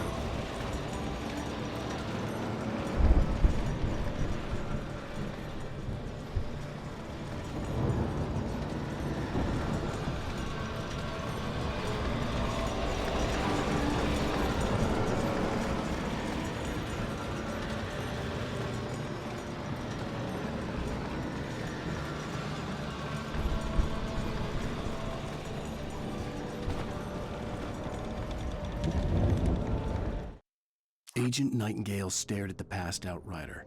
The man was sleeping off one hell of a night. Nightingale felt a stab of envy at Wake's oblivion, but he had a job to do. He put the gun to Wake's head and almost became a murderer. His hand shook and his throat felt tight and dry. Biting his teeth, he tried again to pull the trigger. He lost the nerve. Wake stirred. Nightingale would have to settle for an arrest. I hoped there'd still be a working generator somewhere around here to power up the old lights by the gate.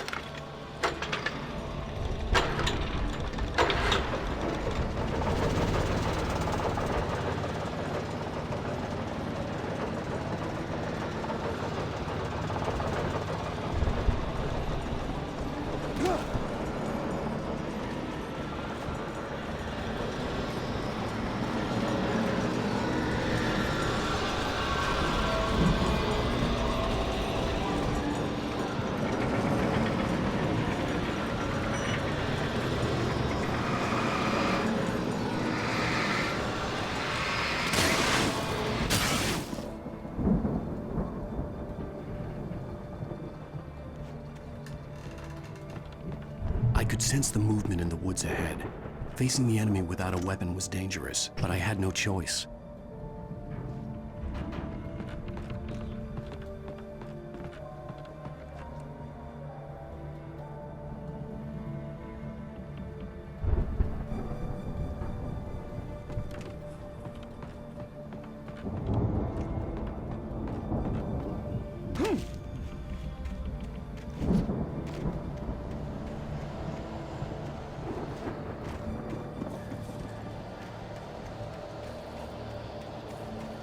Only the three fatty acids are good for your heart.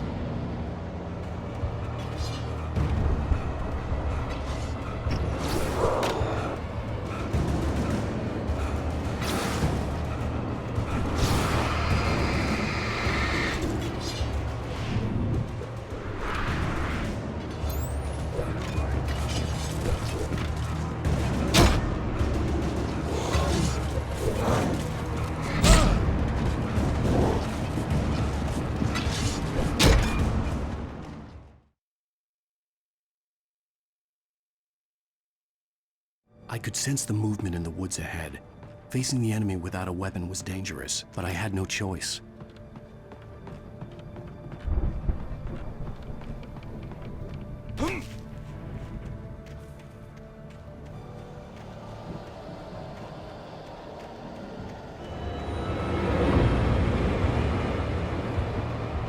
Only the three fatty acids are good for your heart.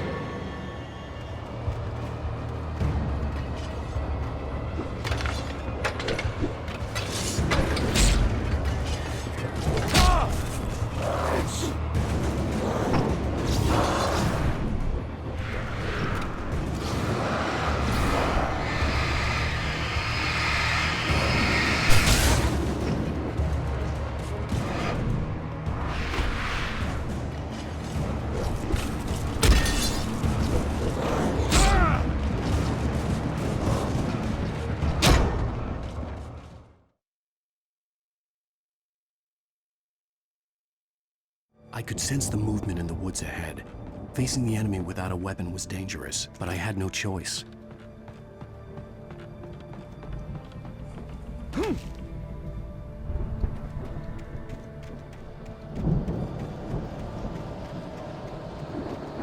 Only the three fatty acids are good for your heart.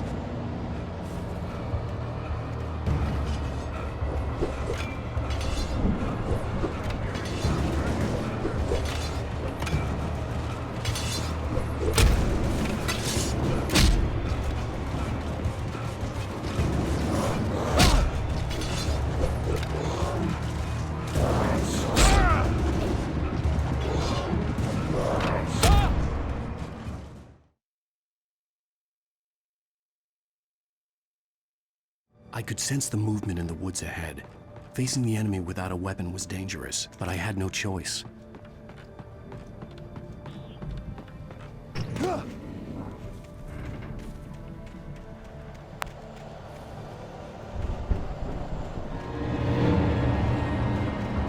Only the three fatty acids are good for your heart.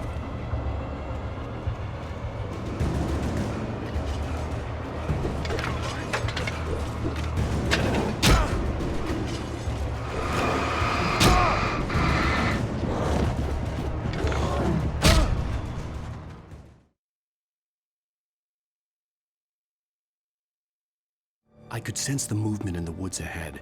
Facing the enemy without a weapon was dangerous, but I had no choice.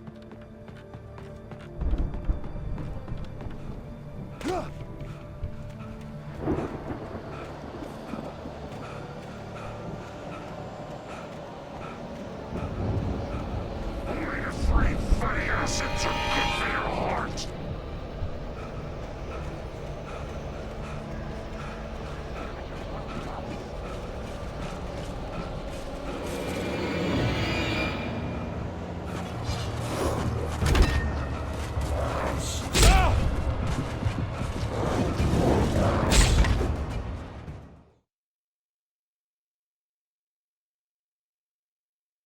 I could sense the movement in the woods ahead. Facing the enemy without a weapon was dangerous, but I had no choice.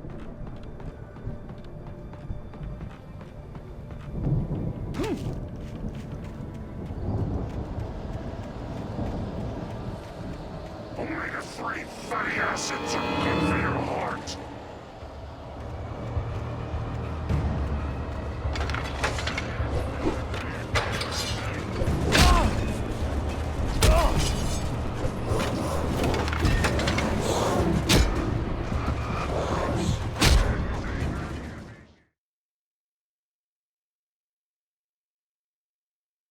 I could sense the movement in the woods ahead. Facing the enemy without a weapon was dangerous, but I had no choice.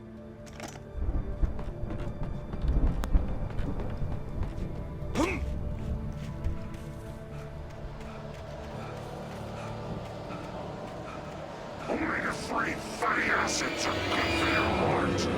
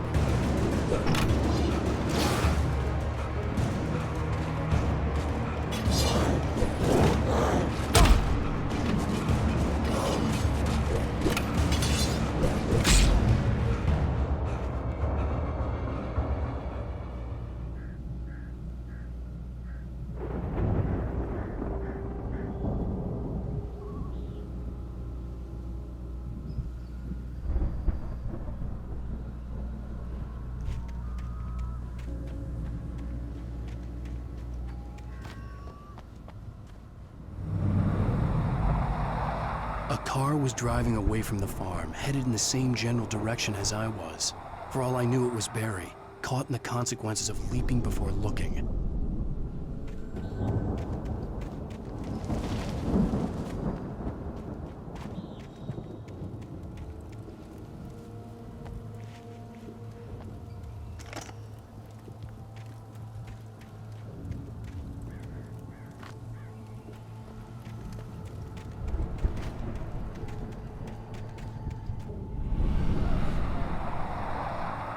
The car was heading for the cabin up ahead.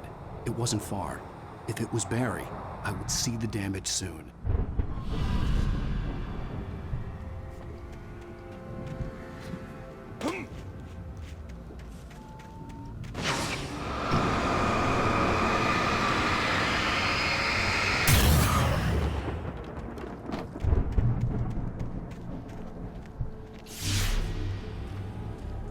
I'm trying to deliver each page to the right time and place. I'm trying to show you how the story goes. I had seen glimpses of the light before. The dark presence followed the choreography laid out to it in the manuscript, growing stronger and stronger, moving like a storm from one scene of destruction to the next. But it was still bound to follow the story and chained to the dark place it came from. When the story reached the end it longed for, it would finally be free. I had seen it in my dream. It was a strange spaceman or a diver in a bulky suit. He was the one who'd been placing the pages on my path.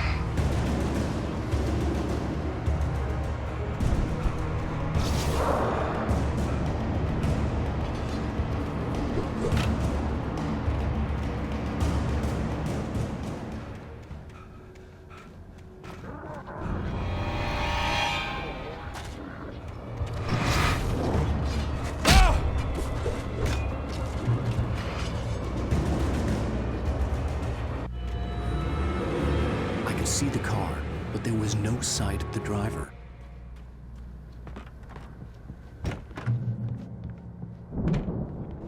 Hello? Anybody here? Barry! No! Danny, you're not! Please! What are you? No! Don't! I'm sorry!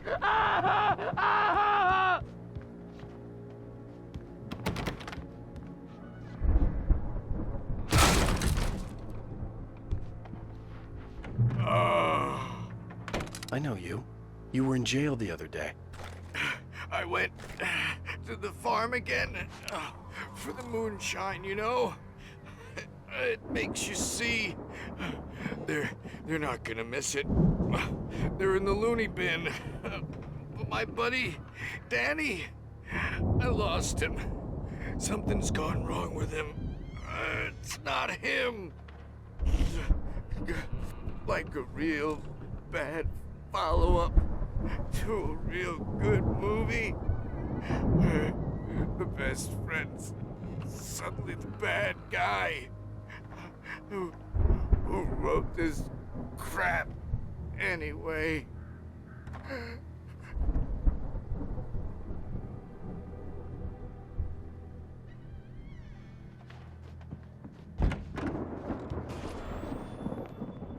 I've run through every possible course in my head. If I continue like the Dark Presence wants me to, the story I'm writing won't save Alice. It's a horror story, and it's going to kill her, and me, and everybody in this town. No one will survive. Darkness will consume everything. This is what it's wanted all along. It will be free, unstoppable. It used Alice to get to me, dangled her in front of me to keep me going. It was never going to release her. I'm going to change this. I'll escape. I've written myself into the story. I'm now the protagonist. This feels like a terrible risk, but it's the only way to save Alice. I'll be bound by the events of the story just as much as anyone else who's been woven into it. The story must stay true for this to work. There have to be victims along the way, near escapes, cliffhangers. In a horror story, it can't be certain that the hero will succeed or even survive. He almost has to die. I'll write my own escape into the story next. I need help. Zane's going to be the one who'll help me. I'll make it happen.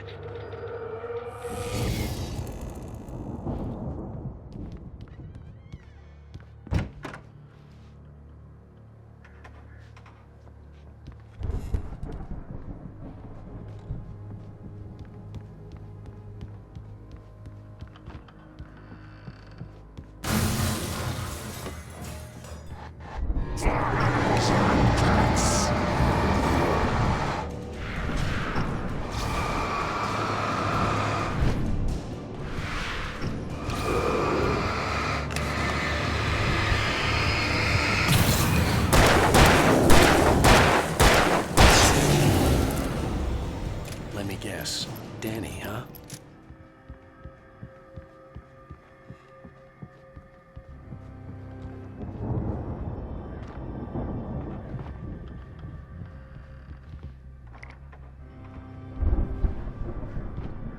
The front door was locked. The farm was still a good distance away. I'd need a car to get there fast.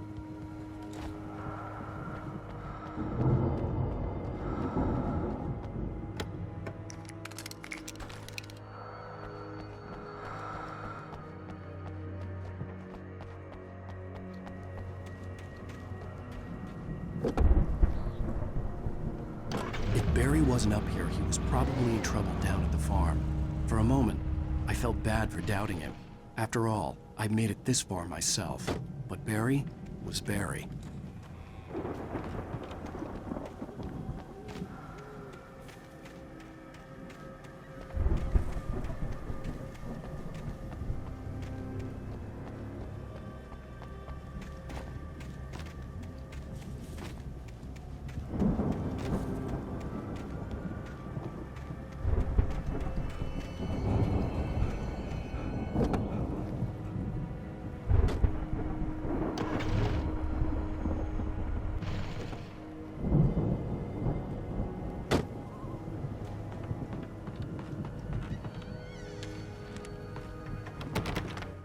For a moment, Hartman considered strangling the idiot. Mott was mean-spirited, but easily manipulated, an emotional infant who lived for his approval. Wake, by contrast, was a far more difficult subject. Mott had given him too much leash. In 2 days, who knew what could happen? Hartman would have to find a way to rein him in, and quickly.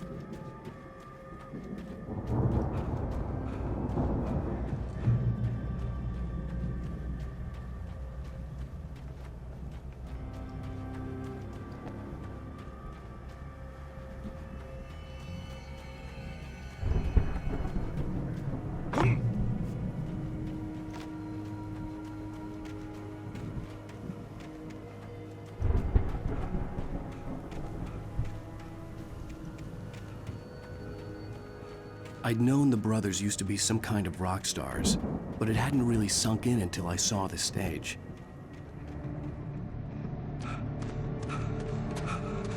Al! Run! Incoming! There's too many of them!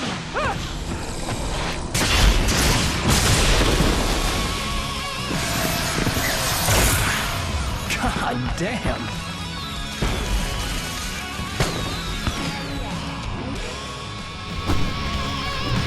So glad you decided to go it alone, Mr. Bronson. Shut up and shoot! Ow! We have to fight them off! I can set off all the fireworks from here! Help you out!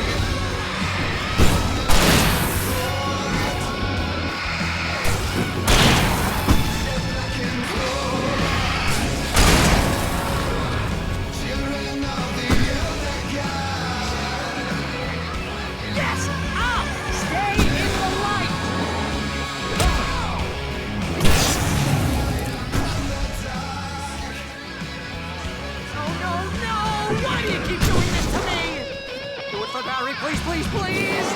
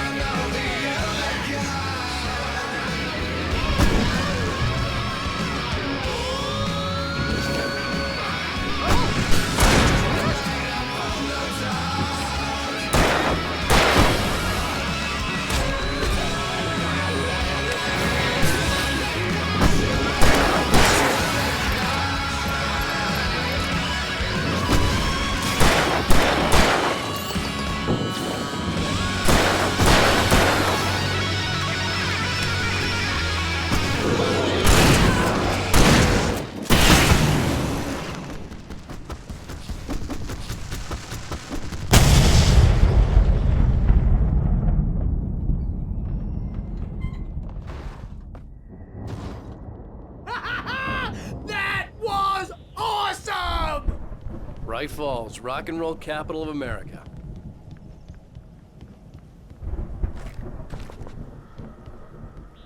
Hey, Al! This way to the farm!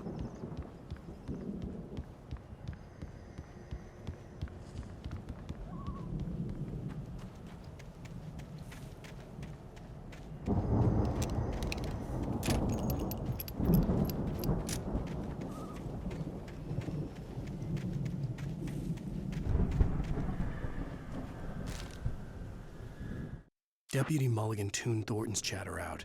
He didn't think riders were particularly useful people, and a huge manhunt for one stuck him as idiotic. Certainly not worth the missed opportunity for coffee and pie. It wasn't even clear what the man had done, except run from them at the trailer park. Mulligan knew he wasn't alone. The sheriff's patience with the Fed was running out.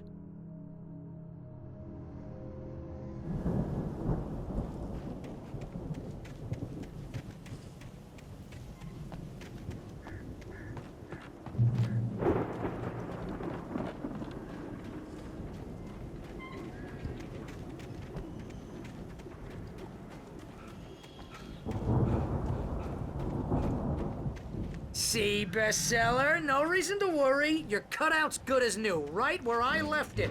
I'll come back for it once we have the place secured. Yeah, that's been my biggest worry all this time. We need to get this thing moved out of the way. This is as far as I got, before they ambushed me.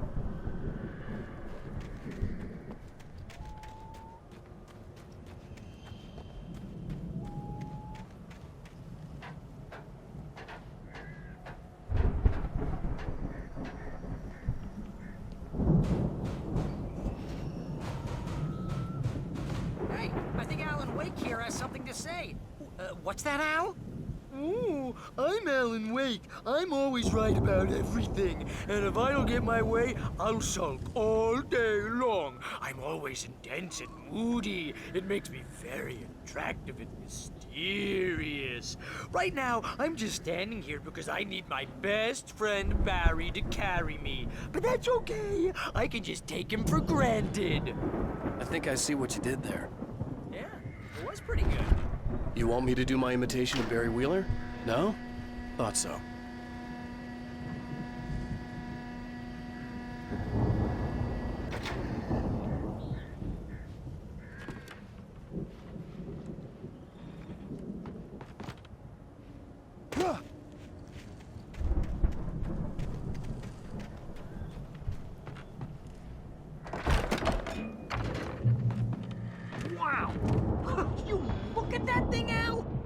went all out with this Viking crap, didn't they?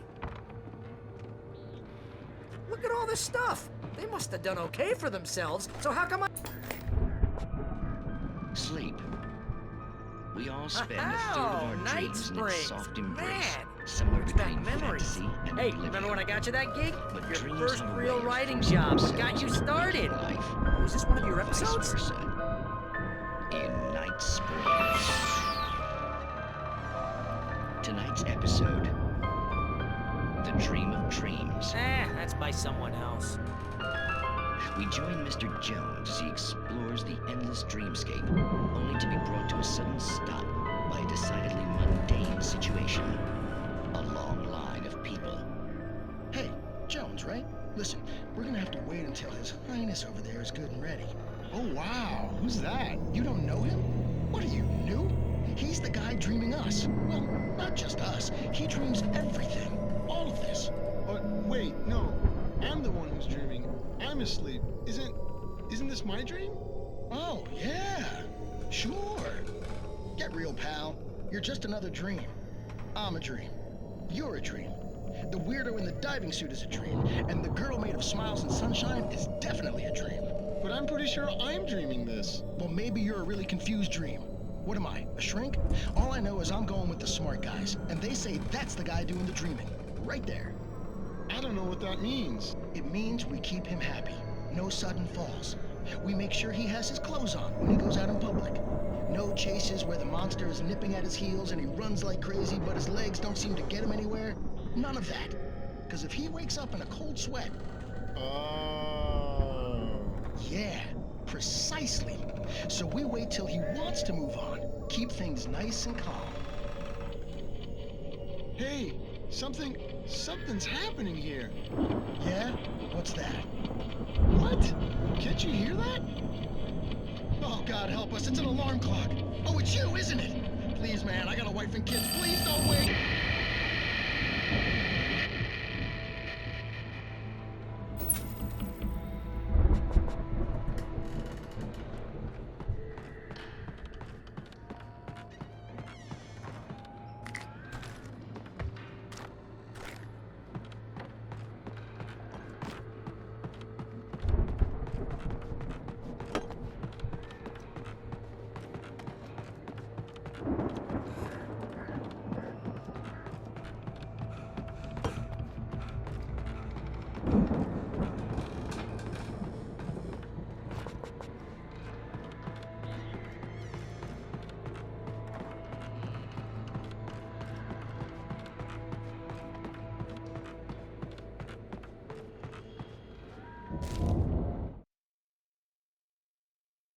It's 1976. Madness reigns at the Anderson farm. Contrary to all logic, the headiest ingredient of their moonshine is unfiltered water from Cauldron Lake. The Andersons feel like gods. Odin can't stop laughing. He contemplates cutting his eye out. Tor runs across the field, naked, shrieking, hammer in his hand, trying to catch lightning. Their songs have power. Something ancient is stirring in the depths, coming back. The Viking boat looked imposing, almost like a battering ram.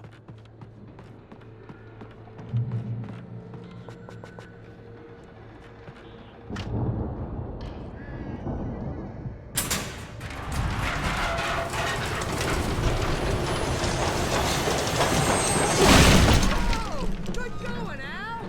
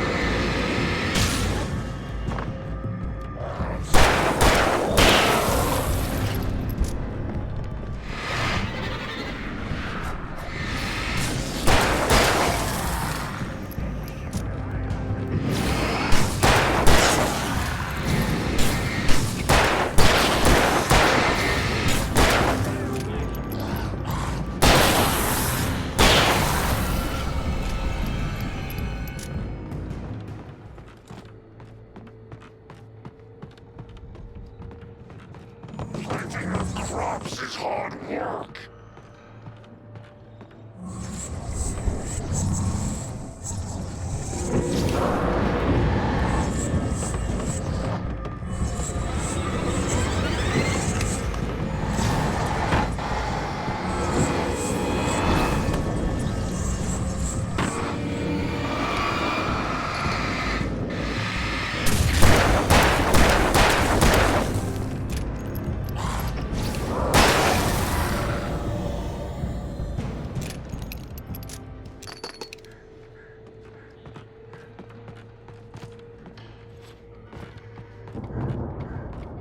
I think we can make it through here, Al!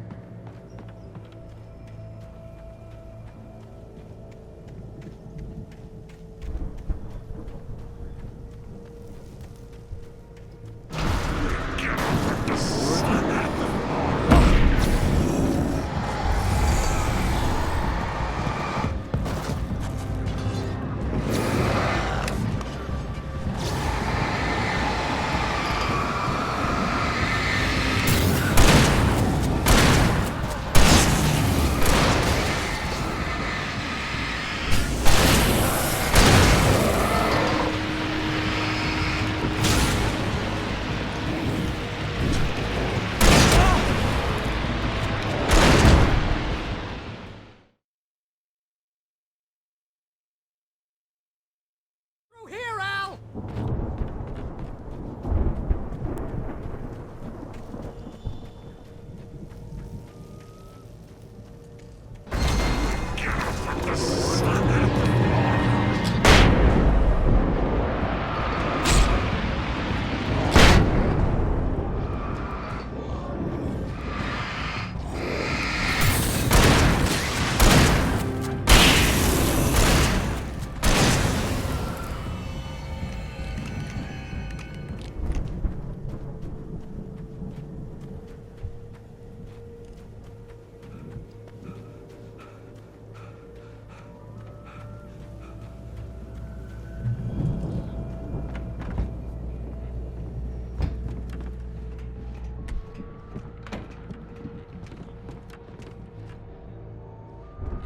Wow!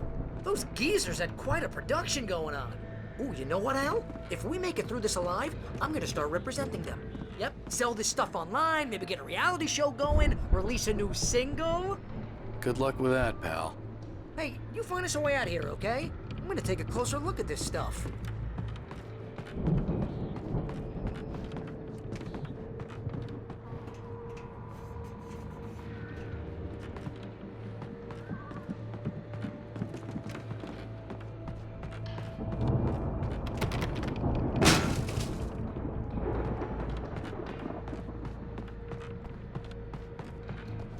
Be careful, Al!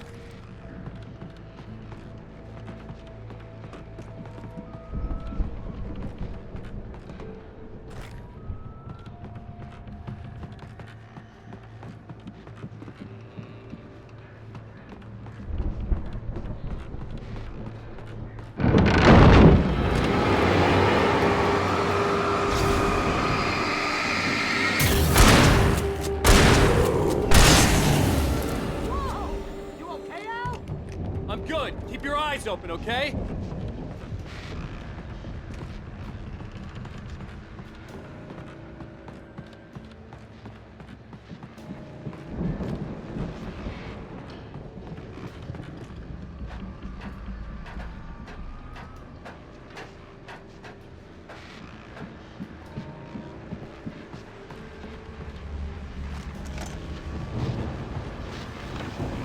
As you regular listeners know, I tend to work through the night, but I'm not the only one. Deputies Mulligan and Thornton are taking a couple of moments off their busy schedule to join me here in the studio. Boys, how busy are you now? Deerfest is almost here, isn't it? I bet that keeps you in business. Pretty busy, yeah. Actually, Pat, we've been real busy with other stuff, which concerns an ongoing investigation. We can't talk about that, Thornton. I wasn't gonna say anything. I was just saying we got, other irons to fry. And how would you compare your workload to last year's? Things have seemed relatively peaceful to me, but people do tend to get a little wild this time of year. Oh, it's wild, Pat. It's pretty wild. There's been all sorts of trouble this year. Vandalism, fighting, public disturbances. A lot of people gone missing, too. Yeah, it's pretty much the usual stuff, Pat. Just, you know, a lot more of it.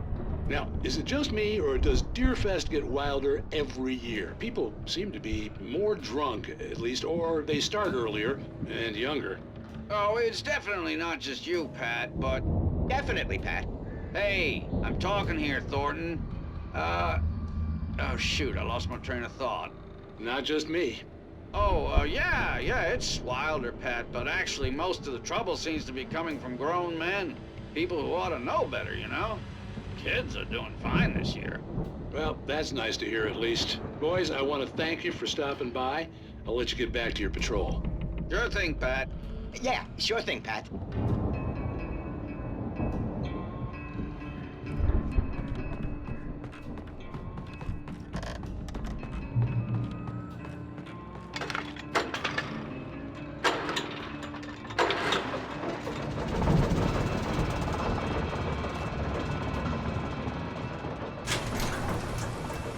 I could see the building that had to be the Andersons' home on the other side of the field. It wasn't far now. I wasn't worried about trusting the ramblings of two burned-out geriatric wrecks. They had the goods.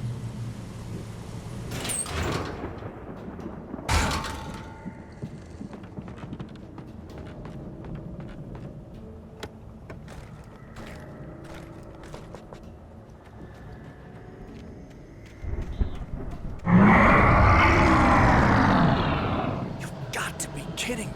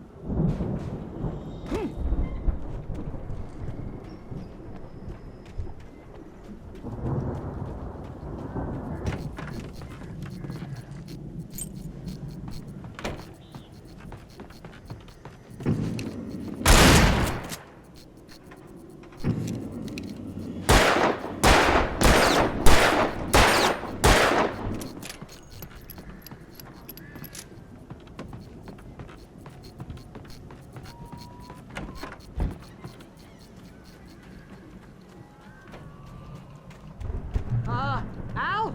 Is that you out there, buddy? Yeah, it's... Hey, let's go, man.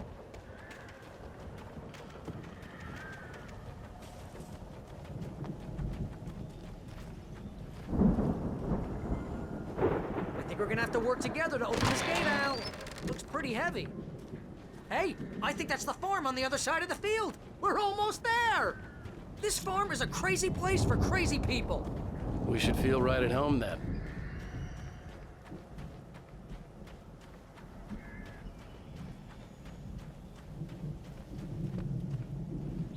Come on, one more gate. Let's do this thing.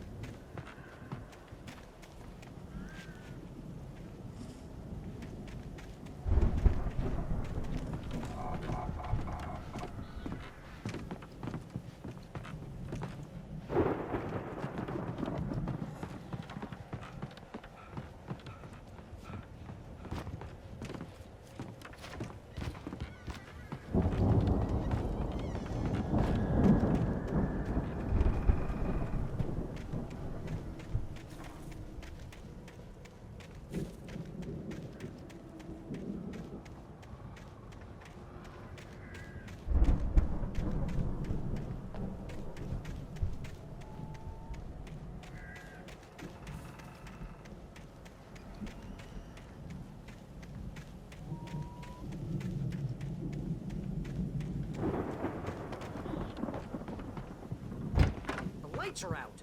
I guess we better check the fuse box.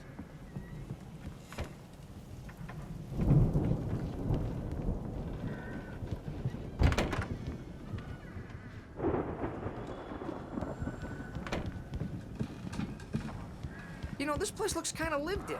I thought the Andersons were in the booby hatch. Yeah, I don't think they keep too close an eye on them at the clinic. They seem to slip away a lot so they can get wasted. No kidding! Those guys sound awesome. Again, Alice's screams rang in the stillness of the night. I saw myself run toward the cabin, flashlight in my hand. I followed my past self. I was an out-of-body observer, a time traveler in a crazy drunken dream. This was the beginning. The night Alice had disappeared.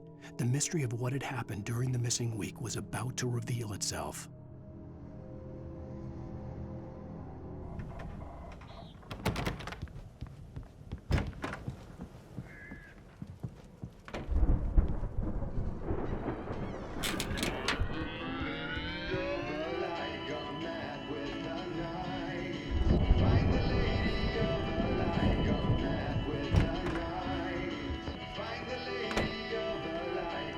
Can you hear that, Al? Music? Of course, we need to find where it's coming from. That's the message the Andersons talked about. That's the whole reason we're here. Lady of the Light? That's gotta be what's-her-face, the crazy lamp lady from the town. Cynthia Weaver. Right! Must be.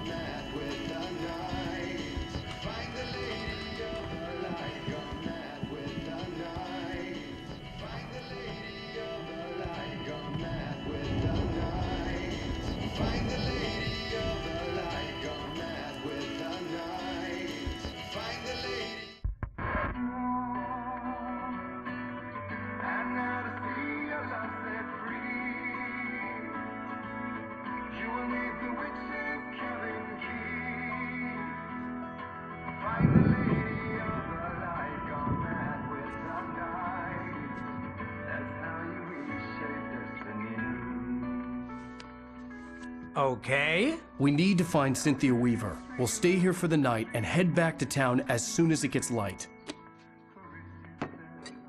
Hey, Al. Lots of hours before dawn. Might as well get some rest. And by rest, I mean drunk. Come on, Barry, this is... Yeah, what the hell?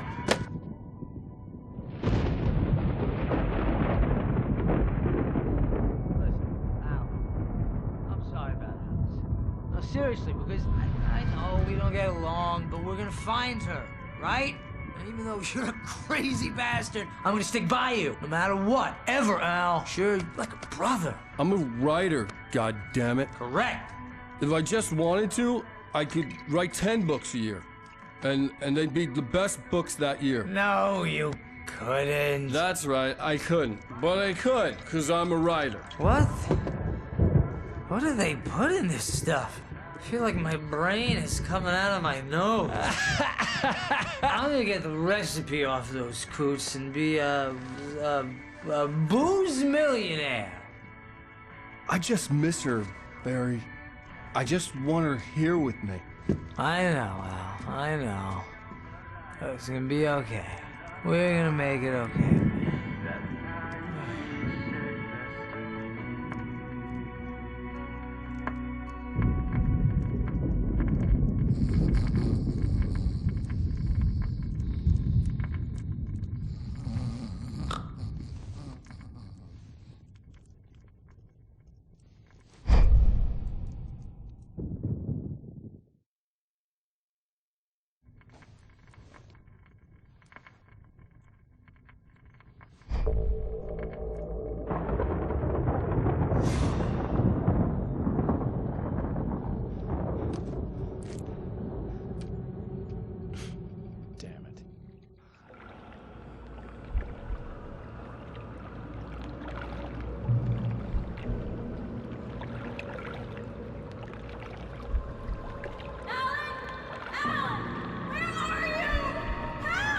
Alice, I'm coming. It's all right. I'm coming. It was a crazy drunken dream, and yet it was more than that. It was the truth, a suppressed memory unearthed by the Andersons' moonshine. I was there, an out-of-body observer. This was the night Alice and I had arrived at Bright Falls, the night Alice had disappeared. I had a chance to find out what had happened. I remembered being surprised to see the cabin dark. Alice would have never turned the lights off. Alice? Alice!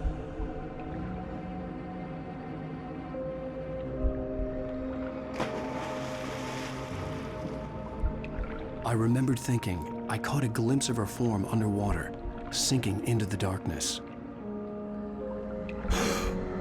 Diving after her was the last vague memory I had of that night. After that, the next thing I could remember was waking up behind the wheel of the crashed car and finding the first pages of the manuscript.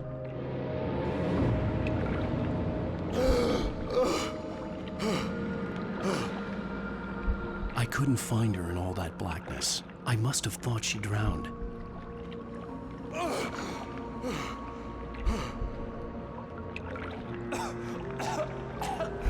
Alice! Jagger had Alice, and so she had me. Alice!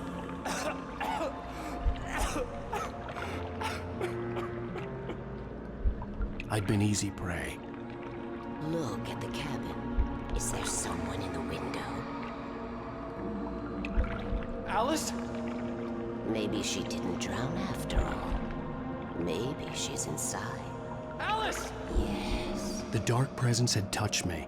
She had dug her nails into my brain and used me, made me her puppet.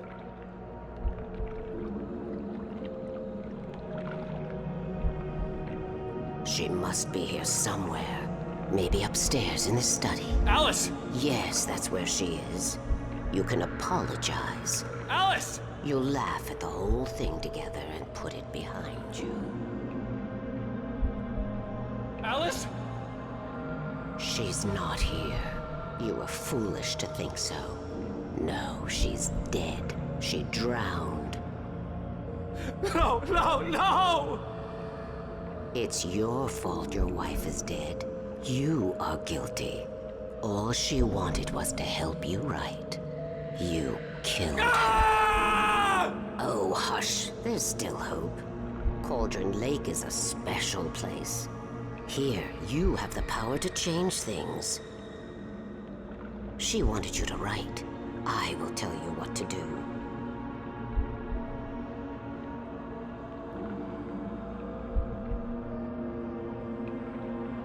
You can write her back.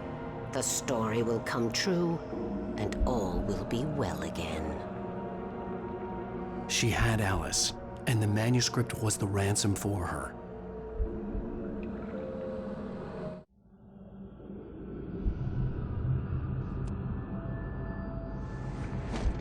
Yes. All right. I'll fix it. I'll bring her back.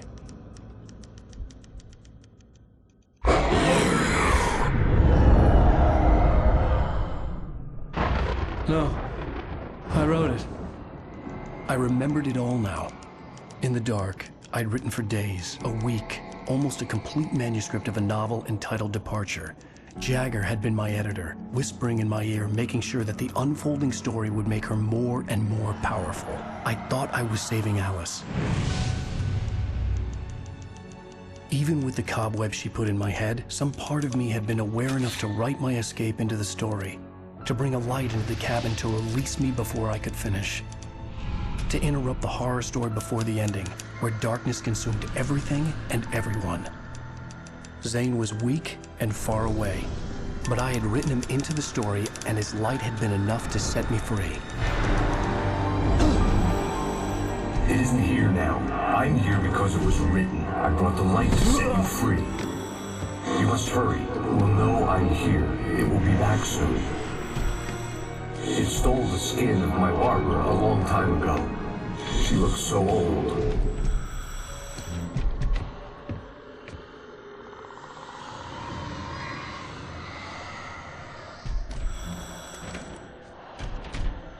I had woken up, confused and groggy, my mind consumed by darkness and fear. All I could do was to escape.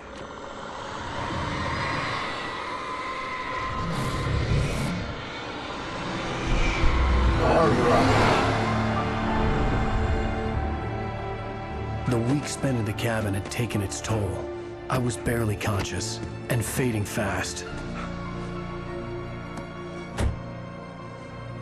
It had to have cost Zane terribly, thrown him even deeper into whatever dark place he now haunted. But he had managed to weaken the dark presence, kept me safe that night.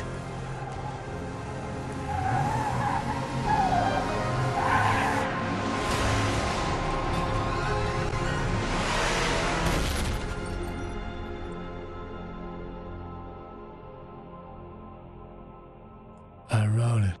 It's my fault. That's right, James Joyce. It's your fault, and you're gonna pay for it.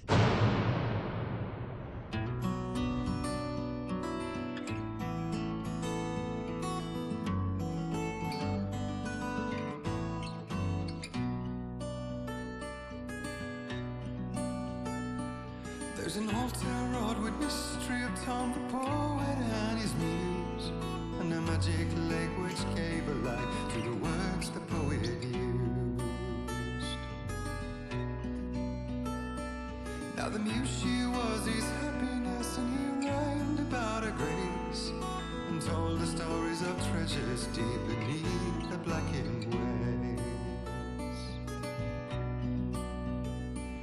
Till in the stillness of wonder, still in its misty crown, the muse she went down to the lake, and in the waves she drowned. And now to see your love set free,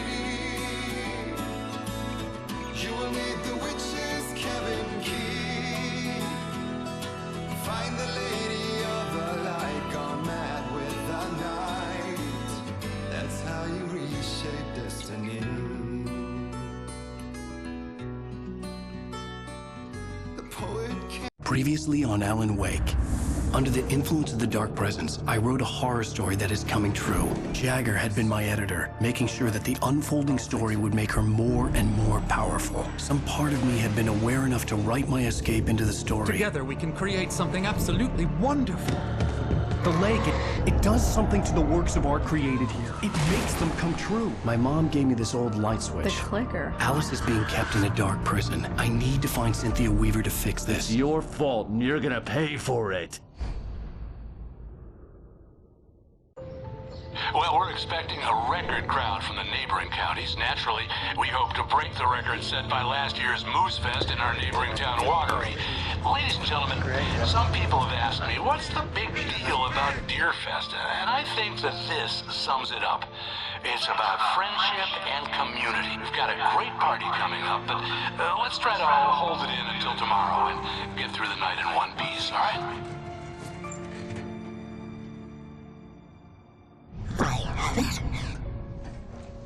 Someone will come for it when the time is right. Thomas said so. He wrote it. The key is insurance. It's my job to keep it safe. Safe in the light. Always in the light.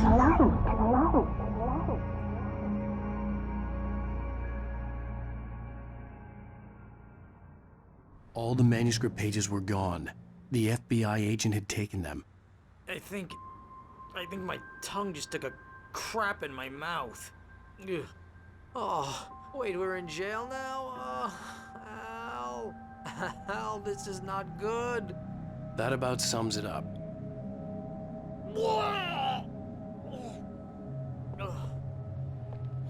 Oh, I am never drinking again. I need to talk to Weaver. She's the one in the song. The Lady of the Light. What, the crazy lady? Ugh, whatever you say, Al, but we're stuck here. They're not gonna... even interviewed Wake. I had some reading to do first, Sheriff, and let me tell you, it was an interesting read. Well, I've got you now, Raymond Chandler. It's all here. All the evidence, including conspiracy to murder a federal agent. There's no way you're walking out of here. You hear me in there, Bret Easton Ellis? Huh? Agent Nightingale, I want to talk to your superior. Well, we all want things, Sheriff. I wanted my... Look, that's not possible right now. Agent Nightingale, I insist.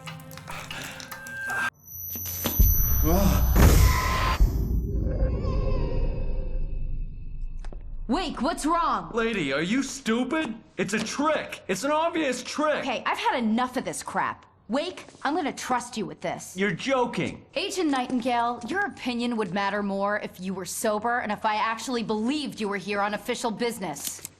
Whoa! Get back in the cell, Stephen King. The only way you're leaving this place is over my dead... Wait a minute. I know this... Oh my God! Light. We need light. It's the only way to fight this thing. In my office. I've got your things there. Follow me. Oh man, we're sitting ducks with the lights out. Nightingale tried to make sense of the manuscript. It was disjointed and strange. He didn't understand half of it, but it all rang true. Impossibly true. He took out his hip flask when he reached the page that described how he reached the page that made him take out his hip flask. It wasn't the booze that made his mind reel. Stay cool. I can get the emergency power on. Nightingale felt the situation veering out of his control, but the gun at least felt steady in his hands. He was ready to fire, resolved that he would let this happen over his dead body. And yet he hesitated. He had seen this moment before, read it in the page. He was transfixed by the déjà vu and the horror that he was a character in a story someone had written. Then the monstrous presence burst in behind him and dragged him into the night.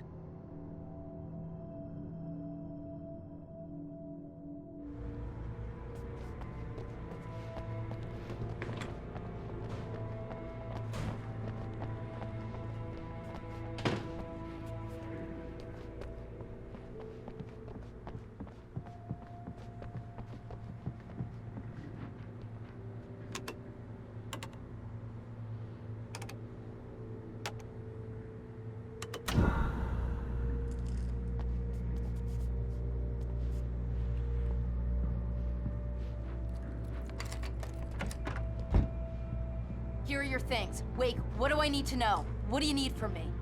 They can be hurt in the light, only in the light. And I need to find Cynthia Weaver. She can help me stop this. Light. Check. Cynthia. She lives in the old decommissioned power plant. I can get you there pretty quickly in the rescue chopper. Come on, let's get back to your friend. Wheeler, I need you to stay here. What? No! We're going to fetch our ride, but I have friends who need to be warned about this, and I can't be in two places at once. I need your help. Well, okay. Here's a list of people and phone numbers. I need you to call them and tell them you have a message from me. Night Springs, okay? They'll know what to do. Night Springs? Like the TV show? Gotcha. Oh, hey, that radio guy is on the list. Maine. Who's Frank Breaker? He related to you? My dad. Hey, is this like a secret society? Can you do this? You'll be safe here. The backup power's on. These guys need to be alerted, just in case we don't come back. You'll come back for me though, right? As soon as we get the chopper ready. Thanks, Wheeler. I owe you one. Okay, let's go, Wake. Through the back. My hangover wants a pizza. You think there's any way I could order one, Al? My hangover wants you to shut up and get to work. Hello, Mr. Breaker? This is Barry Wheeler. Yeah, I know it's late, but listen, the sheriff, Sarah, asked me to tell you something. She says Night Springs, okay? So I guess she... Yes, sir. Okay, No, she's okay. She's just busy, so she asked me to... Oh, no. Actually, I'm a literary agent, sir. I'm just helping her out because she's busy right now.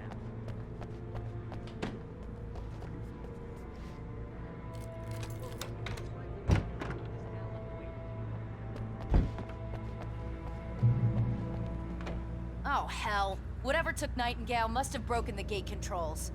We can't reach the gate's control box from here. We need to get to the other side over the rooftop. I'll go. I'll open the gate for you once I'm across. You stay here in the light and cover me, Sheriff, okay? Are you sure? Okay then, but hurry.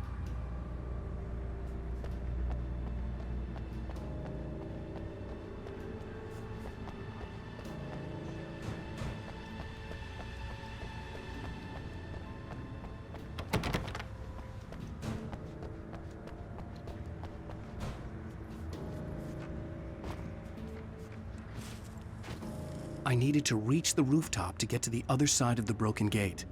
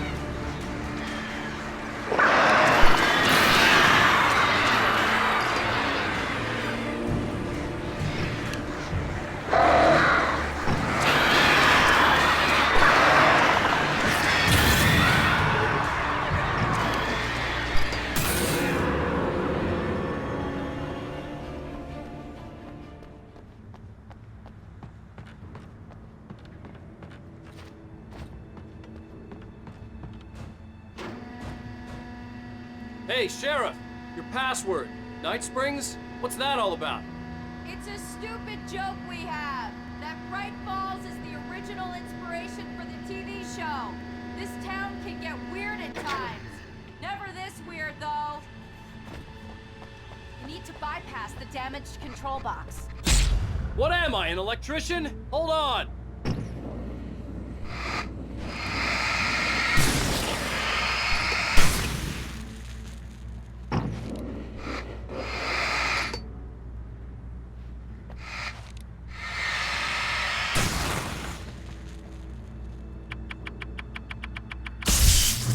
Damn, that's smart. Good job, Wade. Okay, stick close. Our first stop is the town hall. The keys to the chopper are there.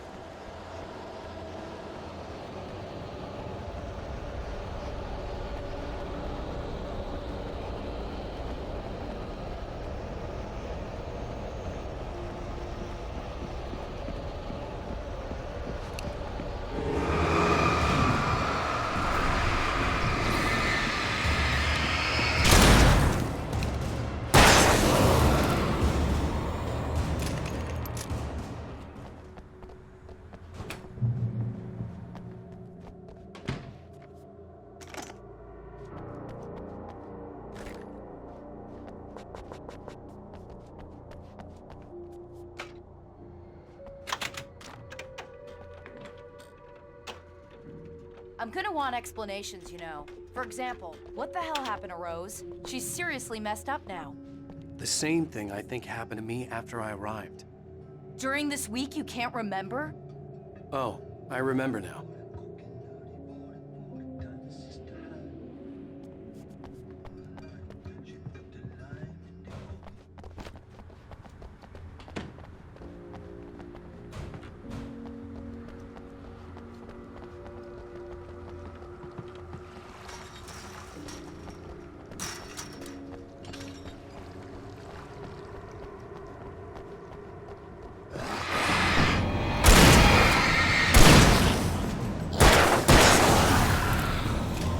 I thought New Yorkers were rude.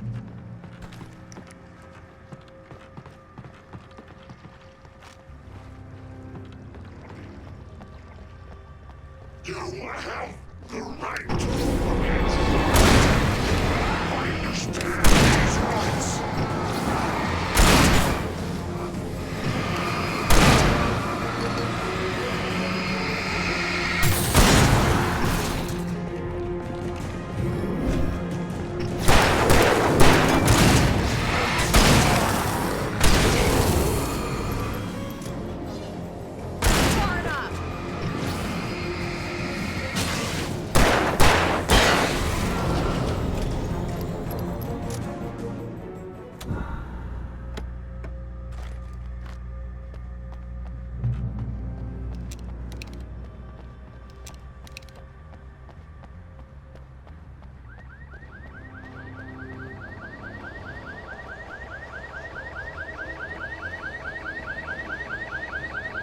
Wake, over here! There's light!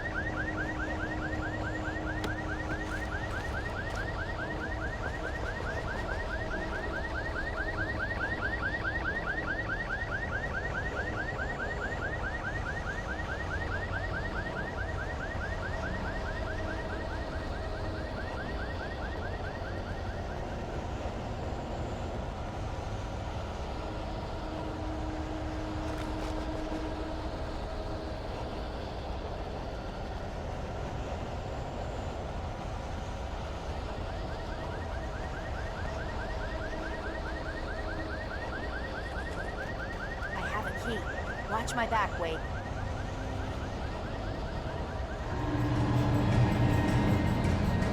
It's an ambush.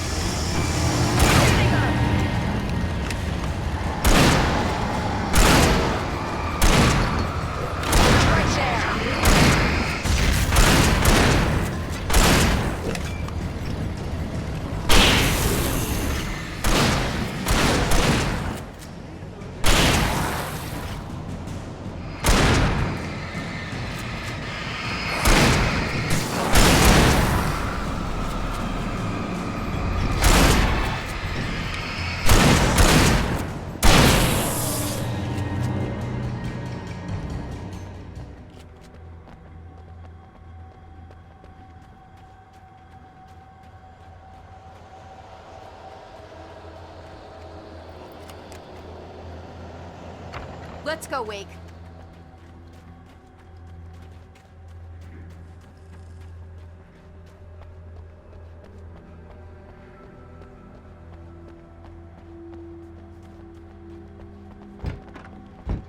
Okay, someone's messed with the fuse box here, but you should be able to jury-rig it while I find the keys. I already got electrocuted once today. How about I look for the keys and you get burned for a change? The darkness that wore Barbara Jagger's face was furious.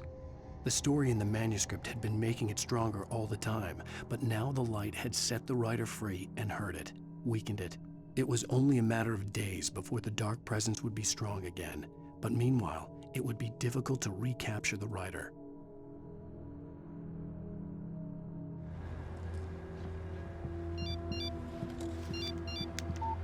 The message was from Barry. He was getting worried at the station. He wanted us to hurry.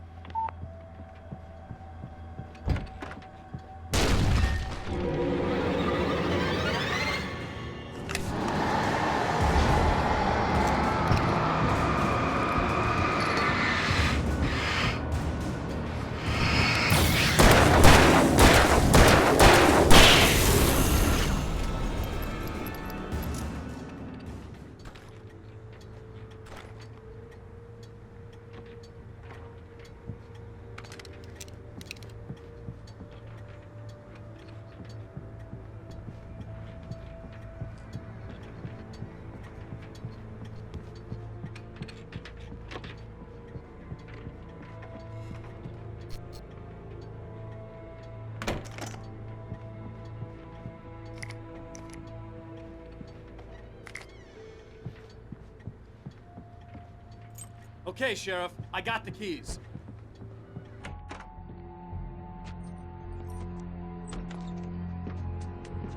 Barry? Why isn't he inside? Oh, God. Oh, God.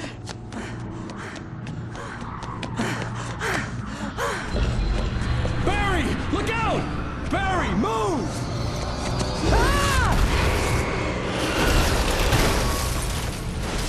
Barry! He made it inside, Wake. He's okay. The storefront's blocked. Come on, Wake, let's go around. We can meet him in the back.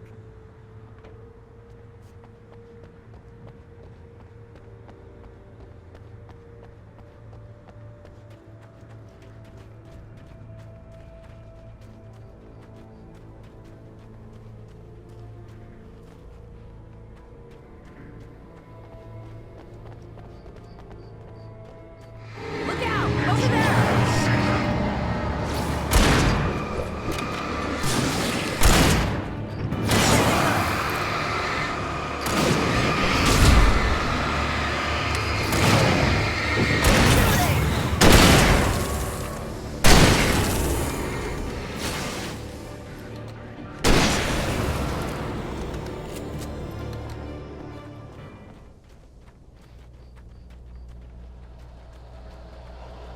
We can make it through the bookstore. Hey, Wheeler should be waiting for us in the backyard. Keep it the hell down or I'll call the sheriff.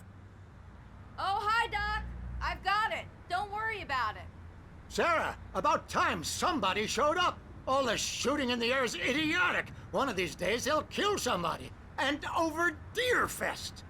I know. Go back to bed. He's got a point, Wake. Look, this town can't take this.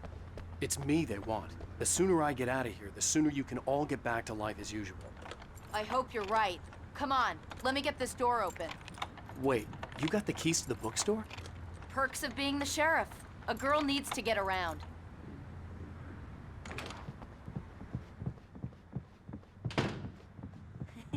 They're really taking advantage of your presence here, Wake. I heard they're selling a lot of your Alex Casey books. Right now, I'm not a big fan of my own writing. Cynthia Weaver worked hard, following her obsessive rituals, sometimes fighting them, always giving in to them in the end. She haunted the halls of Bright Falls' abandoned power plant. She marked her caches with light-sensitive paint that could only be seen by eyes that had been touched by darkness and saved by light like she'd been. She was preparing defenses and supply lines for the war she knew would come. The war between the forces of light and darkness.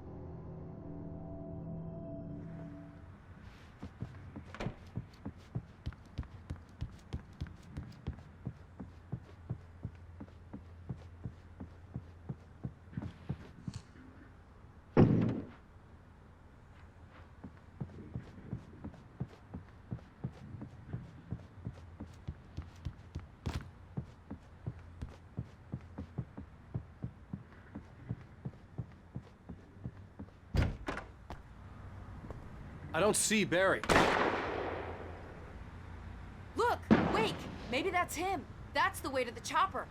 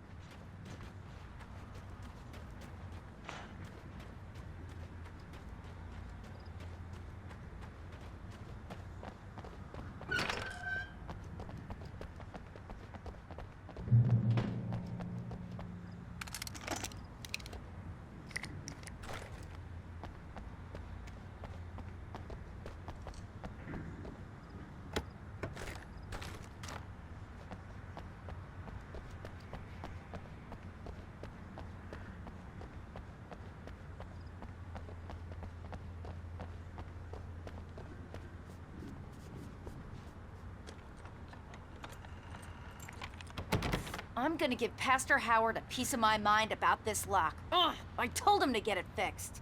Here they come! Labor. Let's take a break.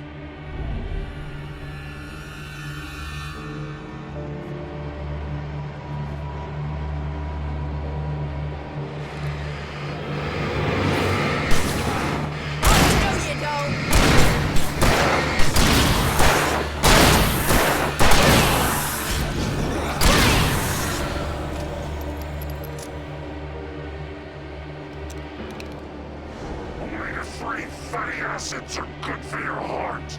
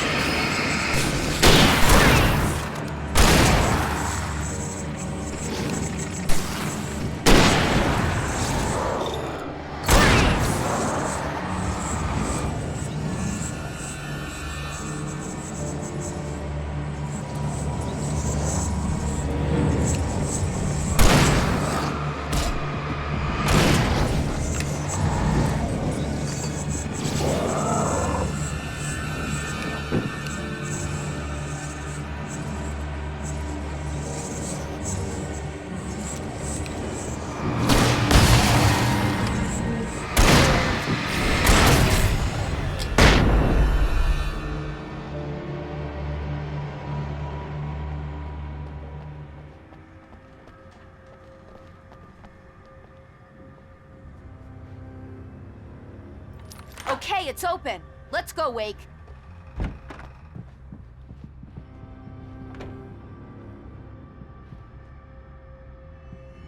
Wow.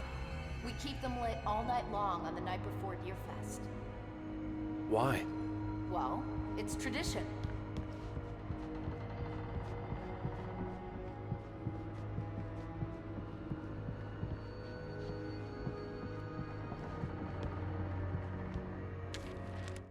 For it to be free, the Dark Presence needed the writer to finish the story. Again and again, the story let it get frustratingly close to the writer without letting it capture him. It was bound by the events depicted in the manuscript, but it could pursue the writer indirectly, put others on the task, and stop those who would help him. It took over everything in its path, made them its puppets, and sent them after Alan Wake.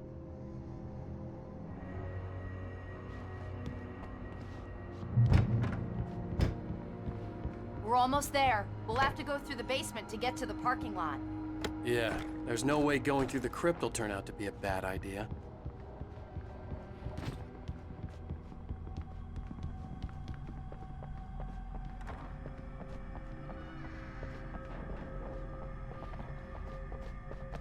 You have the right to remain silent.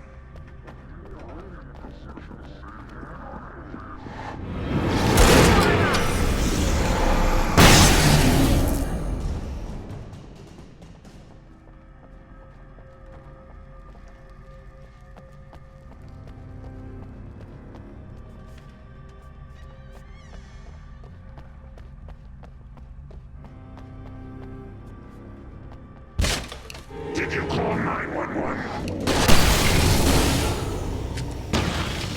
Guess that one saw the light, huh? You didn't like that one? A tough audience. Well, I got plenty more. What are the Christmas lights for? Protection, man. Like garlic against vampires. Vampires. The helicopter's just across the parking lot and up the hill. Come on!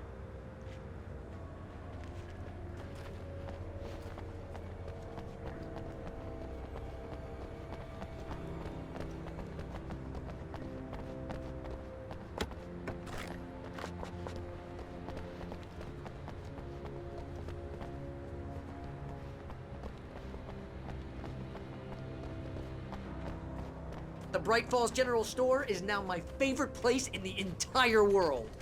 See this headlamp? It's like a superpower. I can just look at one of those things and they die. It's my flaming eye of Mordor. I wish I didn't say that. Yeah. Hey, I want a headlamp. Last one. Bastard. Alice had screamed until she had no voice left to scream. Around her, the darkness was alive. It was cold and wet and malevolent and without end. She was a prisoner, trapped in the dark place. The terror would have burned her mind out, but one thing made her hang on. She could sense Alan in the dark. She could hear him. She could see the words he was writing as flickering shadows. He sensed her too. He was trying to work his way to her.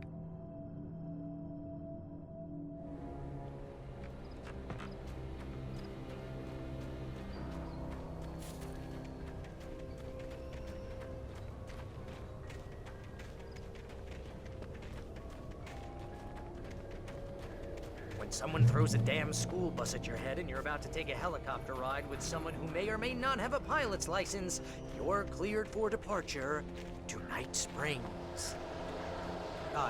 No offense, Sheriff.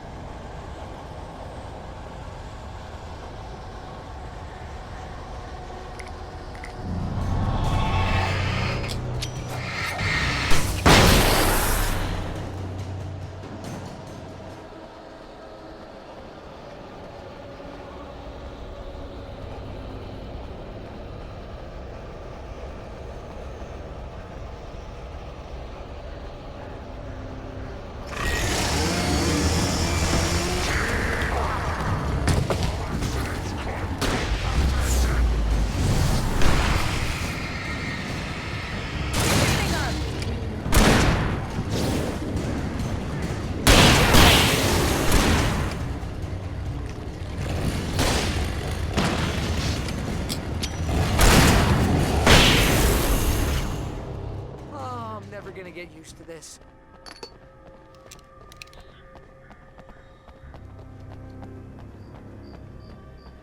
The helicopter's just up ahead. I'll need a while to prep for takeoff. Don't take too long. I want to get out of here.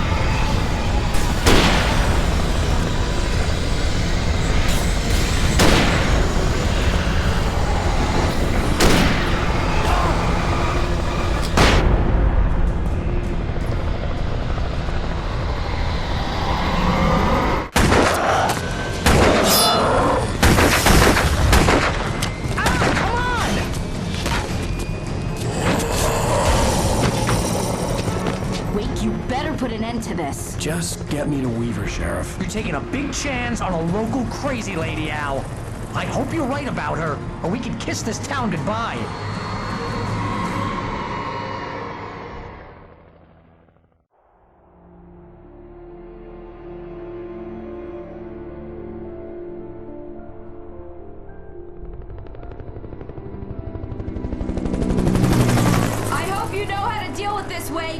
I guess you New Yorkers are used to rough situations like this. Right. The city's a war zone. King Kong, mutant alligators, and Alex Casey shoots the place up every weekend. Look, I never even carried a gun until a couple of days ago. Well, my dad used to be a cop there. Tells some pretty wild stories. Stuff like this? No, just normal bad stuff. Kinda like your books, Wake. I used to tease Dad that he was just like Alex Casey. You've read me. Oh, sure. You're a pretty good writer. A little heavy on the metaphors, maybe.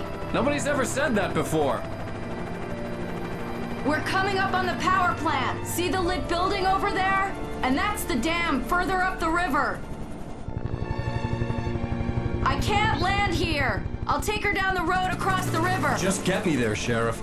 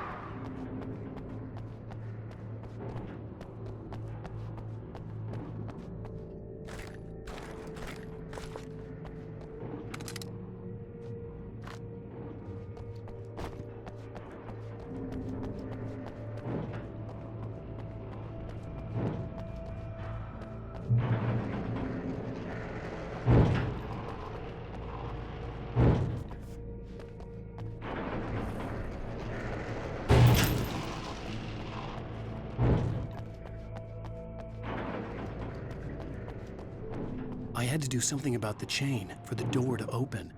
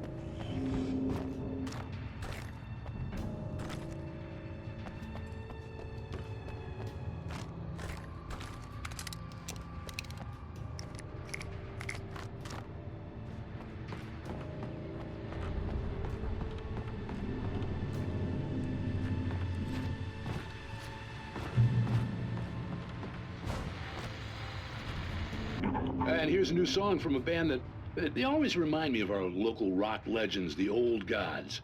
I couldn't tell you why. I guess it's just, one of those things. Anyway, here's Poets of the Fall and their latest single, War. This is good work.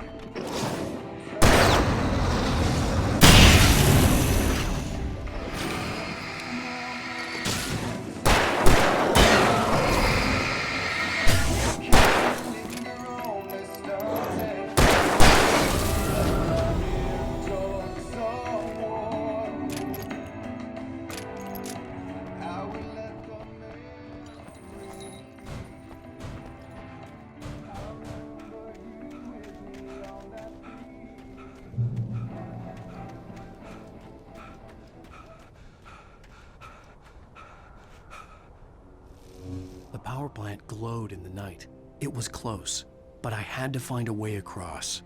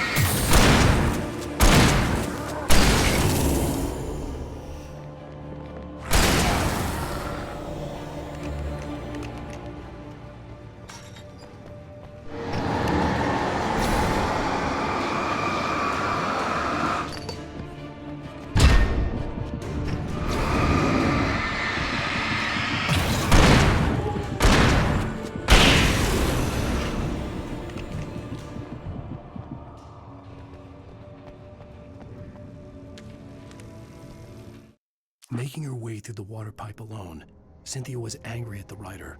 Foolish young man, taking unnecessary risks. And the way he broke the rules. Didn't he understand what was at stake?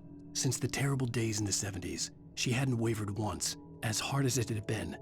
She was tired of protecting the town all these long years, and now only wanted to rest.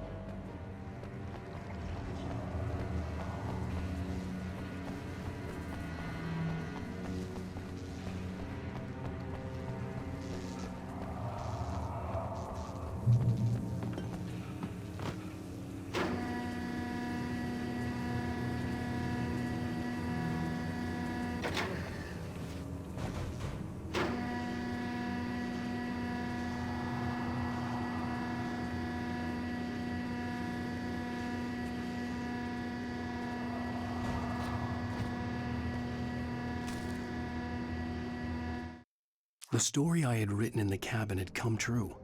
Touched by the dark presence, I had written a horror story, but the end was still missing. The story was incomplete, and the last unfinished page of the manuscript still sat in the typewriter in the cabin study. If I could get back there, if I could read the page, then I could write my own ending to this story and save Alice.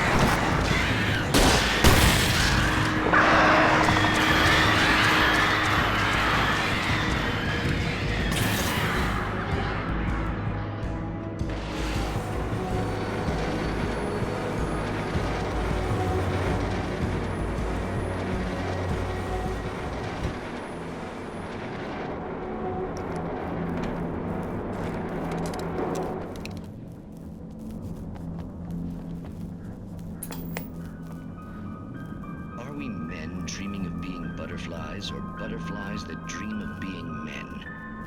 Such philosophical concerns are by necessity abstract. And yet, some of us can find concrete proof of the nature of our existence in Night Springs. Tonight's episode, an absence of creativity. Hello, Martha. What did you want to show me? Oh, Lydia, thank God you're here. Please, it's in the basement.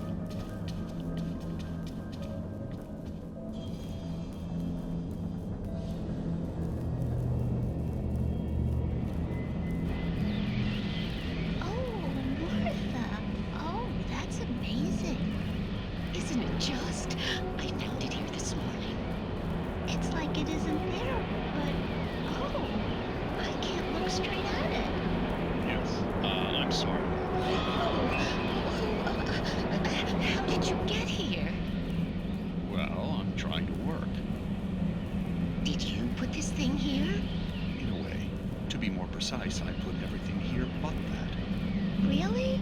But what is it? Well, I guess the temptation is to call it a hole, but it's really an absence, a profound lack of reality. In Martha's basement? Yes, I was doing so well, too. I came up with 2 old ladies and put something really weird in the basement. It was a great start. I'm completely blocked now. I can't imagine what I was up to. Surely it's just an ordinary basement. Is it? Why did you call your friend here, then? Well, I don't know. Oh, well. Couldn't you just ignore it? Oh, no, I couldn't do that. It would probably turn into a plot hole. Might be one already. Could sink the whole enterprise. Oh, my. Listen, ladies, not to be rude, but I'm really not at all sure where I'm going with this, and you're just not helping. You should just go back upstairs for a cup of coffee while I try to figure out what I'm up to. Well, if you think that's best. Maybe I should just stop here. Or is that too moronic? Is that too moronic? Indeed. Who can tell? It's a fine line between the stupid and the sublime. Night Springs.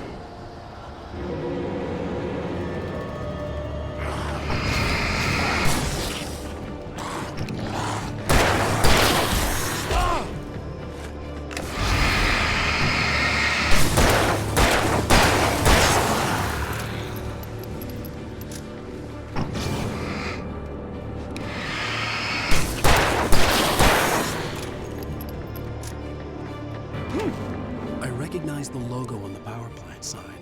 I'd seen a version of it painted all over the area, signifying hidden caches of supplies.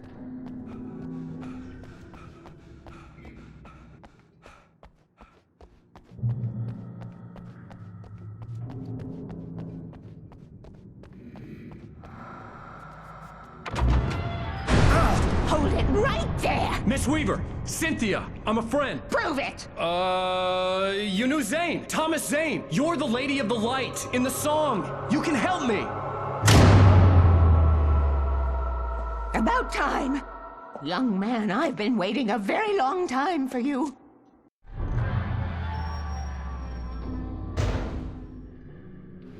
It's in the well-lit room. Excuse me? What you need to drive the darkness back. The well-lit room is at the dam. I built the room to keep it safe. Will it help me find Alice? Will it get me back to the cabin? Fine, let's go. I can get my friends to come back with the helicopter. Oh, we won't go outside. Never at night. That's rule number 1. You've been breaking the rules, young man, and where has that gotten us, No, I have a secret route, a lit route, an old water pipe.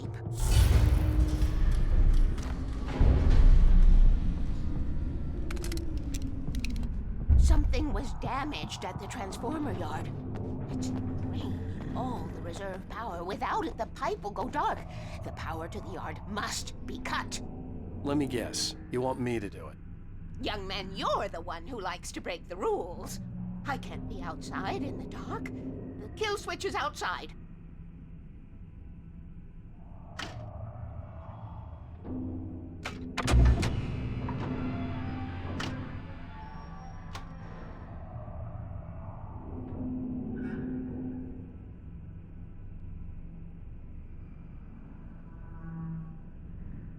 Hurry! The switch is on the wall facing the shore.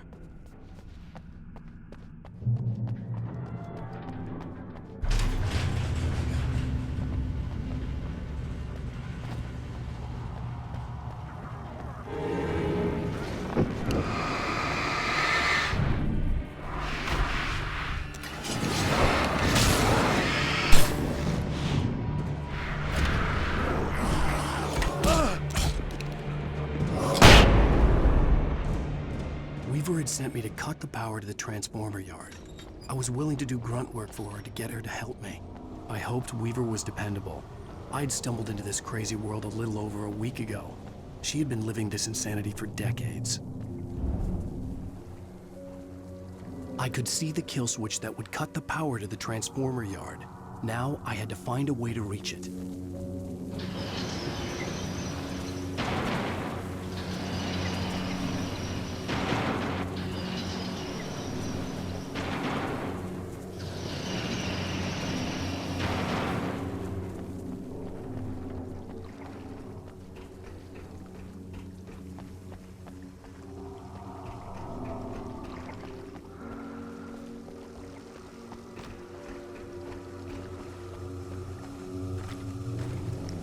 Who designs these things?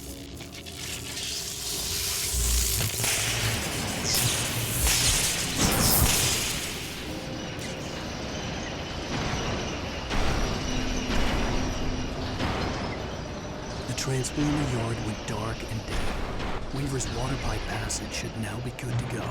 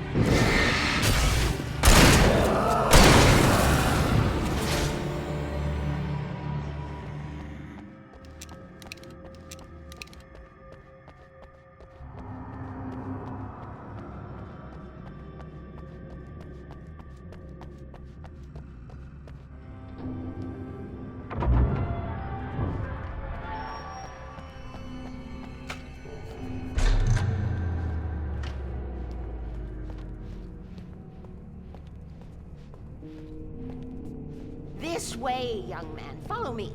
Come, come. The pipe's empty now. We're ready to go. This way. We need to go. I knew them both, Tom and Barbara. I had such a crush on him. Such a beautiful man. I was jealous. There was a part of me that was maybe a little glad when she had the accident. And then Tom started writing and woke the darkness up. He tried to bring her back, but you can't do that. There are no free rides like that. I'm starting to realize that. In that case, young man, perhaps you're a smarter man than Tom was. The witch looked like her, but it wasn't. Barbara was sweet. He didn't understand until it was too late. He tried to undo it, wrote himself, her, everything he'd ever written out of the world. Oh, he was so famous. And afterward, no one knew. Oh, Tom. He left only one thing behind in my care, in case it happened again. Insurance. He trusted me. Or perhaps used me a little. Tom knew how I felt. Knew I wouldn't refuse him. I built the well-lit room and put it there. It's been waiting for you. We are characters trapped in a story you have written, and none of us will survive to see the end of it if the darkness isn't stopped. She'll twist the story to her own dark ends. How do you know all this? Tom, that's the way he wrote it. He still talks to me, you know, in television, from beyond, from below. We have both been touched by the darkness, young man. He saved us both with the light, but the darkness stays with you. Leaves a stain. This pipe will take us directly to the well-lit room. Okay, I need to call my friends, tell them where we're going. Hello? Al! Barry, we're headed to the dam in one of the pipes. Meet us there. Okay, I'll tell Sarah. It's Sarah now? Whoa! No! For the sweet love of... Barry! Barry! We gotta go see if they're okay. They're probably dead. You must reach the well-lit room. This is no time to be a selfish idiot. That's my best friend!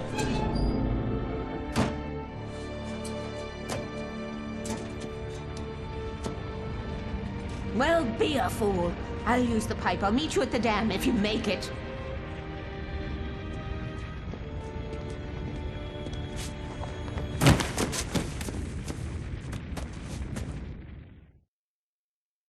At least I didn't have to worry about her. She knew how to stay safe.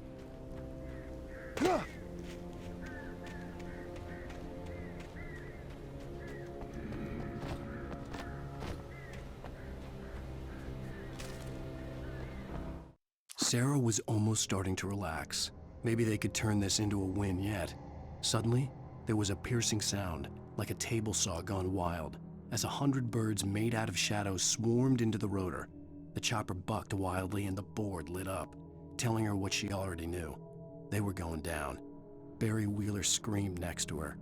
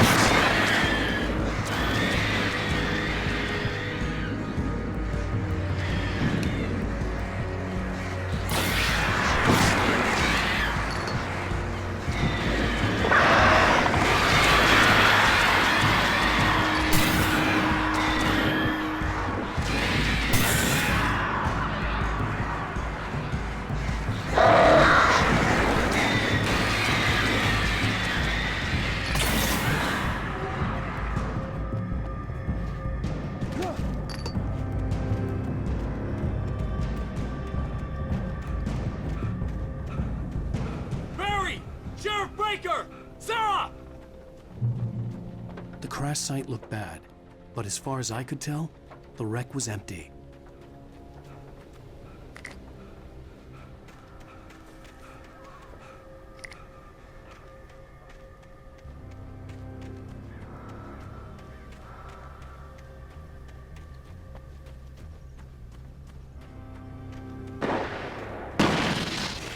Barry! Barry! Over here! Hang in there, I'm coming!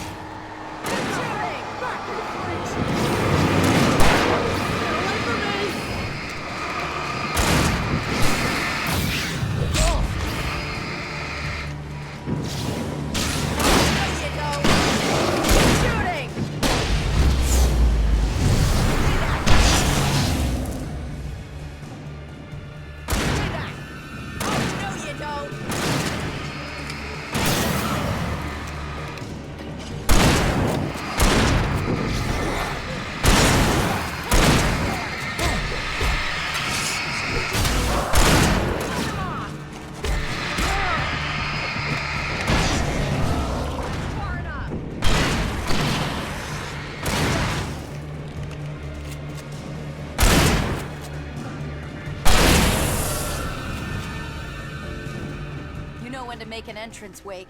We were ready to make like Butch Cassidy and the Sundance Kid. I have a different ending in mind. Yeah, I'm fine. Thanks for asking. I knew you'd be all right.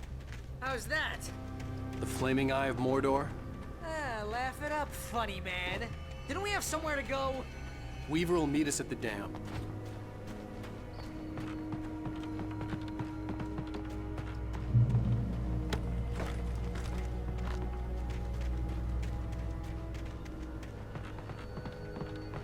Oh, I should have kept that gym You membership. see those lights? That's the elevator we need to take.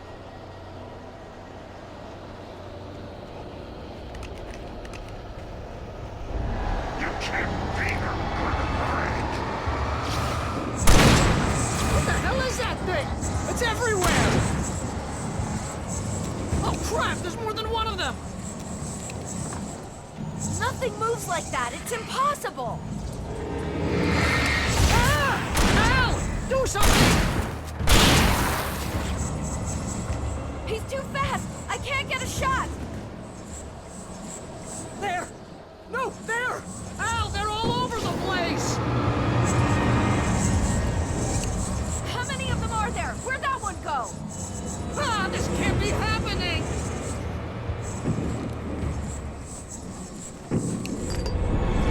Wait, this is bad. This is really bad.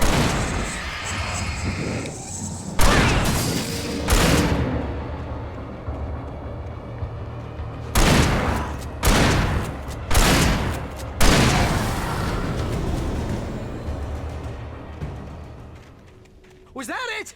Are we safe? That was... wow. I think we're okay. Can we just stay here until morning, Al? Please? Wake, call the elevator. I'm keeping watch. I think I hear something moving around.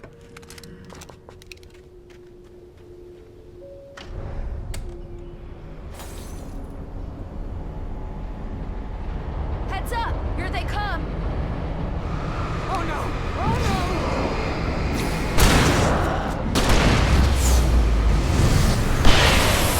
They're coming! We have to hold them off!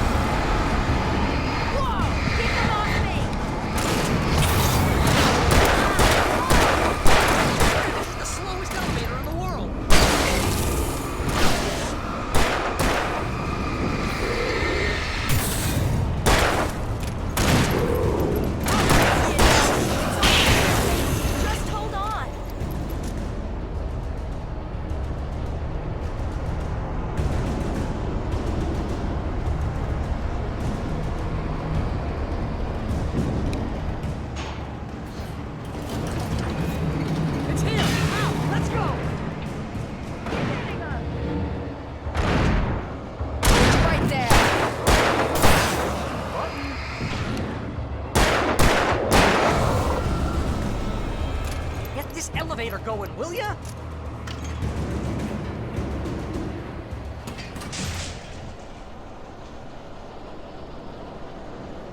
We're almost there. There's an entrance into the dam at the top. What's the plan, Wake? Well, Weaver's crazy, but she's got something Zane left behind. Something to fix this. Gee, could you be a little more vague? Thomas Zane? Seriously? Might as well be Paul Bunyan or Bigfoot. Yeah, well, he was real.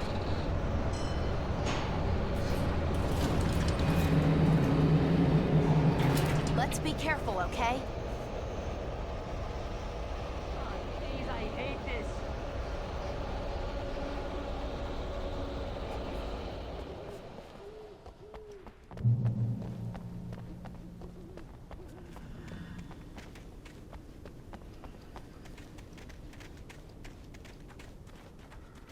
Okay, Wake. There's a button over there that opens the door.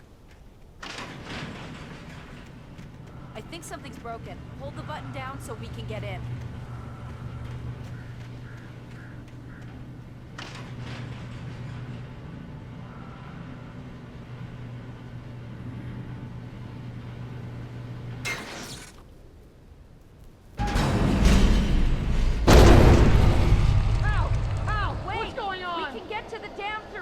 What's happening out there? You guys go ahead and find Weaver. She should be in the dam now. I'll have to make it alone through the top. Okay, Wake. Good luck. Don't get yourself killed. Ow! Please, be careful. I'll take good care of Barry, Wake. You just look after yourself.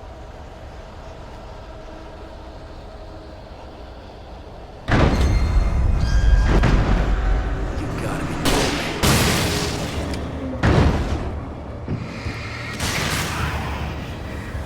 down, boy.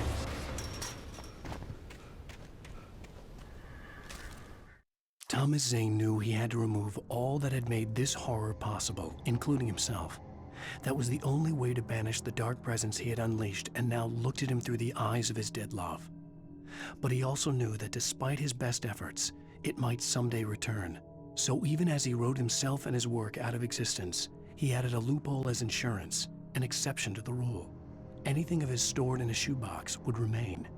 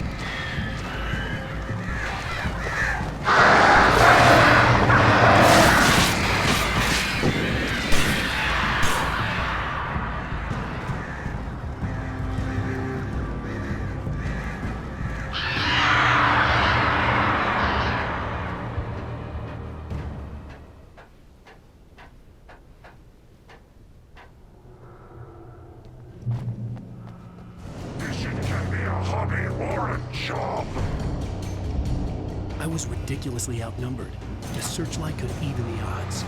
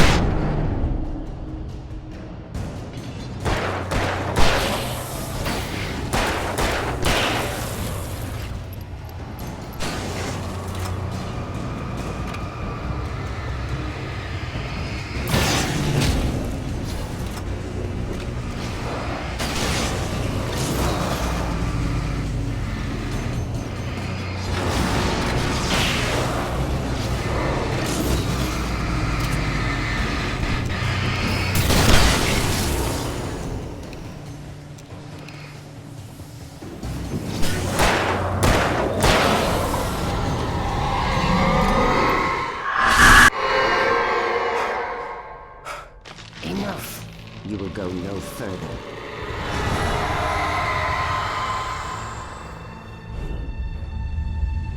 Stop now!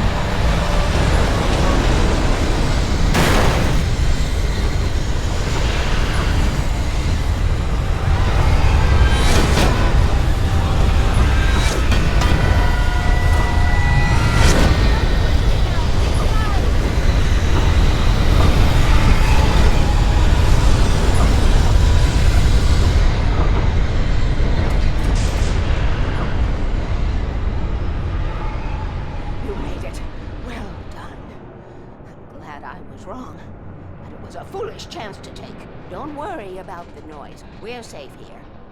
I have looked after the well-lit room for many, many years now. There is no shadow in the well-lit room.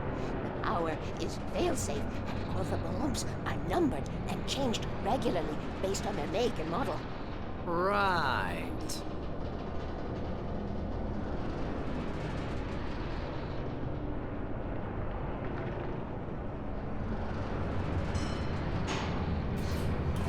There's an old army base at Raincoat Point, north of here. It was active during the Second World War. They operated here back then.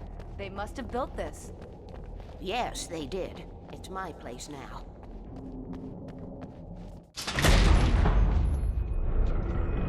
Take it, and I won't need to worry about the room anymore, because 6 and 33 and 118 need changing soon, and I don't want to climb up the ladder to change them because it's very late, and I'm tired.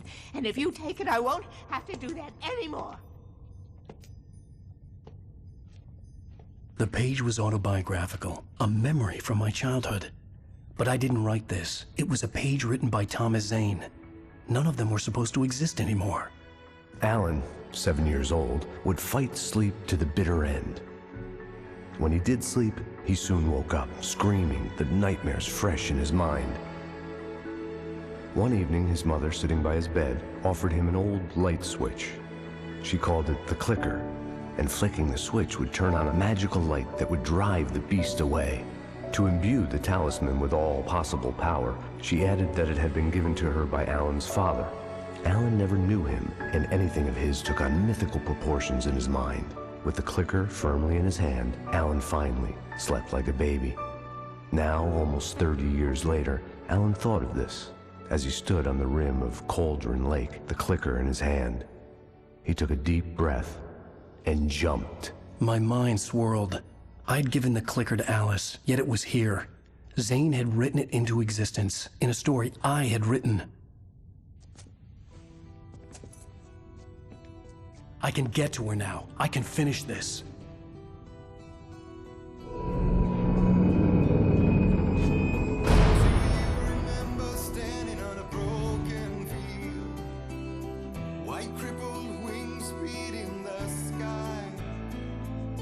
Harbingers of war with their nature revealed and our chances flowing by. If I can let the memory heal, I will remember you with me on that field.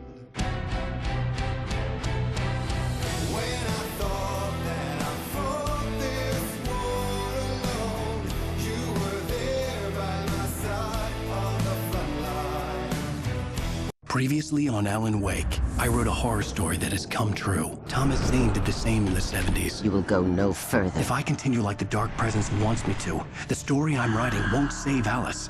It's a horror story.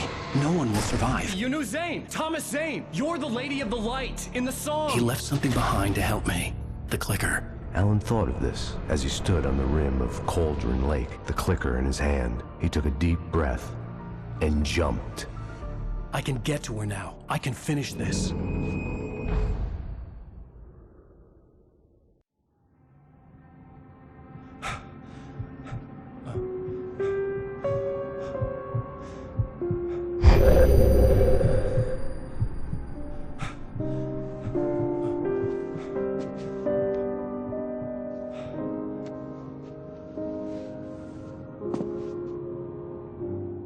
I had a hangover. My head was about to explode and the light hurt my eyes. I needed my sunglasses and painkillers to dull the pain. In one of my finer moments of self-deception, I swore to quit drinking.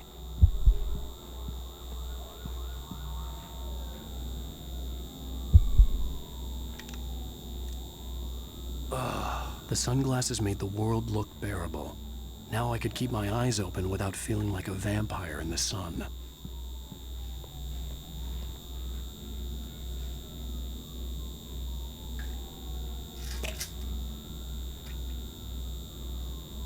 The pills worked fast. The prospect of being awake started to seem bearable again. There was a message waiting for me on the machine. You have one new message. Al! Are you still asleep? Wakey, wakey! You should have your show on your TiVo. If Alice wasn't too mad to record it. Yeah, she called me earlier and really chewed me out. Yeah, we went a little overboard last night. But parties are a part of this business. Al, look, I'm saying this as your friend.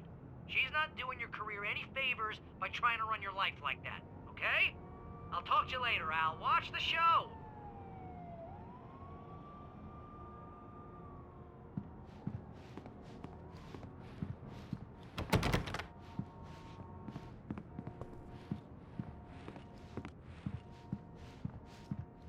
I'd been a guest on the talk show the previous night, talking about my latest book.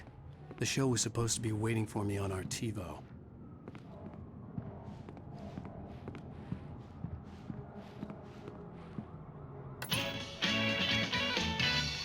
Ladies and gentlemen, welcome back to the Harry Gallic Show. Thank you. Thank you, everybody. We have a great show tonight. I've been talking with the best-selling author Alan Wake about his new book, The Sudden Stop. Yeah, good read. Go buy it. No, it is a good read. Look, I'm gonna be honest here. Is that wise? No, but I'm gonna do it anyway. I got people who give me the lowdown on books. I'm a busy guy. But this one, I actually read from cover to cover. I mean, I'm a big fan. Wow, thanks. Now, this might be a spoiler for those who haven't read the book yet. Based on the sales figures, the 2 people out there who haven't read the book yet. But this last book is all about the death of the main character, the hard-boiled New York detective, Alex Casey. Now, there's been a lot of outrage about this. Why the hell did you kill Casey? What the hell were you thinking, man? Good riddance. No, seriously though. 7 years and 6 books is a long time. He was a gloomy guy to spend all your working hours with, and it was a good run. But it's time to explore new things. My next book will be a departure from the old for me. You selfish bastard, always thinking of yourself. Well, you've certainly given us a lot of entertainment over the years. And now that you mention it, Casey was a gloomy guy. Never had much luck with his love life with the ladies. Was that autobiographical in any way? Yeah, no kidding. Casey's lady friends tended to die on him. With Casey, it was all about his pain. No, nothing autobiographical about that. I'm a happily married man. My wife is my muse. Well, congratulations. That's great to hear. So, how's the publicity tour been treating you? Good. Great. But I gotta say, I'm glad to be back home in New York. Well, you've certainly been on the news a lot lately. Lots of parties and, you got into a fight with some paparazzi. Oh, man. Well, that guy was really in my face. I lost my temper. I know that wasn't cool. You are famous for that temper. Well, I did also write several books. Well, your latest novel is called The Sudden Stop, and it's in bookstores now. Go get it. That means the two of you out there who haven't bought it yet. Ladies and gentlemen, that's all we have for you tonight. I want to thank all our guests for the evening. Alan Wake, Sam Lake. Once more, do the face for a Sam. And our musical guests, Poets of the Fall. Thank you, and At least I'd been funny. I told myself I could live with that. Hey, honey. Did you watch the show? I didn't say anything stupid if that's what you want to know. Okay, Grumpy. You want an aspirin or something? Are you going to start with me about drinking now? You know what? I should have followed her Go back to advice. sleep, Alan. But suddenly I was angry, mostly at myself. And she was there, a convenient... What? Now you can't even talk to me? Well, this morning I was angry because you said you'd be home at midnight and you showed up at 7 a.m. and passed out in mid-sentence. Now I'm over it. Are you angry? This goddamn tour. It's gotten out of hand. Oh, honey. It's almost over, right? We can get back to normal. Then you can start writing again.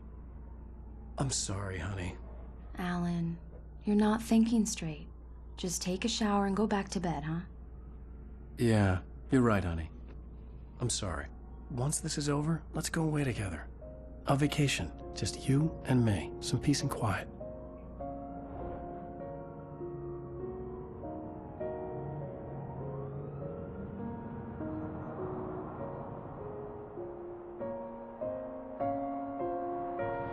Somehow, the clicker was the key to the cabin.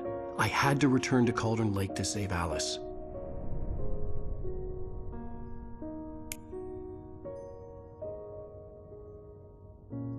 I'm going back to the lake to finish this. I'm going to write an ending to the story in the manuscript on my own terms, to make it all right. Why can't you just write it here? The last page is still in the typewriter. I need to read it first. Everything needs to be just right. Zane tried to cut some corners, and it didn't end well.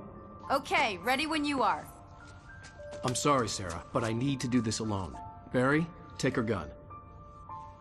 Miss Weaver, close the door when I leave.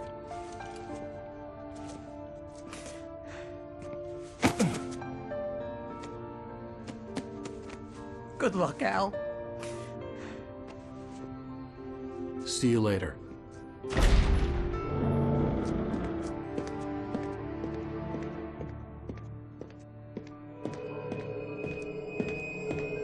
When I got out, it was warm and sunny. I'd flicked the switch of the clicker. Had it done this? I didn't stop to question it. I had to take advantage of the sunlight to get to the lake. On Zane's page, I'd stood on the rim of Cauldron Lake, about to use the clicker. That's where I was headed.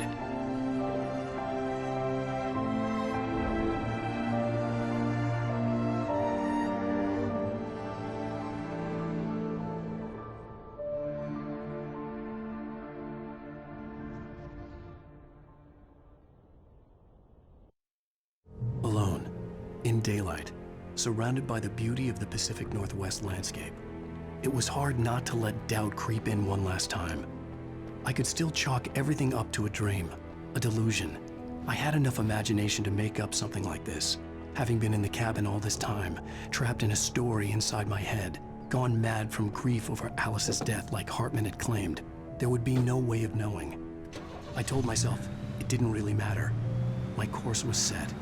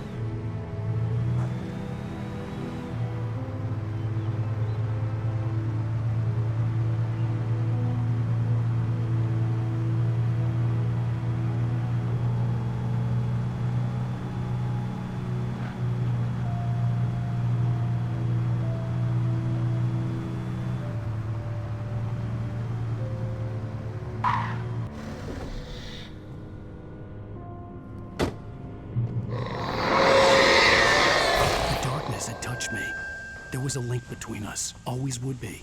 I could feel its presence again, getting closer.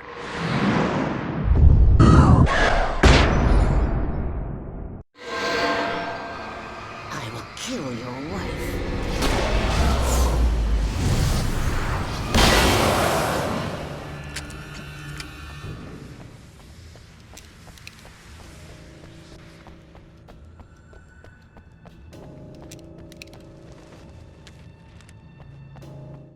The Dark Presence was no longer trying to capture the Rider so he could create the ending it wanted.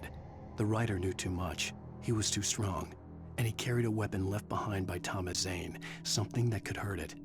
Now, the darkness was doing everything in its power to simply stop the Rider from ever reaching Cauldron Lake and the dark place it came from.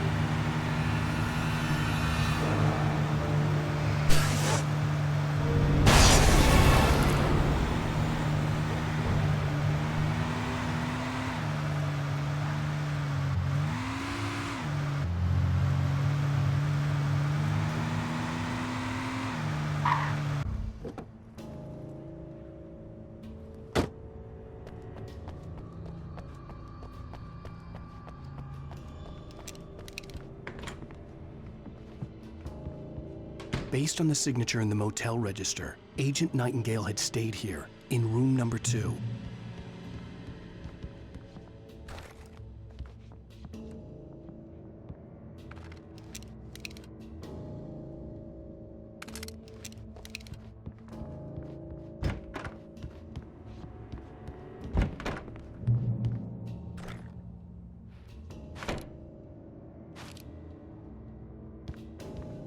This had obviously been the room where Agent Nightingale had stayed when he hadn't been busy harassing me.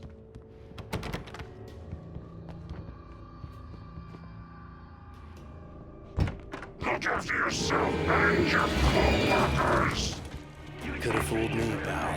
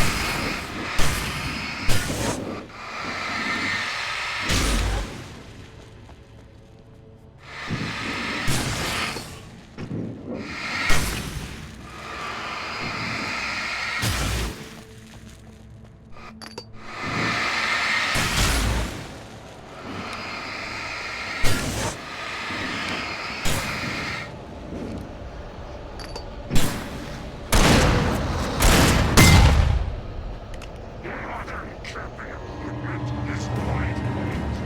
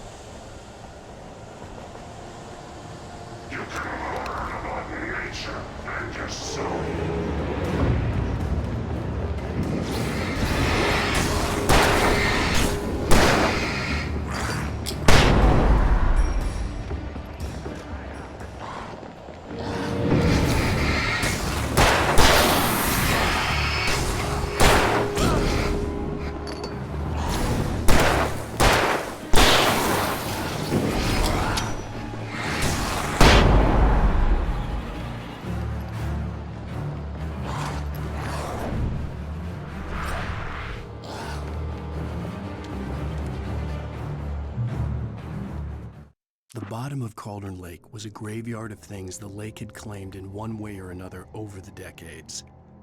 The Dark Presence brought them up in its wake, scattering the rotten waterlogged hull of an old boat here, the remains of a long-ago crashed airplane there, trees shattered under the impacts. The earth groaned. It didn't even notice.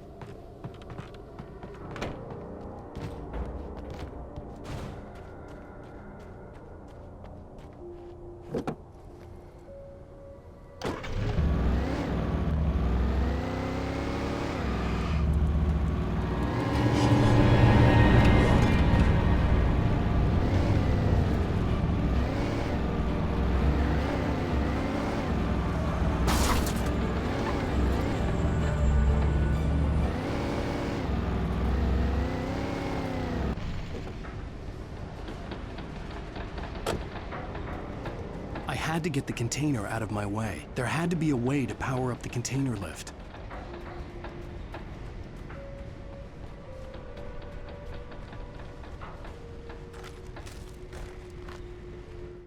Zane cut its heart out, but it didn't die. The thing that wore Barbara's face kept crooning sweet nothings sugar-laced with poison. He put on the suit, untied the monster from the chair. The thing in his arms thrashed weakly, but he held fast. He stepped outside, off the pier, and into the dark water, a sinking pinprick of light descending toward a bottom that never came.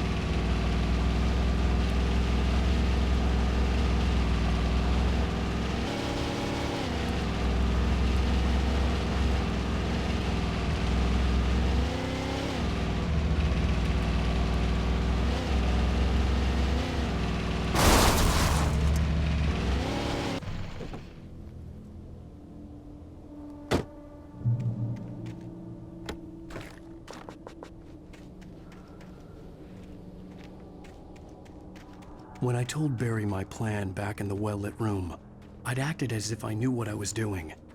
I didn't. I was operating on the shifting logic of a dream. I had to fight my way to the lake through the horrors of the night. I had to flick an old battered light switch imbued with childhood magic. I had to write a happy ending to a horror story. I had to save my wife from the dark prison she was being held in.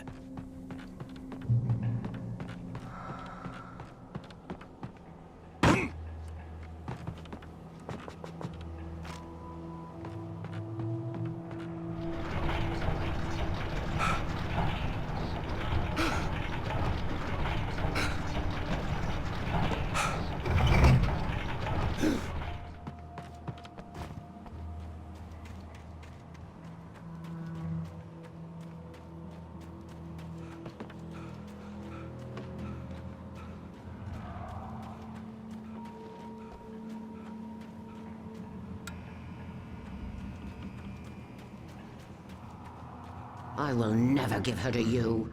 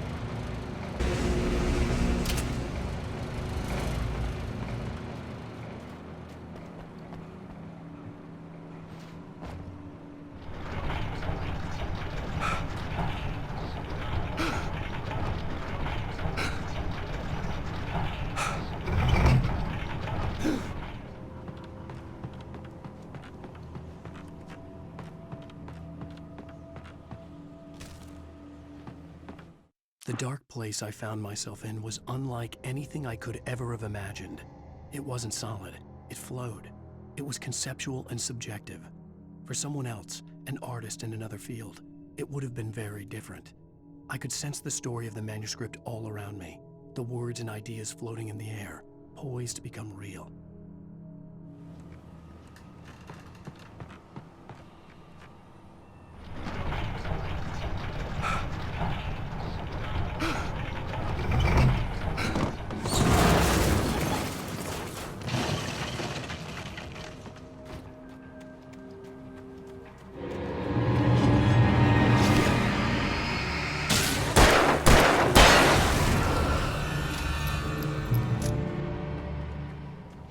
I could see Mirror Peak in the distance.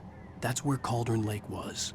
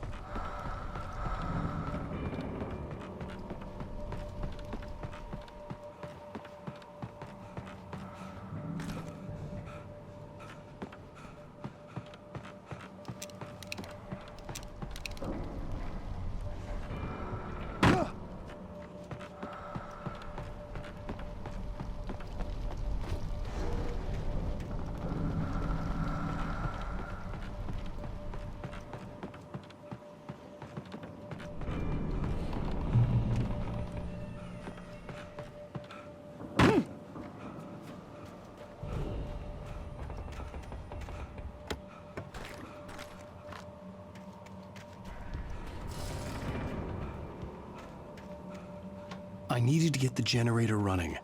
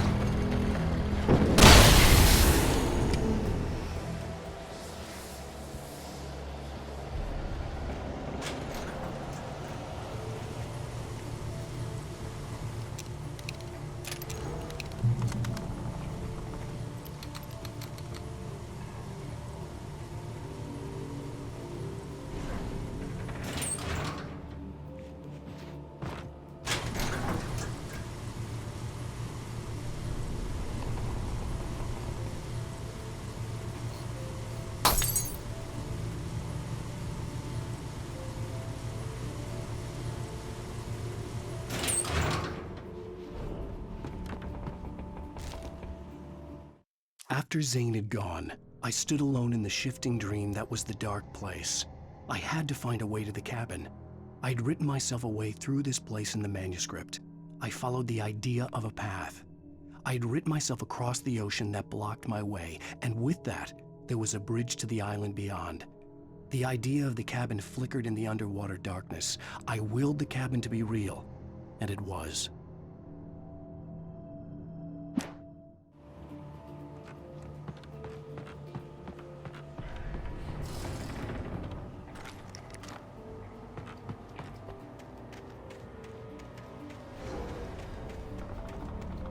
Turn back now.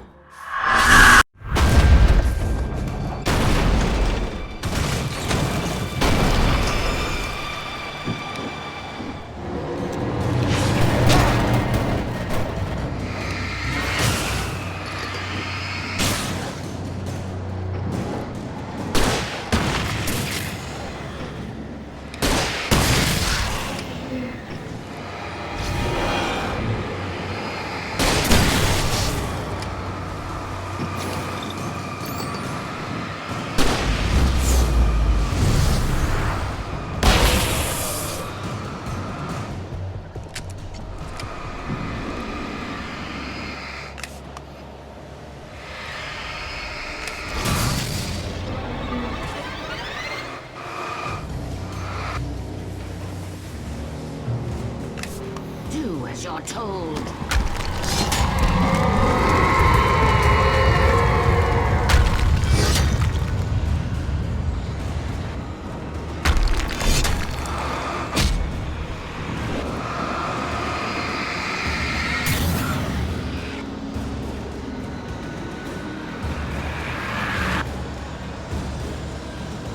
Alice never loved you.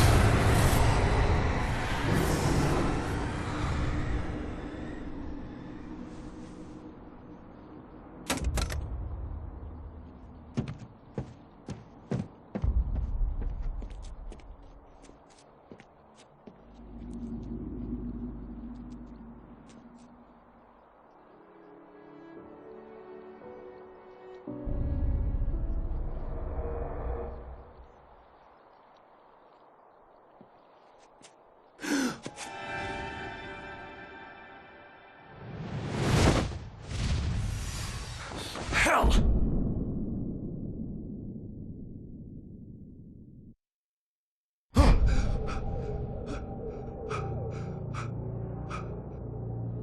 Shh, baby. You were having a bad dream. It was just another nightmare. No. Everything's fine. You're home. It wasn't a dream. Everything's fine. Turn the lights on. Turn the lights on! Shh, baby. The power's out. There's no light. Come back to bed and I'll make you forget all about your fear in the dark. My fear? It's your fear. Why aren't you afraid? You're not Alice. Turn the lights on now. Where's the clicker? What did you do with it? Alan, honey, you're still 1 foot in a dream. You're not making any sense. Come back to bed.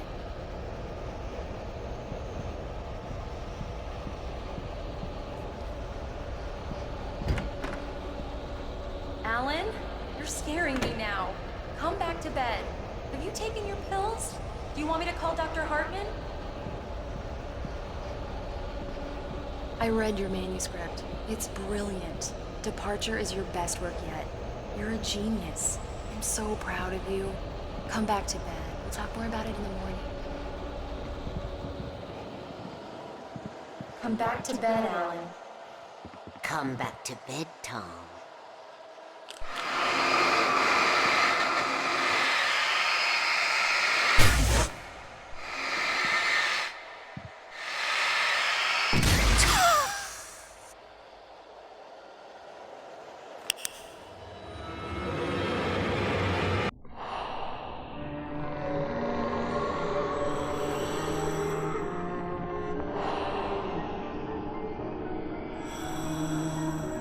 You must find your way to the cabin. It stands in your way. It won't let you pass. It has no heart. It's filled with darkness.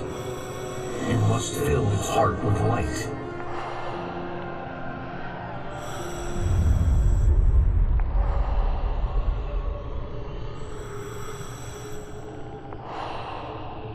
Don't mind him. He's Mr. Scott.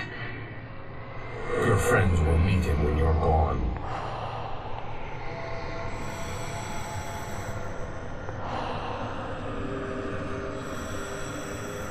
Use the clicker.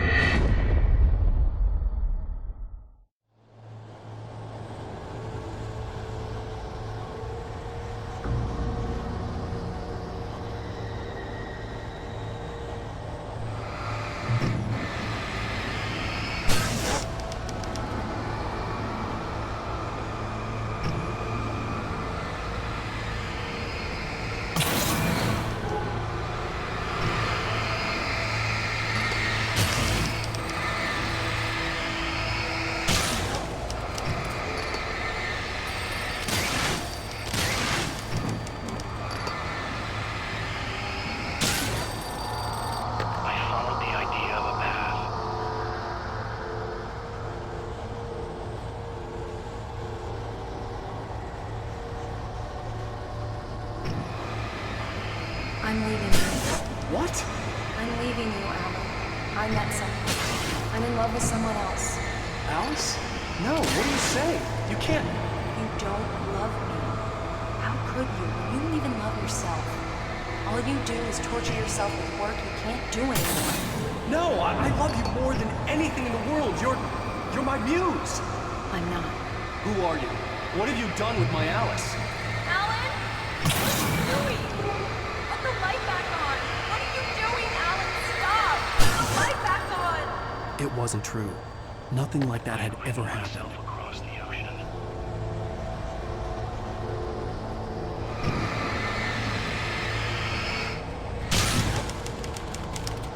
You're not my Barbara. Tom, let me go.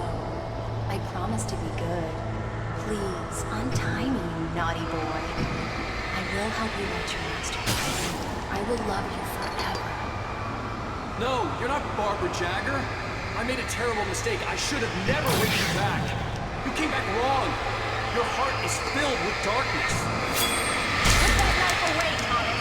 Put it down. Heart is filled with darkness. I'll cut it out. Take you back to the depths of paper.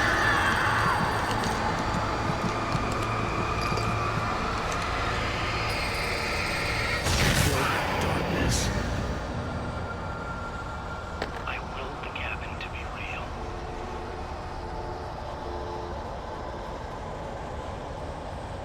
Get away from me, you hag! Where am I? Let me go! Alice!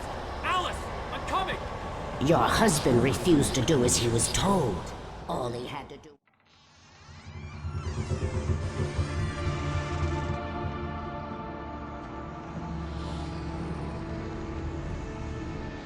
Now you will never get her back.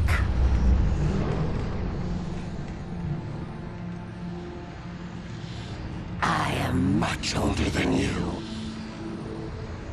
Older than your first work of art.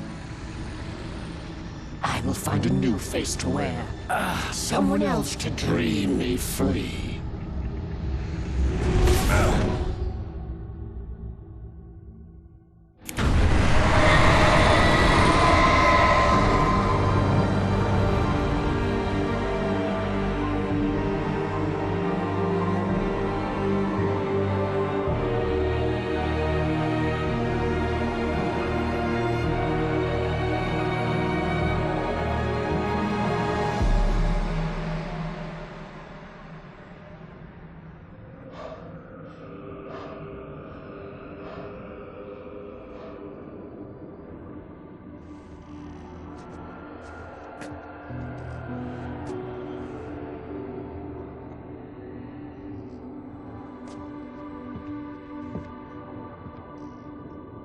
I could feel Alice's presence close by.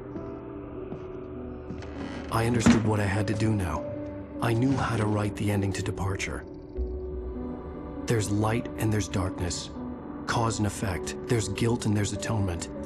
But the scales always need to balance. Everything has a price. That's where Zane had gone wrong.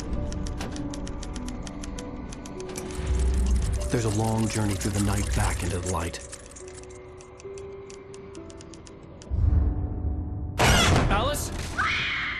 Alice?